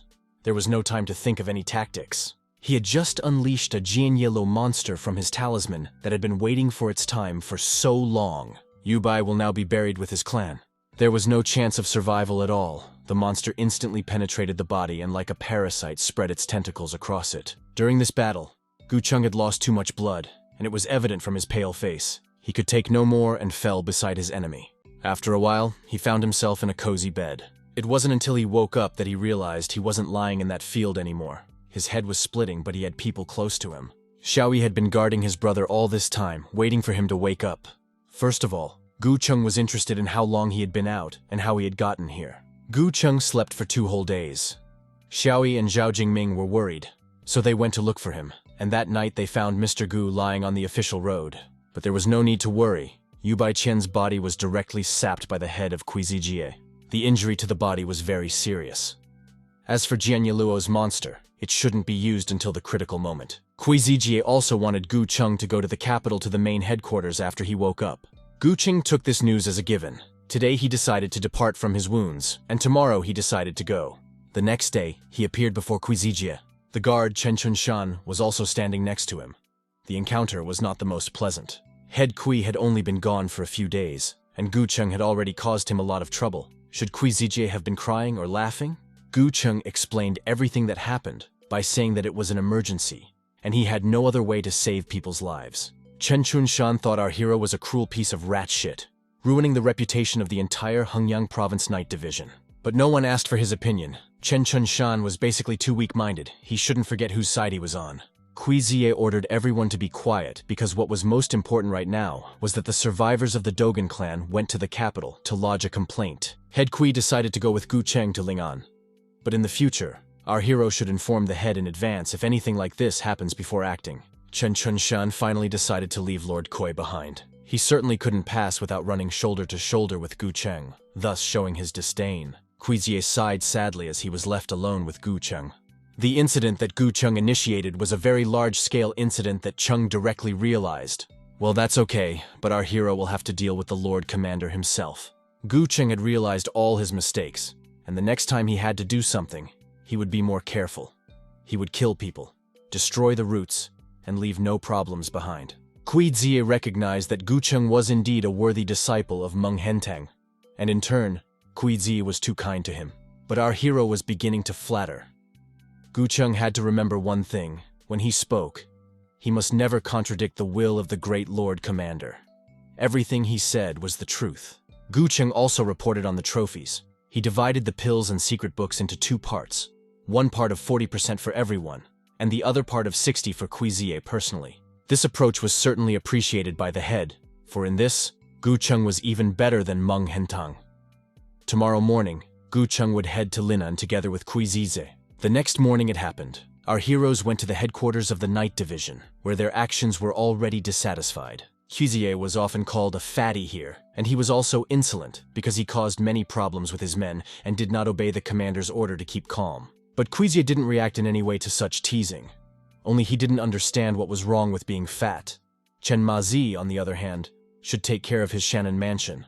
The commander was already walking. Chen Mazi could only wish Quizijie good luck to get out of this. Before the commander came in, Mr. Kui asked Gu Cheng if he had remembered all the nuances they had talked about yesterday, to which he nodded in agreement. Quizijie and Gu Cheng greeted Mr. Commander as they were supposed to. Mr. Jianji was immediately interested in Gu Cheng, the captain of the Night Division of Luo Province. Gu Cheng, of course, had no intention of hiding and introduced himself. As soon as Jianji saw the young master, he immediately realized that he was quite young, but that was no reason to be overbearing. Did Gu Cheng even realize his guilt? The conversation was heating up, and at his own risk, Quizijie decided to get into the fray. But Mr. Jianji interrupted him. After all, this was none of his business. He should have just stood silently. Jianji ordered a survivor from the Dogen clan to be brought here. This gentleman was not in the best of health, and apparently he was being held hostage here as well. As soon as he saw the clan killer, he immediately recognized him. In tears, he begged Mr. Sai to do something for him. This antechamber gentleman claimed that Gu Cheng had destroyed the Dogen clan. But where was the proof? The master claimed to have seen with his own eyes the video of Gu Cheng killing his elders and burning down his clan. Was there really any more proof needed? Well, I see. I guess this gentleman was the proof. Then why not destroy all the evidence? Which Gu Cheng actually did in front of Commander Jianjai and other dignitaries. The only lord who survived from the Dogen clan immediately died, and also at the hands of Gu Cheng. There was no proof now. What did Gu Cheng let Lord Xianji know? The commander seemed angry to me, but it was like the calm before the storm. Did Gu Cheng see Mr. Commander in Xiangi? Surprisingly, our hero answered no. What did he and Quizijie talk about yesterday? Where did Fatty Kuai find such a weirdo? How could he even dare to say such a thing to the commander? Quizijie was disappointed. Soon, Gu Cheng continued. He made it clear that he was seeing Xianji for the first time, and his eyes couldn't help but note his presence. Therefore, he was obligated to consider Xianji's opinion. This matter could not be forgotten in the hearts of the common people. If there was public discontent, it would hurt Xianji's reputation. Now that the Dogen clan was dead, everyone would say that the Night Division was not afraid of strength and authority. Furthermore, Gu Cheng had already sorted out all the items that were left after the Dogen clan was destroyed, so he asked Mr. Commander to send someone to register and confiscate them. For the sake of Xianji's reputation, if Gu Cheng had to do it again, no one else would leave him and come complaining. Said sounded better than sung. If Gu Cheng was saying all this, then did that mean he was completely loyal to Xianjie and hadn't made the slightest mistake? Of course, Gu Cheng could be wrong, but his fault was his limited capabilities. He wanted to solve the problem for Mr. Commander, but instead, he let the problem come to him. Afterwards, Gu Cheng swore with his sword that he would never do such a thing again. Such an act made Xianji laugh more, but surely his opinion had changed about Gu Cheng.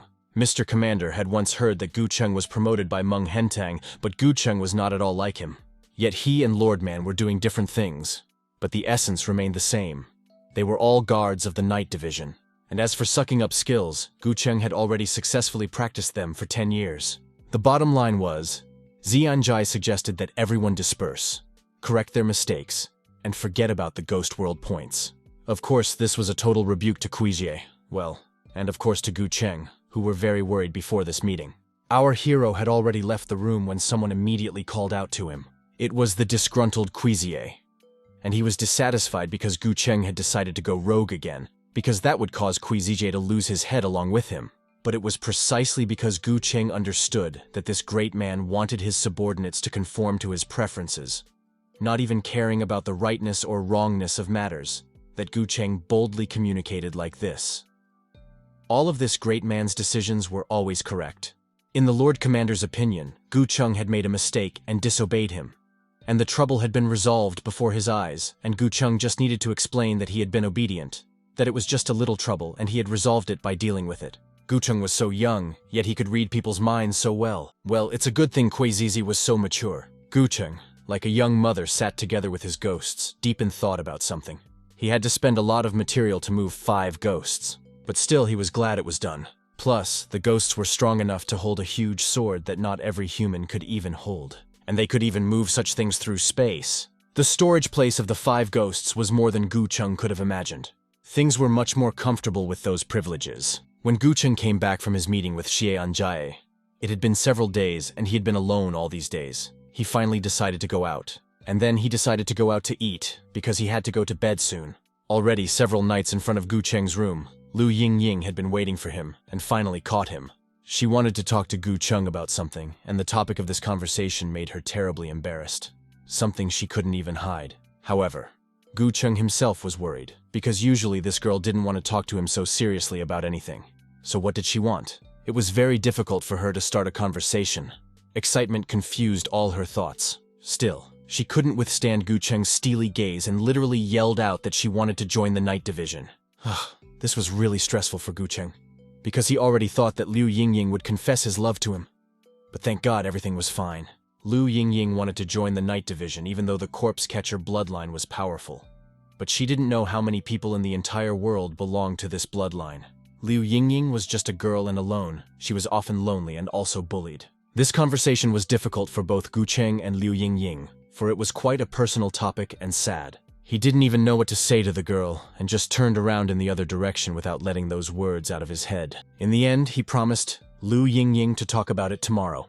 The next morning, Gu Cheng was already sitting at his desk, and was writing something in a concentrated manner. It was a letter of recommendation for enlistment in the 1st Division of the Night Watch. Xiaoyi immediately rushed into his office as if there was a fire somewhere. However, he was just in time, because he would be able to help Gu Cheng hand over the letter of recommendation to Quizijie. Xiaoyi immediately broke the news that something had happened to the Haiyan mansion, and Mr. Kui had asked for someone to be brought there. Mr. Kui summoned not only the Luo County Night Division to the residence, but others as well. Everyone had already packed up for Heian pretty quickly. Chen Chunshan had already met Gu Cheng with words.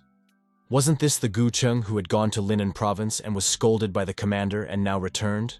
If it wasn't Chen Chunshan, then why did he come to Heian after losing his Golden Master Yu? Was it to fulfill his duty? Did he still remember that he was the captain of the Night Division? But Kuijie immediately resolved all the strife, for these two should have stopped fighting. They are here to investigate a missing person case, so Kuijie asked for attention. But then what was the purpose of calling so many guards of the Night Division to investigate the case of a missing person? Turns out the governor's only son is missing. And here is the governor of Heian Province himself, Shen Changshu. He had turned the whole house upside down over the past few days, but was still left disappointed. Apparently the governor was in no hurry. The son had been missing for days, but why did the governor only come to the Night Division now? Shen Changshu simply assumed that if the son was lost, the warriors of Heian Prefecture would be able to find him easily. It was Chief Constable Zhou Zongnan, known throughout the world as the Divine Constable with a sharp hand. In addition, he would like to meet Mr. Kui. The story was like this. 3 days ago, Prince Shen took his subordinates for a walk, and after the day, they had dinner at a restaurant. After the meal, Prince Shen went into the restroom and never came out again. Before the Night Division arrived, Zhou Zong had interrogated everyone he could think of, and there was no problem with the people in the restaurant or the servants the prince brought there. If so, Mr. Kui suggested going to the restaurant and watching. The others had to go their separate ways. If someone had a direction they wanted to investigate, they could do so, but if not, they had to go to the restaurant and check it out. Before going to the restaurant, Gu Cheng wanted to have a chat with Zhou Zongnan and talk about the details. For convenience, the boys were seated in the governor's house, in the gazebo. Gu Cheng properly introduced himself and gave his title. Zhou Zong already knew Mr. Gu and had heard many things about him. Gu Cheng in turn wanted to know more about the case of the prince's disappearance. It was as if something was missing. More specifically, you needed reasons and motive. The guards here searched for a motive but never found any clues. They seemed to have vanished into thin air. Zhou Zong suspected that it might be human traffickers, so he checked the people who had disappeared in the recent past. And what was the result, you ask? Unfortunately, nothing. In a big prefecture like Heian, people were disappearing almost every day, and instead of finding the prince, they found several cases of murder and kidnapping. Gu Cheng wanted to ask for all the information about the missing people, and make sure that Zhou Zong didn't miss any details. Fortunately, this information was in front of him about Zhou Zong. Already in place, the other guards of the Night Division could study her as well. Zhao Jingming didn't notice anything important, because the information about these people didn't give any clues. But Xiaoyi found something suspicious. 107 people have gone missing in Hengyang Province in the past 3 months, a 30% increase over previous years, and most importantly, 67 of them were born under the Yin sign. Some were born in the Yin month, some in the Yin day, and some in the Yin hour, and especially the son of the Shen ruler, who was born in the bright moon, and the Yin day and Yin hour. But what was wrong with having all the birthdays in the Yin? So what did it accomplish? This meant that this type of birth chart was most likely to attract evil spirits. There were some evil practitioners who could use it to practice some evil magic, especially evil practitioners of the Taoist lineage. Now the direction for investigation was. Gu Cheng asked Xiaoyi to go along with Zhou Zong. After all, he knew a lot about this topic, and Zhou could keep an eye on him. Lastly, Gu Cheng asked Xiaoyi to be careful, and Xiaoyi in turn assured the captain that everything would be fine.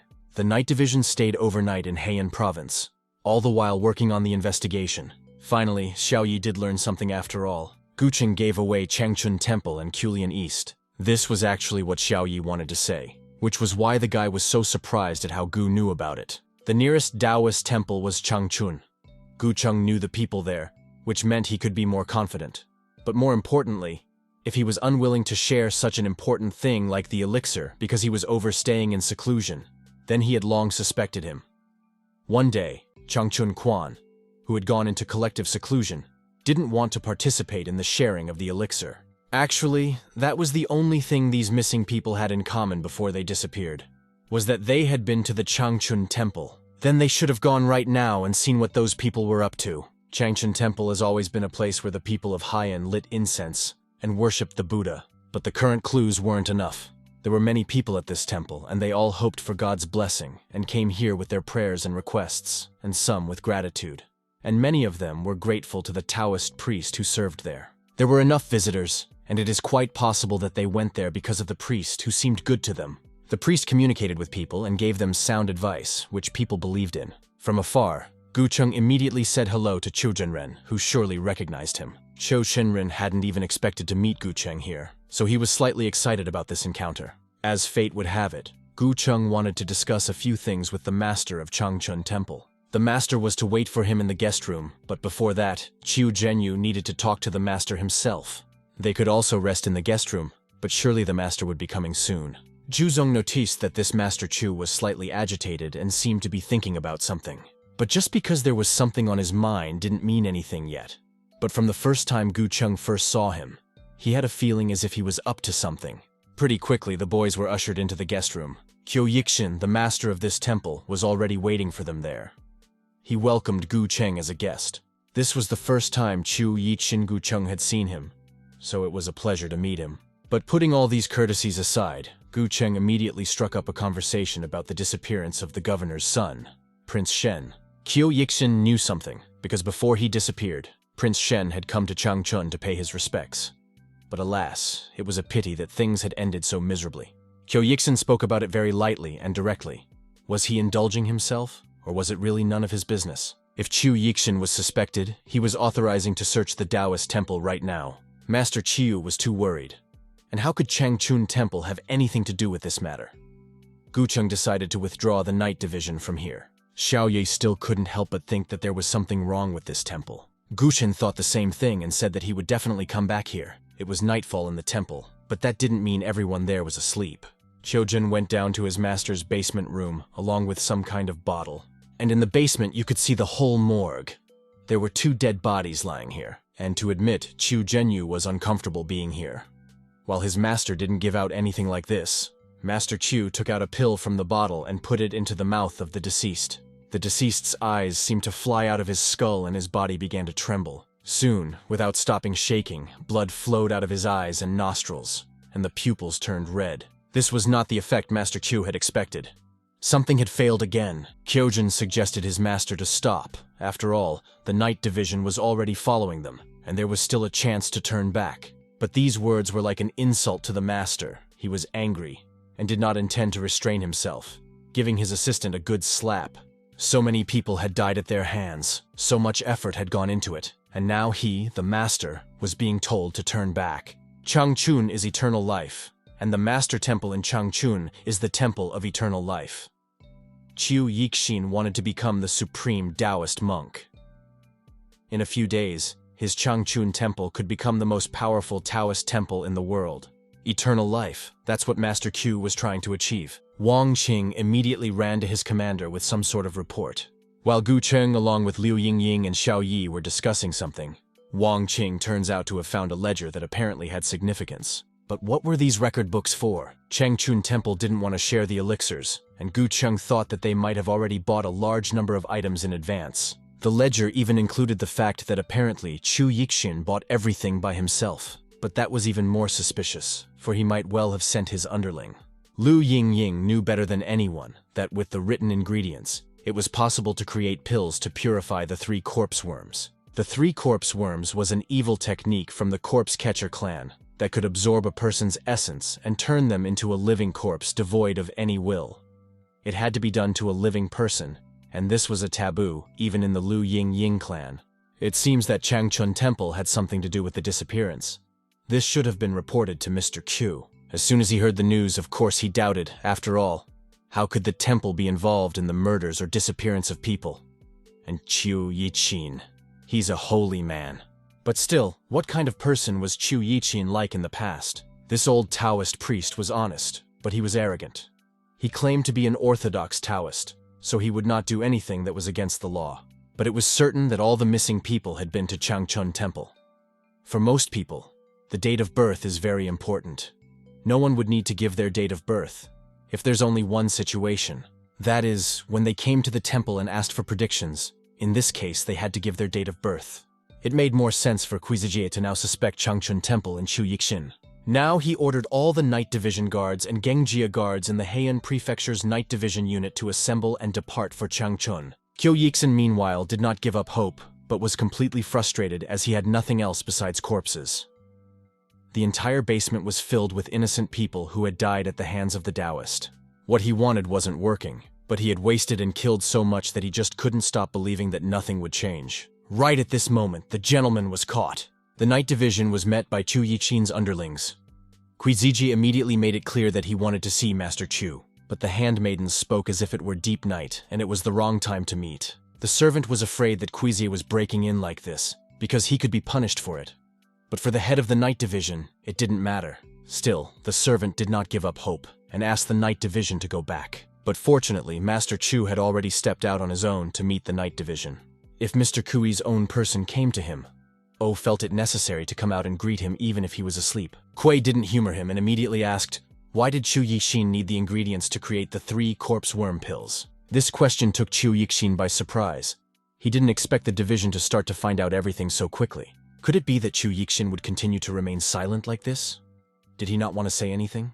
Chu Yixin had already started to speak, but Chu Zhen interrupted him with some shouts. He started yelling in front of the entire night division that the progenitor had come to life. But hadn't the master already died decades ago?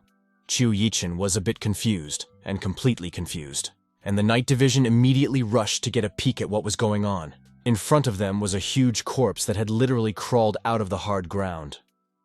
And its appearance was not very kind.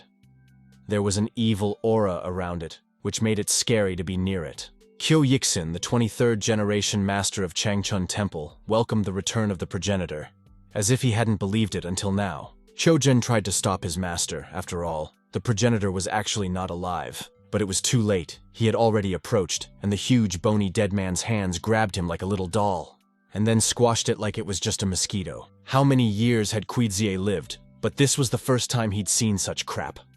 He had never seen such monsters in his life. This monster was different from zombies in that it was incredibly huge, and also had a different aura. Now the questions were for Chu Zhenyu. What was he forgetting in this temple if he knew what was going on here? It's all because of the so-called ancestor. All because of the unfathomable immortality that killed everyone. Exactly 1 year ago, Master Chu was sorting through Chu Zhen's books and suddenly found a handwritten note from the progenitor. The record said that descendants should dig up his body after 500 years. It was in it that the secret of eternal life was contained. The master did so, and after 500 years, the ancestor's body turned into a dry corpse. But there was still a glimmer of life in it. The secret method of longevity was written down in the coffin of the longevity writings that was found. Using pills, and give the corpse, and nourish it with the blood of a living person belonging to the yin. In this way, it is possible to resurrect a deceased ancestor. At Master Chu's request, all of his underlings kidnapped those whose birthday was yin, and turned them into living corpses to cultivate the qi yin. Kyojin was completely unaware that the one who would come back to life would become a monster, and right now, he was repenting for it. But these tears had no effect on Kuizie. It seemed to him as if this boy was completely crazy to do such a thing. Meanwhile, Lu Yingying noticed that that creature was similar to Jiang Shi. Noticing this, Kuizie finally decided that when this battle was over, he would allow Lu Yingying to join the Night Division. But in order for Lu Yingying to join Mr. Cui, he has to earn Lu's trust and defeat Jiang Shi. This thing was afraid of fire, so the Lord must use fire to attack. Actually, Mr. Kui took his word for it and decided to do just that, drain the monster dry. He had special fighting techniques not found in other members of the Night Division. Usually, like now, it was the purple hand of the sun god. It acted lightning fast, as if it were a fiery arrow. But the monster was so strong that he continued to stand on his feet, and it was as if this blow only made him angrier. Now the questions were already to Lu Yingying. Didn't she say that this thing was afraid of fire? It was true that it was possible to use fire to kill him. The Samadhi fire of Taoism and the karmic fire of Buddhism could do it.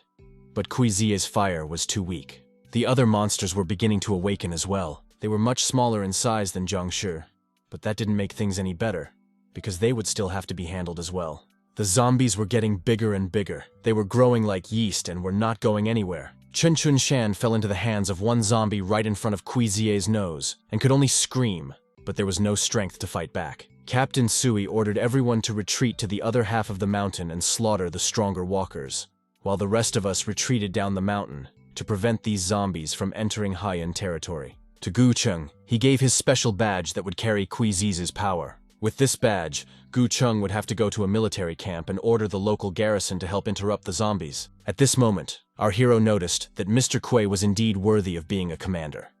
He usually didn't look too serious, but at this moment, he managed to remain calm and continued to dispense reasonable instructions.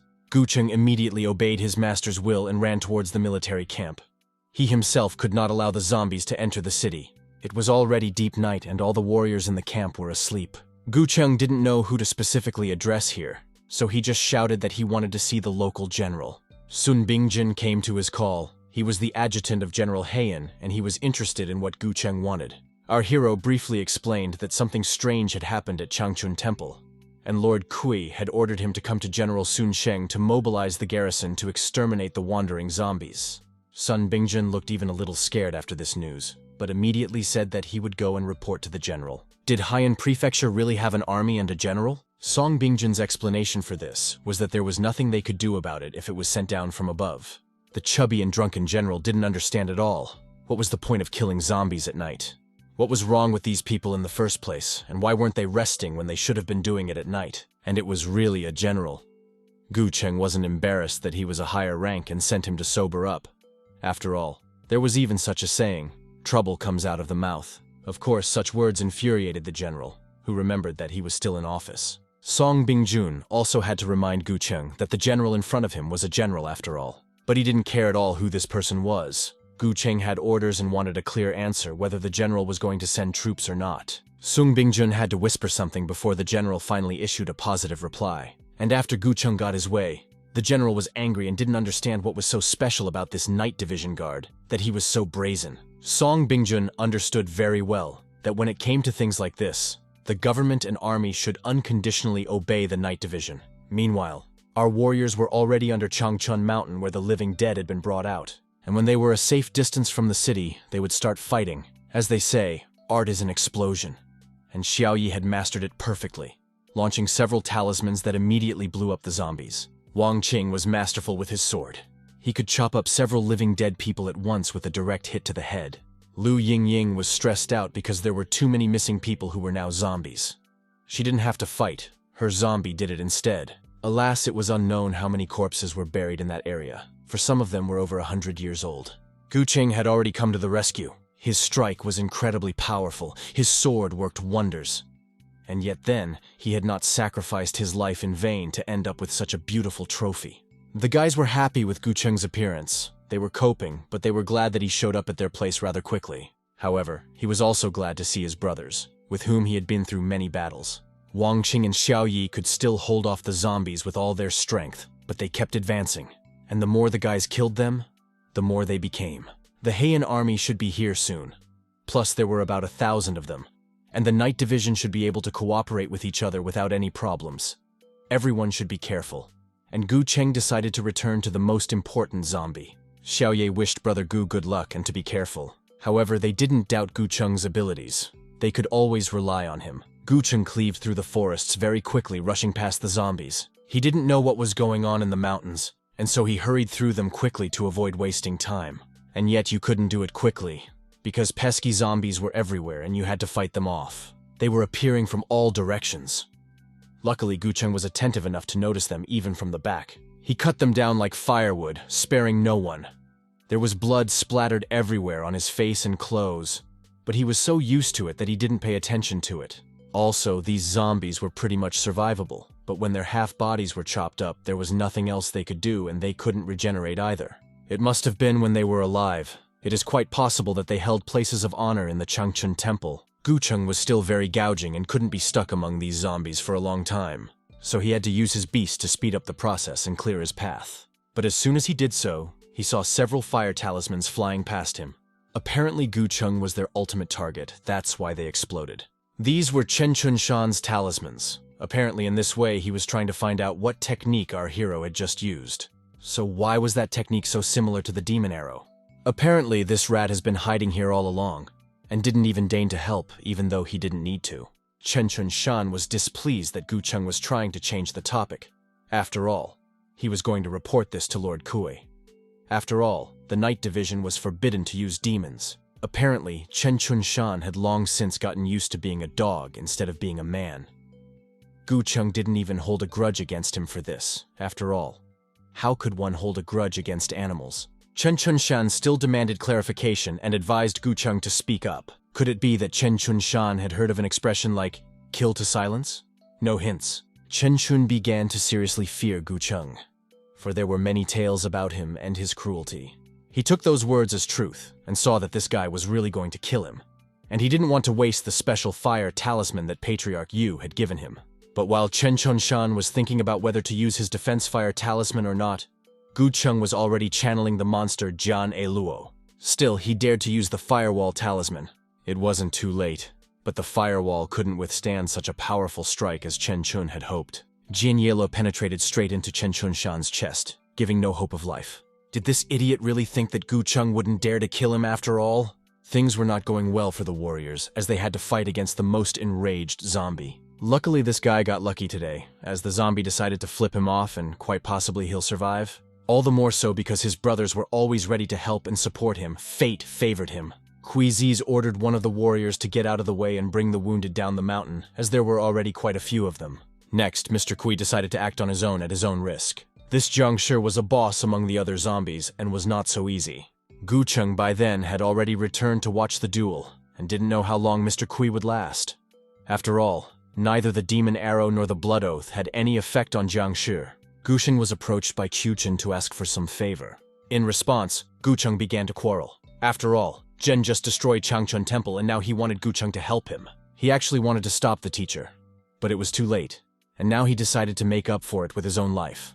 This pill was the final step in the master's resurrection. It seems Chu Zhenyu didn't need it anymore. Gu Chung practiced the art of vein opening and ghost purification in the spirit of corpse catchers. This pill could help completely change his properties and make Gu Cheng stronger. Qiu Chen even had a way to kill the progenitor, but he needed someone to block the attack for him. If Mr. Gu would agree, then this pill would be his. Gu Cheng still hesitated a bit and weighed everything. Yes and no. Was it even worth trusting Qiu Zheng? In the end, he took him by his clothes and pulled him. After all, if Qiu Zheng had any idea, he shouldn't have kept quiet and told Gu Cheng everything. Meanwhile, Kui Zijie continued to struggle against Jiang Shi, but the latter did not respond to the Lord's attacks in any way. Before acting, Gu Cheng still decided to consult and tell his master everything.